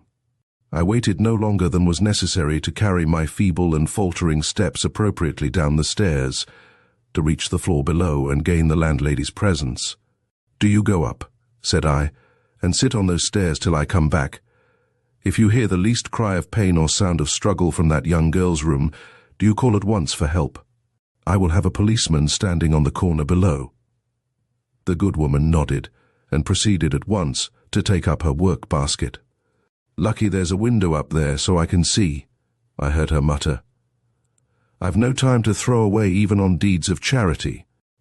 Notwithstanding which precaution, I was in constant anxiety during my absence, an absence necessarily prolonged, as I had to stop and explain matters to the superintendent, as well as hunt up Mr. Gryce and get his consent to assist me in the matter of the impending arrest. I found the latter in his own home, and more than enthusiastic upon the subject.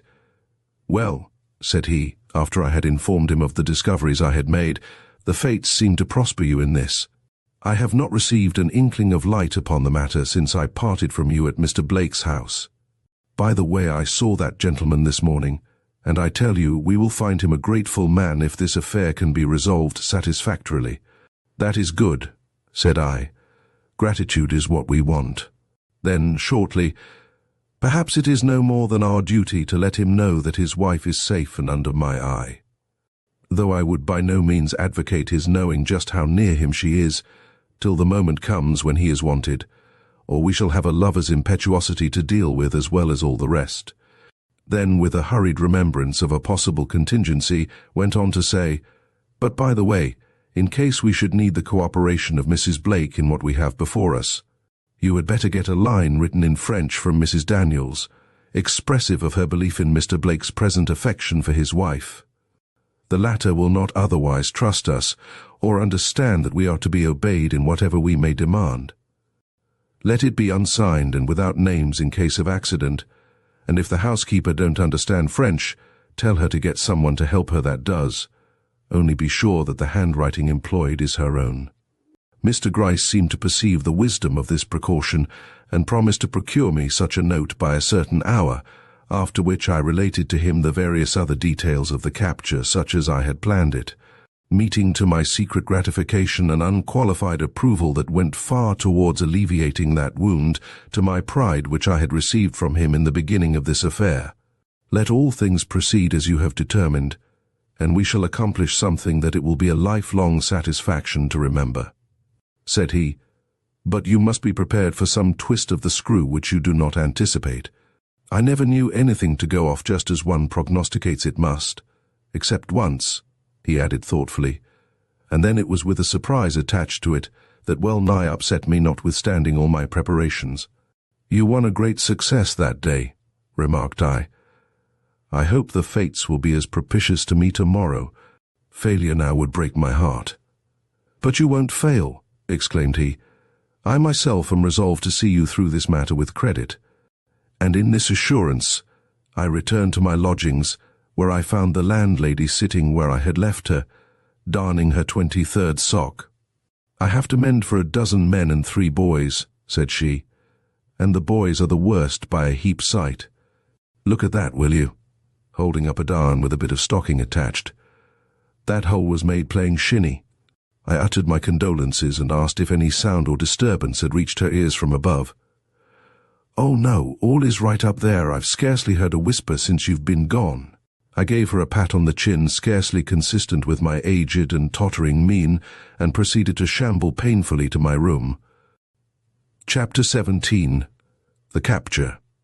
Promptly next morning at the designated hour, came the little note promised me by Mr. Gryce. It was put in my hand with many sly winks by the landlady herself, who developed at this crisis quite an adaptation for, if not absolute love of intrigue and mystery. Glancing over it, it was unsealed, and finding it entirely unintelligible, I took it for granted it was all right, and put it by till chance, or if that failed, strategy, should give me an opportunity to communicate with Mrs. Blake. An hour passed, the doors of their rooms remained unclosed. A half-hour more dragged its slow minutes away, and no sound had come from their precincts save now and then a mumbled word of parley between the father and son, a short command to the daughter, or a not-to-be-restrained oath of annoyance from one or both of the heavy-limbed brutes as something was said or done to disturb them in their indolent repose. At last my impatience was to be no longer restrained. Rising, I took a bold resolution. If the mountain would not come to Mahomet, Mahomet would go to the mountain. Taking my letter in the hand, I deliberately proceeded to the door, marked with the ominous red cross, and knocked.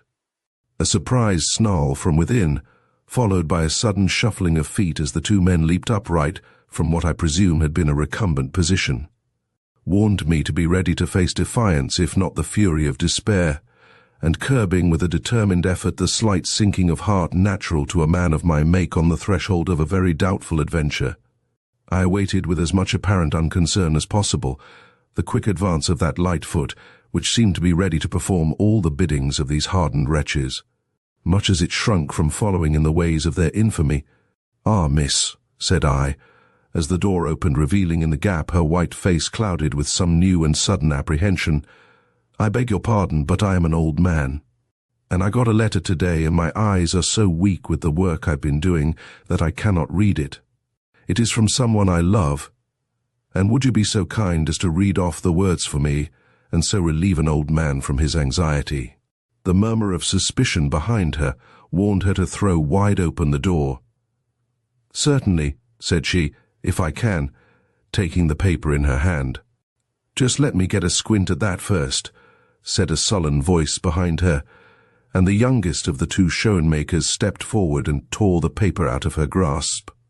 "You are too suspicious," murmured she, looking after him with the first assumption of that air of power and determination which I had heard so eloquently described by the man who loved her.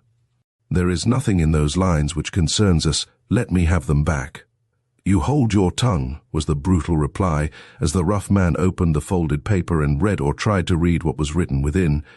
"Blast it, it's French," was his slow exclamation after a moment spent in this way. "See," and he thrust it towards his father, who stood frowning heavily a few feet off. "Of course it's French," cried the girl. "Would you write a note in English to father there? The man's friends are French like himself, and must write in their own language. Here, take it and read it out," commanded her father. "And mind you tell us what it means. I'll have nothing going on here that I don't understand." "Read me the French words first, miss," said I. "It is my letter, and I want to know what my friend has to say to me." Nodding at me with a gentle look, she cast her eyes on the paper and began to read. "Calmez-vous, mon ami, il vous aime et il vous cherche. Dans 4 heures vous serez heureux. Allons du courage, et surtout soyez maître de vous-même." "Thanks," I exclaimed in a calm, matter-of-fact way, as I perceived the sudden tremor that seized her as she recognized the handwriting and realized that the words were for her. "My friend says he will pay my week's rent and bids me be at home to receive him," said I, turning upon the two ferocious faces peering over her shoulder, with a look of meek unsuspiciousness in my eye, that in a theatre would have brought down the house. "Is that what those words say, you?" asked the father, pointing over her shoulder to the paper she held. "I will translate for you word by word what it says," replied she, nerving herself for the crisis till her face was like marble, though I could see she could not prevent the gleam of secret rapture that had visited her, from flashing fitfully across it. "Calmez-vous, mon ami. Do not be afraid, my friend. Il vous aime et vous cherche. He loves you and is hunting for you. Dans 4 heures vous serez heureux. In 4 hours you will be happy. Allons du courage, et surtout soyez maître de vous-même. Then take courage, and above all preserve your self-possession. It is the French way of expressing oneself, observed she. I am glad your friend is disposed to help you, she continued, giving me back the letter with a smile. I am afraid you needed it. In a sort of maze, I folded up the letter, bowed my very humble thanks to her, and shuffled slowly back. The fact is, I had no words. I was utterly dumbfounded. Halfway through that letter, with whose contents you must remember I was unacquainted, I would have given my whole chance of expected reward to have stopped her. Read out such words as those before these men. Was she crazy? But how naturally at the conclusion did she, with a word, make its language seem consistent with the meaning I had given it. With a fresh sense of my obligation to her, I hurried to my room, there to count out the minutes of another long hour in anxious expectation of her making that endeavor to communicate with me, which her new hopes and fears must force her to feel almost necessary to her existence. At length, my confidence in her was rewarded. Coming out into the hall, she hurried past my door, her finger on her lip. I immediately rose and stood on the threshold with another paper in my hand, which I had prepared against this opportunity. As she glided back, I put it in her hand, and warning her with a look not to speak, resumed my usual occupation. The words I had written were as follows: At or as near the time as possible of your brother's going out, you are to come to this room wrapped in an extra skirt, and with your shawl over your head. Leave the skirt and shawl behind you, and withdraw at once to the room at the head of the stairs. You are not to speak, and you are not to vary from the plan thus laid down. Your brother and father are to be arrested, whether or no, but if you will do as this commands, they will be arrested without bloodshed and without shame to one you know. Her face, while she read these lines, was a study, but I dared not soften toward it. Dropping the paper from her hand, she gave me one inquiring look, but I pointed determinedly to the words lying upward on the floor, and would listen to no appeal. My resolve had its effect.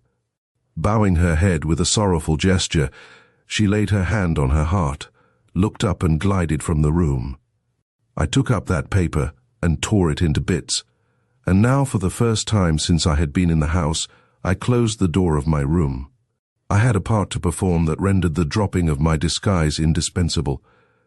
The old French artist had finished his work, and henceforth must merge into Q, the detective. Shortly before 2 o'clock, my assistants began to arrive. First, Mr. Gryce appeared on the scene and was stowed away in a large room on the other side of mine. Next, 2 of the most agile, as well as muscular men in the force who, thanks to having taken off their shoes in the lower hall, gained the same refuge without awakening the suspicions of those we were anxious to surprise. Lastly, the landlady who went into the closet to which I had bidden Mrs. Blake retire after leaving in my room the articles I had mentioned. All was now ready and waiting for the departure of the youngest Schoenmaker. Would he disappoint us and remain at home that day? Had any suspicions been awakened in the stolid breasts of these men that would serve to make them more watchful than usual against running unnecessary risks? No, at or near the time for the clock to strike 2, their door opened and the tread of a lumbering foot was heard in the hall. On it came, passing my room with a rude stamping that gradually grew less distinct as the hardy rough went down the corridor, brushing the wall behind which Mr. Gryce and his men lay concealed with his thick cane, and even stopping to light his pipe in front of the small apartment, where cowered our good landlady, with her eternal basket of mending in her lap. At length all was quiet, and throwing open my door, I withdrew into a small closet connected with my room, to wait with indescribable impatience the appearance of Mrs. Blake. She came in a very few minutes, remained for an instant, and departed, leaving behind her, as I had requested, the skirt and shawl in which she had left her father's presence. I at once endued myself in these articles of apparel, taking care to draw the shawl well over my head and with a pocket handkerchief to my face, a proceeding made natural enough by the sneeze which at that very moment I took care should assail me, walked boldly back to the room from which she had just come. The door was of course ajar, and as I swung it open with as near a simulation of her manner as possible, the vision of her powerful father lolling on a bench directly before me offered anything but an encouraging spectacle to my eyes. But doubling myself almost together with as ladylike an atch-ee as my masculine nostrils would allow, I succeeded in closing the door and reaching a low stool by the window without calling from him anything worse than a fretful, "I hope you are not going to bark too." I did not reply to this, of course, but sat with my face turned towards the street in an attitude which I hoped would awaken his attention sufficiently to cause him to get up and come over to my side. For as he sat face to the door, it would be impossible to take him by surprise, and that, now that I saw what a huge and muscular creature he was, seemed to me to be the only safe method before us. But, whether from the sullenness of his disposition, or the very evident laziness of the moment, he manifested no disposition to move, and hearing or thinking I did. The stealthy advance of Mr. Gryce and his companions down the hall, I allowed myself to give way to a suppressed exclamation, and leaning forward, pressed my forehead against the pane of glass before me, as if something of absorbing interest had just taken place in the street beneath. His fears at once took alarm. Bounding up with a curse, he strode towards me, muttering, "What's up now? What's that you are looking at?"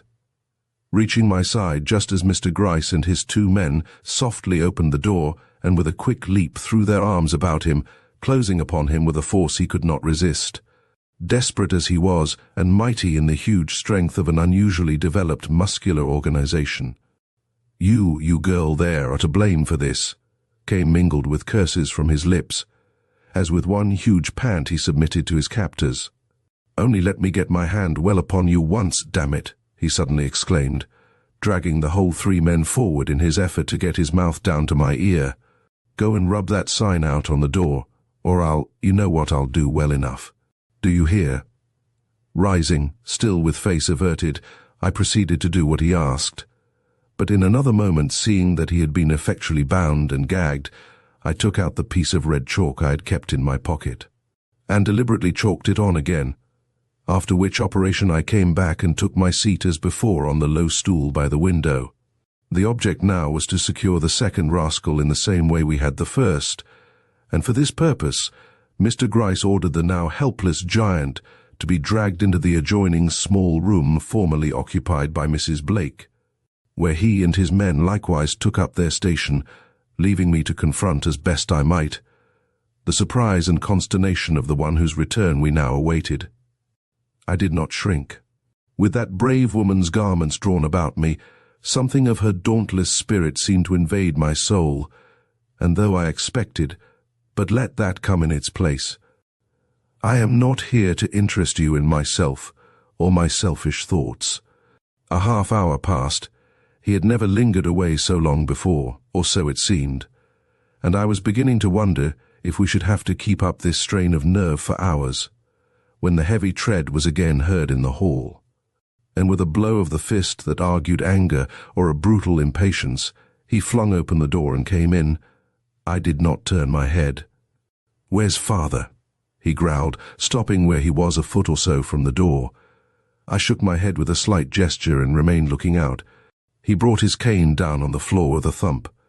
"What do you mean by sitting there staring out of the window like mad and not answering when I ask you a decent question?" Still I made no reply, provoked beyond endurance, yet held in check by that vague sense of danger in the air, which, while not amounting to apprehension, is often sufficient to hold back from advance the most daring foot. He stood glaring at me in what I felt to be a very ferocious attitude, but made no offer to move. Instantly I rose and, still looking out of the window, made with my hand what appeared to be a signal to someone on the opposite side of the way. The ruse was effective. With an oath that rings in my ears yet, he lifted his heavy cane and advanced upon me with a bound, only to meet the same fate as his father at the hands of the watchful detectives. Not, however, before that heavy cane came down upon my head, in a way to lay me in a heap at his feet, and to sow the seeds of that blinding headache which has afflicted me by spells ever since. But this termination of the affair was no more than I had feared from the beginning, and indeed it was as much to protect Mrs. Blake from the wrath of these men.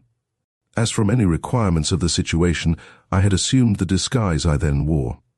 I therefore did not allow this mishap to greatly trouble me, unpleasant as it was at the time, but as soon as ever I could do so, rose from the floor and throwing off my strange habiliments, proceeded to finish up to my satisfaction the work already so successfully begun. Chapter 18. Love and Duty. Dismissing the men who had assisted us in the capture of these two hardy villains, we ranged our prisoners before us. "Now," said Mr. Gryce, "no fuss and no swearing. You are in for it, and you might as well take it quietly as any other way." "Give me a clutch on that girl, that's all," said her father. "Where is she? Let me see her. Every father has a right to see his own daughter. You shall see her," returned my superior. "But not till her husband is here to protect her." "Her husband? Ah, you know about that, do you?" growled the heavy voice of the son. "A rich man they say he is, and a proud one. Let him come and look at us lying here like dogs, and say how he will enjoy having his wife's father and brother grinding away their lives in prison." "Mr. Blake is coming," quoth Mr. Gryce, who by some preconcerted signal from the window had drawn that gentleman across the street.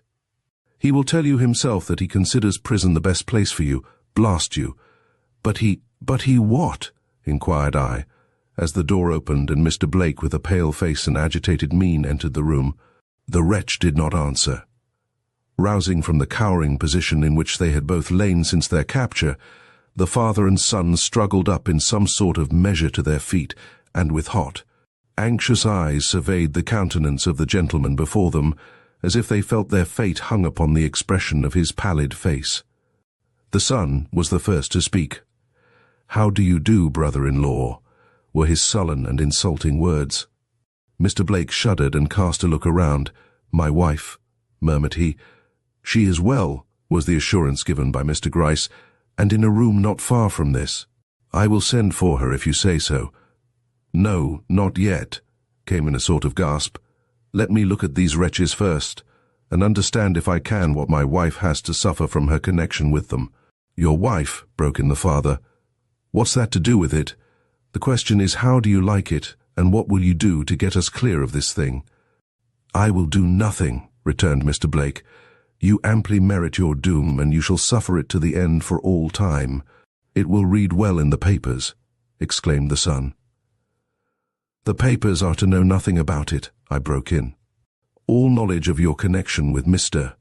or Mrs. Blake is to be buried in this spot before we or you leave it. Not a word of her or him is to cross the lips of either of you from this hour. I have set that down as a condition, and it has got to be kept." "You have you?" thundered in chorus from father and son. "And who are you to make conditions? And what do you think we are that you expect us to keep them?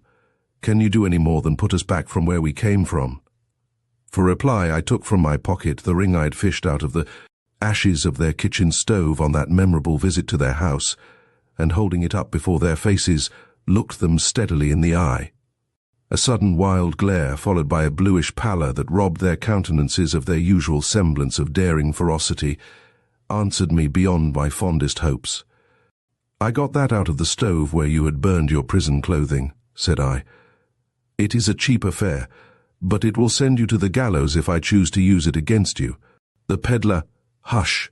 exclaimed the father in a low, choked tone, greatly in contrast to any he had yet used in all our dealings with him. "Throw that ring out of the window, and I promise to hold my tongue about any matter you don't want spoke of." "I'm not a fool." "Nor I," was my quick reply, as I restored the ring to my pocket. "While that remains in my possession, together with certain facts concerning your habits in that old house of yours, which have lately been made known to me, your life hangs by a thread I can any minute snip in two. Mr. Blake here has spent some portion of a night in your house, and knows how near it lies to a certain precipice, at foot of which— Mein Gott, father, why don't you say something?" leaped in cowed accents from the son's white lips. "If they want us to keep quiet, let them say so and not go talking about things that—" "Now look here," interposed Mr. Gryce, stepping before them with a look that closed their mouths at once. "I will just tell you what we propose to do. You are to go back to prison and serve your time out. There is no help for that. But as long as you behave yourselves and continue absolutely silent regarding your relationship to the wife of this gentleman, you shall have paid into a certain bank that he will name. A monthly sum that upon your dismissal from jail shall be paid you with whatever interest it may have accumulated. You are ready to promise that, are you not?" he inquired, turning to Mr. Blake. That gentleman bowed and named the sum, which was liberal enough, and the bank. "But," continued the detective, ignoring the sudden flash of eye that passed between the father and son, "let me or any of us hear of a word having been uttered by you, which in the remotest way shall suggest that you have in the world such a connection as Mrs. Blake, and the money not only stops going into the bank, but old scores shall be raked up against you with a zeal which, if it does not stop your mouth in one way, will in another. And that with a suddenness you will not altogether relish." The men, with a dogged air from which the bravado had however fled, turned and looked from one to the other of us in a fearful, inquiring way that duly confessed to the force of the impression made by these words upon their slow but not unimaginative minds. "Do you three promise to keep our secret if we keep yours?" muttered the father with an uneasy glance at my pocket. "We certainly do," was our solemn return. "Very well, call in the girl, and let me just look at her then, before we go. We won't say nothing," continued he, seeing Mr. Blake shrink. "Only she is my daughter, and if I cannot bid her good-bye—" "Let him see his child," cried Mr. Blake, turning with a shudder to the window. I wish it," added he. Straightway with hasty foot I left the room. Going to the little closet where I had ordered his wife to remain concealed, I knocked and entered. She was crouched in an attitude of prayer on the floor, her face buried in her hands, and her whole person breathing that agony of suspense that is a torture to the sensitive soul. "Mrs. Blake," said I, dismissing the landlady who stood in helpless distress beside her, "the arrest has been satisfactorily made, and your father calls for you to say good-bye before going away with us. Will you come?" "But my Mr. Blake," exclaimed she, leaping to her feet. "I am sure I heard his footstep in the hall. He is with your father and brother. It was at his command I came for you." A gleam hard to interpret flashed for an instant over her face. With her eye on the door, she towered in her womanly dignity, while thoughts innumerable seemed to rush in wild succession through her mind. "Will you not come?" I urged. She paused. "I will go see my father," she murmured. But suddenly she trembled and drew back. A step was in the hall, on the threshold. At her side, Mr. Blake had come to reclaim his bride. "Mr. Blake!" The word came from her in a low tone shaken with the concentrated anguish of many a month of longing and despair, but there was no invitation in its sound, and he who had held out his arms, stopped and surveying her with a certain deprecatory glance in his proud eye, said, "You are right. I have first my acknowledgments to make, and your forgiveness to ask before I can hope—" No, she broke in. "Your coming here is enough. I request no more. If you felt unkindly toward me, unkindly, a world of love thrilled in that word. Luttra, I am your husband, and rejoice that I am so. It is to lay the devotion of my heart and life at your feet that I seek your presence this hour. The year has taught me, what has not the year taught me of the worth of her I so recklessly threw from me on my wedding day? Luttra," he held out his hand, "will you crown all your other acts of devotion with a pardon that will restore me to my manhood, and that place in your esteem which I covet above every other earthly good?" Her face, which had been raised to his with that earnest look we knew so well, softened with an ineffable smile, but still she did not lay her hand in his. "And you say this to me in the very hour of my father's and brother's arrest, with the remembrance in your mind of their bound and abject forms lying before you guarded by police, knowing too that they deserve their ignominy and the long imprisonment that awaits them. No, I say it on the day of the discovery and the restoration of that wife for whom I have long searched, and to whom, when found, I have no word to give but welcome, welcome, welcome." With the same deep smile she bowed her head. "Now let come what will, I can never again be unhappy," were the words I caught. uttered in the lowest of undertones. But in another moment, her head had regained its steady poise, and a great change had passed over her manner. "Mr. Blake," said she, "you are good. How good? I alone can know and duly appreciate who have lived in your house this last year and seen with eyes that missed nothing, just what your surroundings are and have been from the earliest years of your proud life.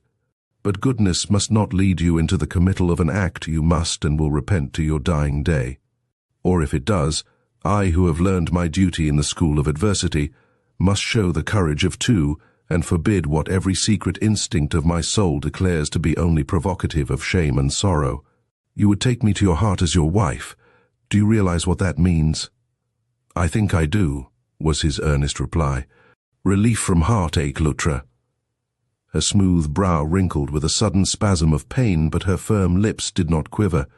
"It means," said she, drawing nearer, but not with that approach which indicates yielding, "it means shame to the proudest family that lives in the land.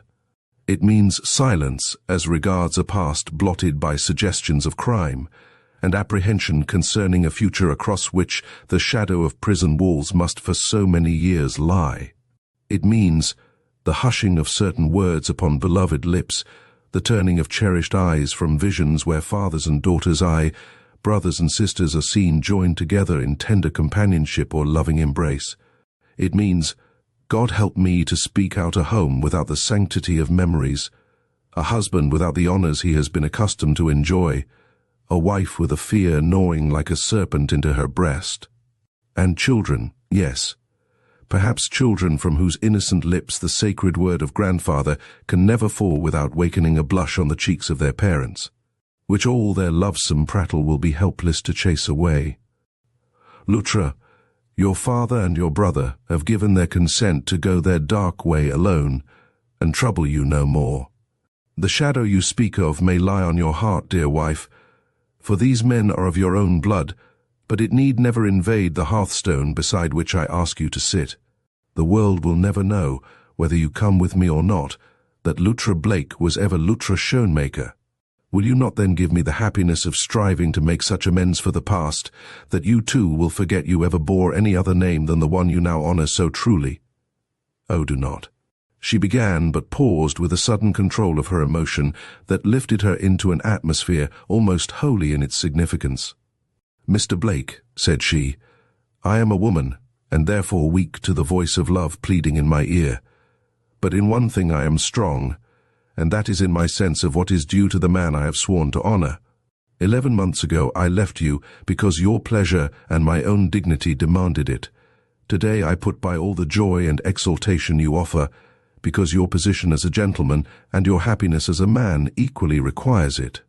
"My happiness as a man," he broke in. "Ah, Luttra, if you love me as I do you, I might perhaps yield," she allowed with a faint smile. "But I love you as a girl brought up amid surroundings from which her whole being recoiled, must love the one who first brought light into her darkness and opened up to her longing feet the way to a life of culture, purity, and honor. I were the basest of women could I consent to repay such a boundless favor." "But Luttra," he again broke in, "you married me knowing what your father and brother were capable of committing." "Yes, yes, I was blinded by passion, a girl's passion, Mr. Blake, born of glamour and gratitude, not the self-forgetting devotion of a woman who has tasted the bitterness of life and so learned its lesson of sacrifice. I may not have thought, certainly I did not realize, what I was doing. Besides, my father and brother were not convicted criminals at that time, however weak they had proved themselves under temptation. And then I believed I had left them behind me on the road of life, that we were sundered, irrevocably cut loose from all possible connection. But such ties are not to be snapped so easily. They found me, you see, and they will find me again." "Never!" exclaimed her husband. "They are as dead to you as if the grave had swallowed them. I have taken care of that." "But the shame, you have not taken care of that. That exists and must. And while it does, I remain where I can meet it alone. I love you. God's Son is not dearer to my eyes, but I will never cross your threshold as your wife, till the opprobrium can be cut loose from my skirts, and the shadow uplifted from my brow. A queen with high thoughts in her eyes and brave hopes in her heart were not too good to enter that door with you. Shall a girl who has lived 3 weeks in an atmosphere of such crime and despair that these rooms have often seemed to me the gateway to hell, carry there, even in secrecy, the effects of that atmosphere? I will cherish your goodness in my heart, but do not ask me to bury that heart in any more exalted spot than some humble country home, where my life may be spent in good deeds and my love in prayers for the man I hold dear. And because I hold dear, leave to his own high path among the straight and unshadowed courses of the world. And with a gesture that inexorably shut him off while it expressed the most touching appeal, she glided by him and took her way to the room where her father and brother awaited her presence. Chapter 19. Explanations. "I cannot endure this," came in one burst of feeling from the lips of Mr. Blake. "She don't know, she don't realize, sir," cried he, suddenly becoming conscious of my presence in the room. "Will you be good enough to see that this note," he hastily scribbled one, "is carried across the way to my house and given to Mrs. Daniels?" I bowed assent, routed up one of the men in the next room and dispatched it at once. "Perhaps she will listen to the voice of one of her own sex, if not to me," said he, and began pacing the floor of the narrow room in which we were, with a wildness of impatience that showed to what depths had sunk the hope of gaining this lovely woman for his own. Feeling myself no longer necessary in that spot, I followed where my wishes led and entered the room where Luttra was bidding goodbye to her father. "I shall never forget," I heard her say as I crossed the floor to where Mr. Gryce stood looking out of the window, "that your blood runs in my veins together with that of my gentle-hearted, never-to-be-forgotten mother. Whatever my fate may be, or wherever I may hide the head you have bowed to the dust, be sure I shall always lift up my hands in prayer for your repentance and return to an honest life. God grant that my prayers may be heard, and that I may yet receive at your hands a father's kindly blessing." The only answer to this was a heavily muttered growl that gave but little promise of any such peaceful termination to a deeply vicious life. Hearing it, Mr. Gryce hastened to procure his men and remove the hardened wretches from the spot. All through the preparations for their departure, she stood and watched their sullen faces with a wild yearning in her eye that could scarcely be denied. But when the door finally closed upon them, and she was left standing there with no one in the room but myself, she steadied herself up as one who is conscious that all the storms of heaven are about to break upon her, and turning slowly to the door, waited with arms crossed and a still determination upon her brow, the coming of the feet of him whose resolve she felt must have, as yet, been only strengthened by her resistance. She had not long to wait. Almost with the closing of the street door upon the detectives and their prisoners, Mr. Blake, followed by Mrs. Daniels and another lady whose thick veil and long cloak but illy concealed the patrician features and stately form of the Countess de Mirac, entered the room. The surprise had its effect. Luttra was evidently for the moment thrown off her guard. "Mrs. Daniels," she breathed, holding out her hands with a longing gesture. "My dear mistress," returned that good woman, taking those hands in hers, but in a respectful way that proved the constraint imposed upon her by Mr. Blake's presence. "Do I see you again and safe? You must have thought I cared little for the anxiety you would be sure to feel," said that fair young mistress, gazing with earnestness into the glad but tearful eyes of the housekeeper. "But indeed, I have been in no position to communicate with you, nor could I do so without risking that to protect which I so outraged my feelings as to leave the house at all. I mean the life and welfare of its master, Mrs. Daniels." "Ha! What is that?" quoth Mr. Blake. "It was to save me you consented to follow them?" "Yes. What else would have led me to such an action? They might have killed me. I would not have cared. But when they began to utter threats against you—" "Mrs. Blake!" exclaimed Mrs. Daniels, catching hold of her mistress's uplifted hand, and pointing to a scar that slightly disfigured her white arm a little above the wrist. "Mrs. Blake, what's that?" A pink flush, the first I had seen on her usually pale countenance, rose for an instant to her cheeks, and she seemed to hesitate. "It was not there when I last saw you, Mrs. Blake." "No," was the slow reply. "I found myself forced that night to inflict upon myself a little wound. It is nothing. Let it go." "No, Luttra, I cannot let it go," said her husband, advancing towards her with something like gentle command.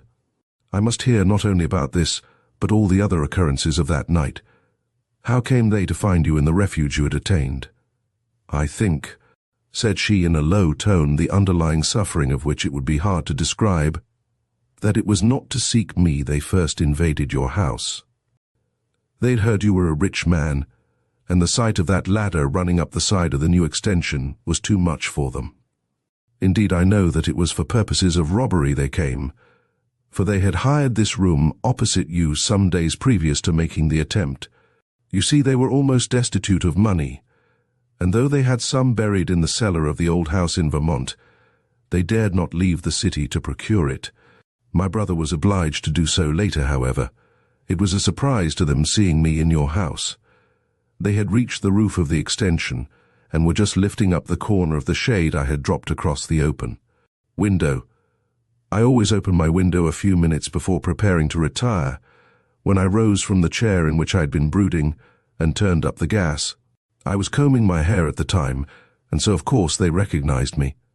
Instantly they gave a secret signal I, alas, remembered only too well, and crouching back, bade me put out the light that they might enter with safety. I was at first too much startled to realize the consequences of my action, and with some vague idea that they had discovered my retreat and come for purposes of advice or assistance, I did what they bid. Immediately they threw back the shade and came in, their huge figures looming frightfully in the faint light made by a distant gas lamp in the street below. "What do you want?" were my first words, uttered in a voice I scarcely recognized for my own. "Why do you steal on me like this in the night and through an open window 50 feet from the ground? Aren't you afraid you will be discovered and sent back to the prison from which you have escaped?" Their reply sent a chill through my blood and awoke me to a realization of what I had done in thus allowing two escaped convicts to enter a house not my own. "We want money, and we're not afraid of anything now you are here." And without heeding my exclamation of horror, they coolly told me that they would wait where they were till the household was asleep, when they would expect me to show them the way to the silver closet, or what was better, the safe, or wherever it was Mr. Blake kept his money. I saw they took me for a servant, as indeed I was, and for some minutes I managed to preserve that position in their eyes. But when, in a sudden burst of rage at my refusal to help them, they pushed me aside and hurried to the door with the manifest intention of going below, I forgot prudence in my fears, and uttered some wild appeal to them not to do injury to anyone in the house, for it was my husband's. Of course, that disclosure had its natural effect. They stopped, but only to beset me with questions till the whole truth came out. I could not have committed a worse folly than thus taking them into my confidence. Instantly the advantages to be gained by using my secret connection with so wealthy a man for the purpose of cowering me and blackmailing him seemed to strike both their minds at once, slow as they usually are to receive impressions. The silver closet and money safe sank to a comparatively insignificant position in their eyes, and to get me out of the house, and with my happiness at stake, treat with the honorable man who, notwithstanding his non-approval of me as a woman, still regarded me as his lawfully wedded wife, became in their eyes a thing of such wonderful promise they were willing to run any and every risk to test its value. But here, to their great astonishment, I rebelled. Astonishment, because they could not realize my desiring anything above money and the position to which they declared I was by law entitled. In vain I pleaded my love.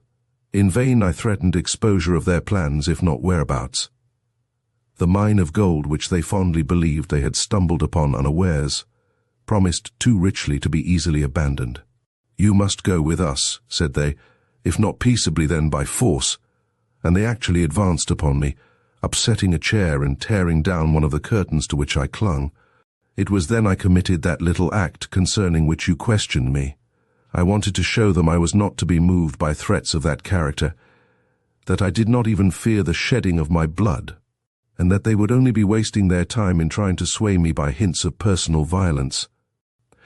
and they were a little impressed, sufficiently so at least to turn their threats in another direction, awakening fears at last which I could not conceal, much as I felt it would be policy to do so. Gathering up a few articles I most prized, my wedding ring, Mr. Blake, and a photograph of yourself that Mrs. Daniels had been kind enough to give me, I put on my bonnet and cloak and said I would go with them. Since they persisted in requiring it, the fact is I no longer possessed motive or strength to resist. Even your unexpected appearance at the door, Mrs. Daniels, offered no prospect of hope. Arouse the house, what would that do? Only reveal my cherished secret and perhaps jeopardize the life of my husband. Besides, they were my own near kin, remember, and so had some little claim upon my consideration, at least to the point of my not personally betraying them, unless they menaced immediate and actual harm. The escape by the window, which would have been a difficult task for most women to perform, was easy enough for me. I was brought up to wild ways, you know, and the descent of a ladder 40 feet long was a comparatively trivial thing for me to accomplish. It was the tearing away from a life of silent peace, the re-entrance of my soul into an atmosphere of sin and deadly plotting. That was the hard thing, the difficult, dreadful thing which hung weights to my feet, and made me well nigh mad. And it was this which, at the sight of a policeman in the street, led me to make an effort to escape. But it was not successful, though I was fortunate enough to free myself from the grasp of my father and brother. I reached the gate on street, only to encounter the eyes of him whose displeasure I most feared, looking sternly upon me from the other side. The shock was too much for me in my then weak and unnerved condition, without considering anything but the fact that he never had known and never must, that I had been in the same house with him for so long. I rushed back to the corner and into the arms of the men who awaited me. How you came to be there, Mr. Blake, or why you did not open the gate and follow, I cannot say. The gate was locked, returned that gentleman. You remember it closes with a spring, and can only be opened by means of a key which I did not have. My father had it, she murmured. He spent a whole week in the endeavor to get hold of it, and finally succeeded on the evening of the very day he used it. It was left in the lock, I believe. So much for servants, I whispered to myself. The next morning, continued she, they put the case very plainly before me. I was at liberty to return at once to my home, if I would promise to work in their interest by making certain demands upon you as your wife. All they wanted, said they, was a snug little sum and a lift out of the country. If I would secure them these, they would trouble me no more.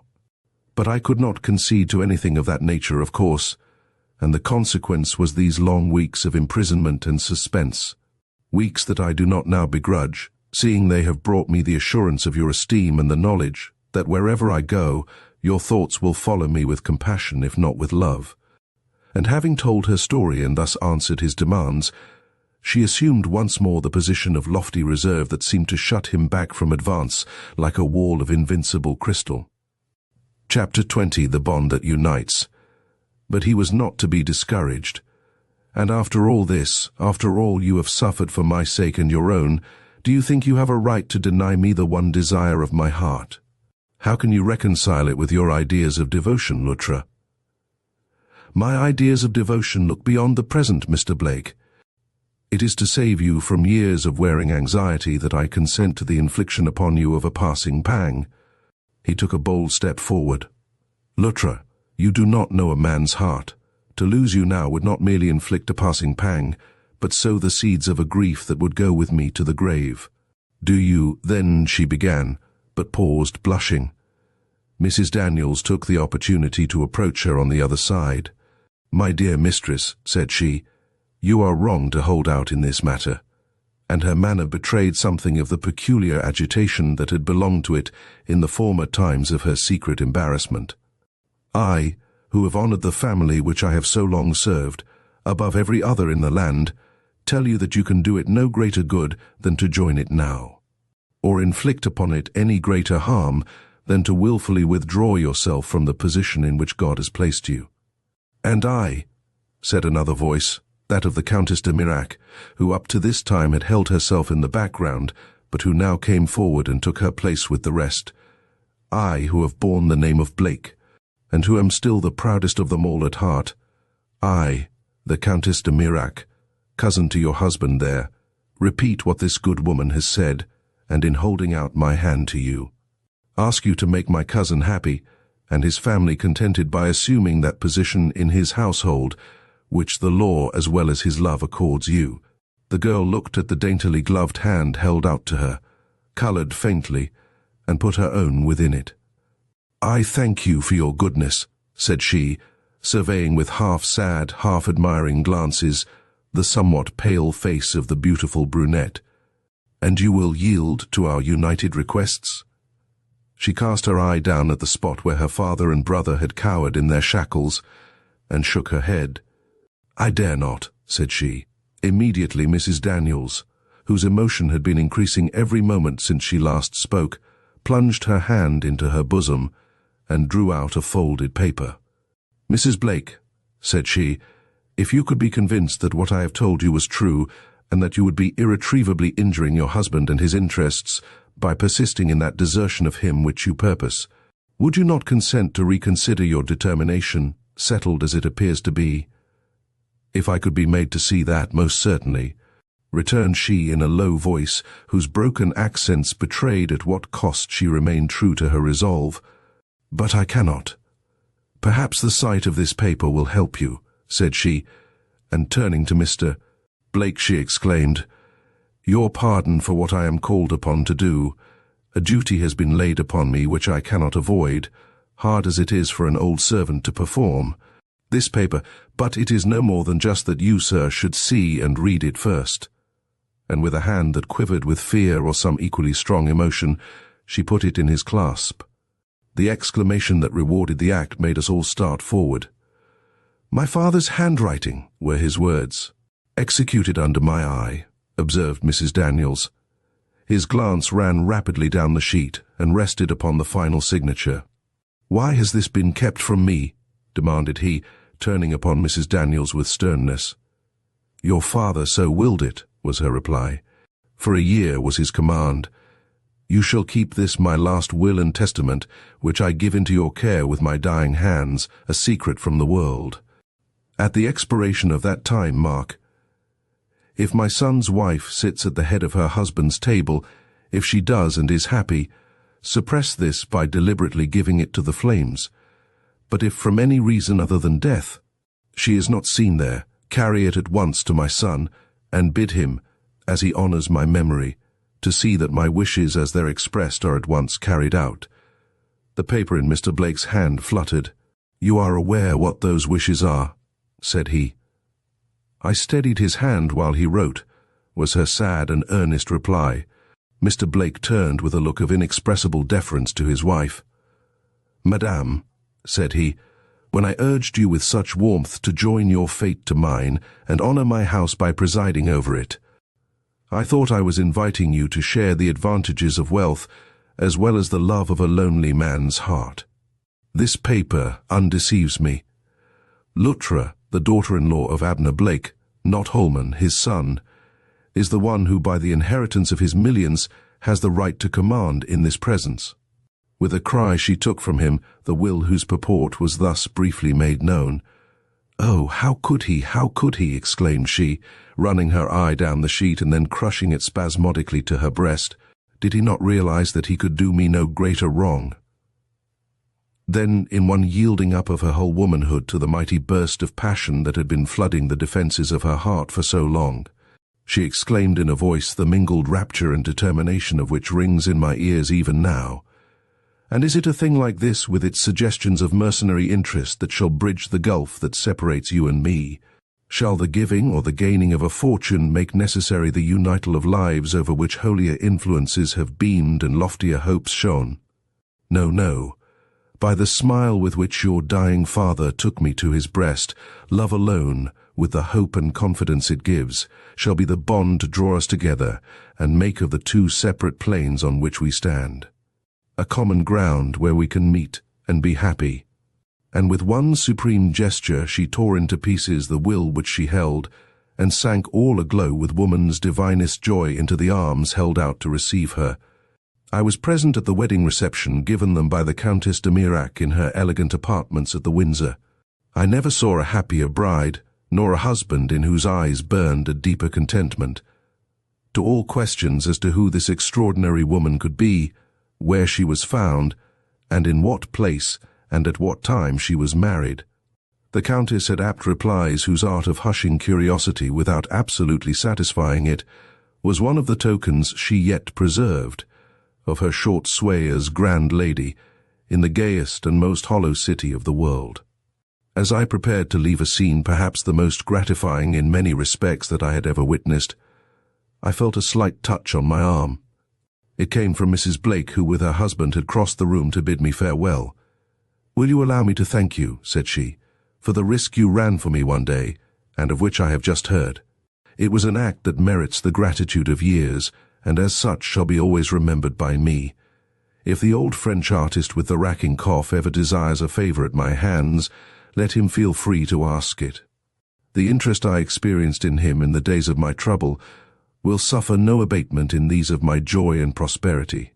And with a look that was more than words, she gave me a flower from the bouquet she held in her hand, and smilingly withdrew.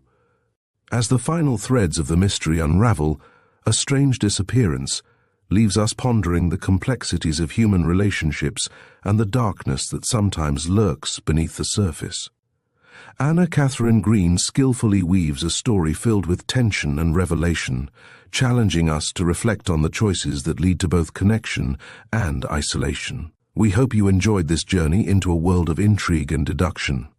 Until next time, keep the spirit of curiosity alive and embrace the wonders that storytelling offers.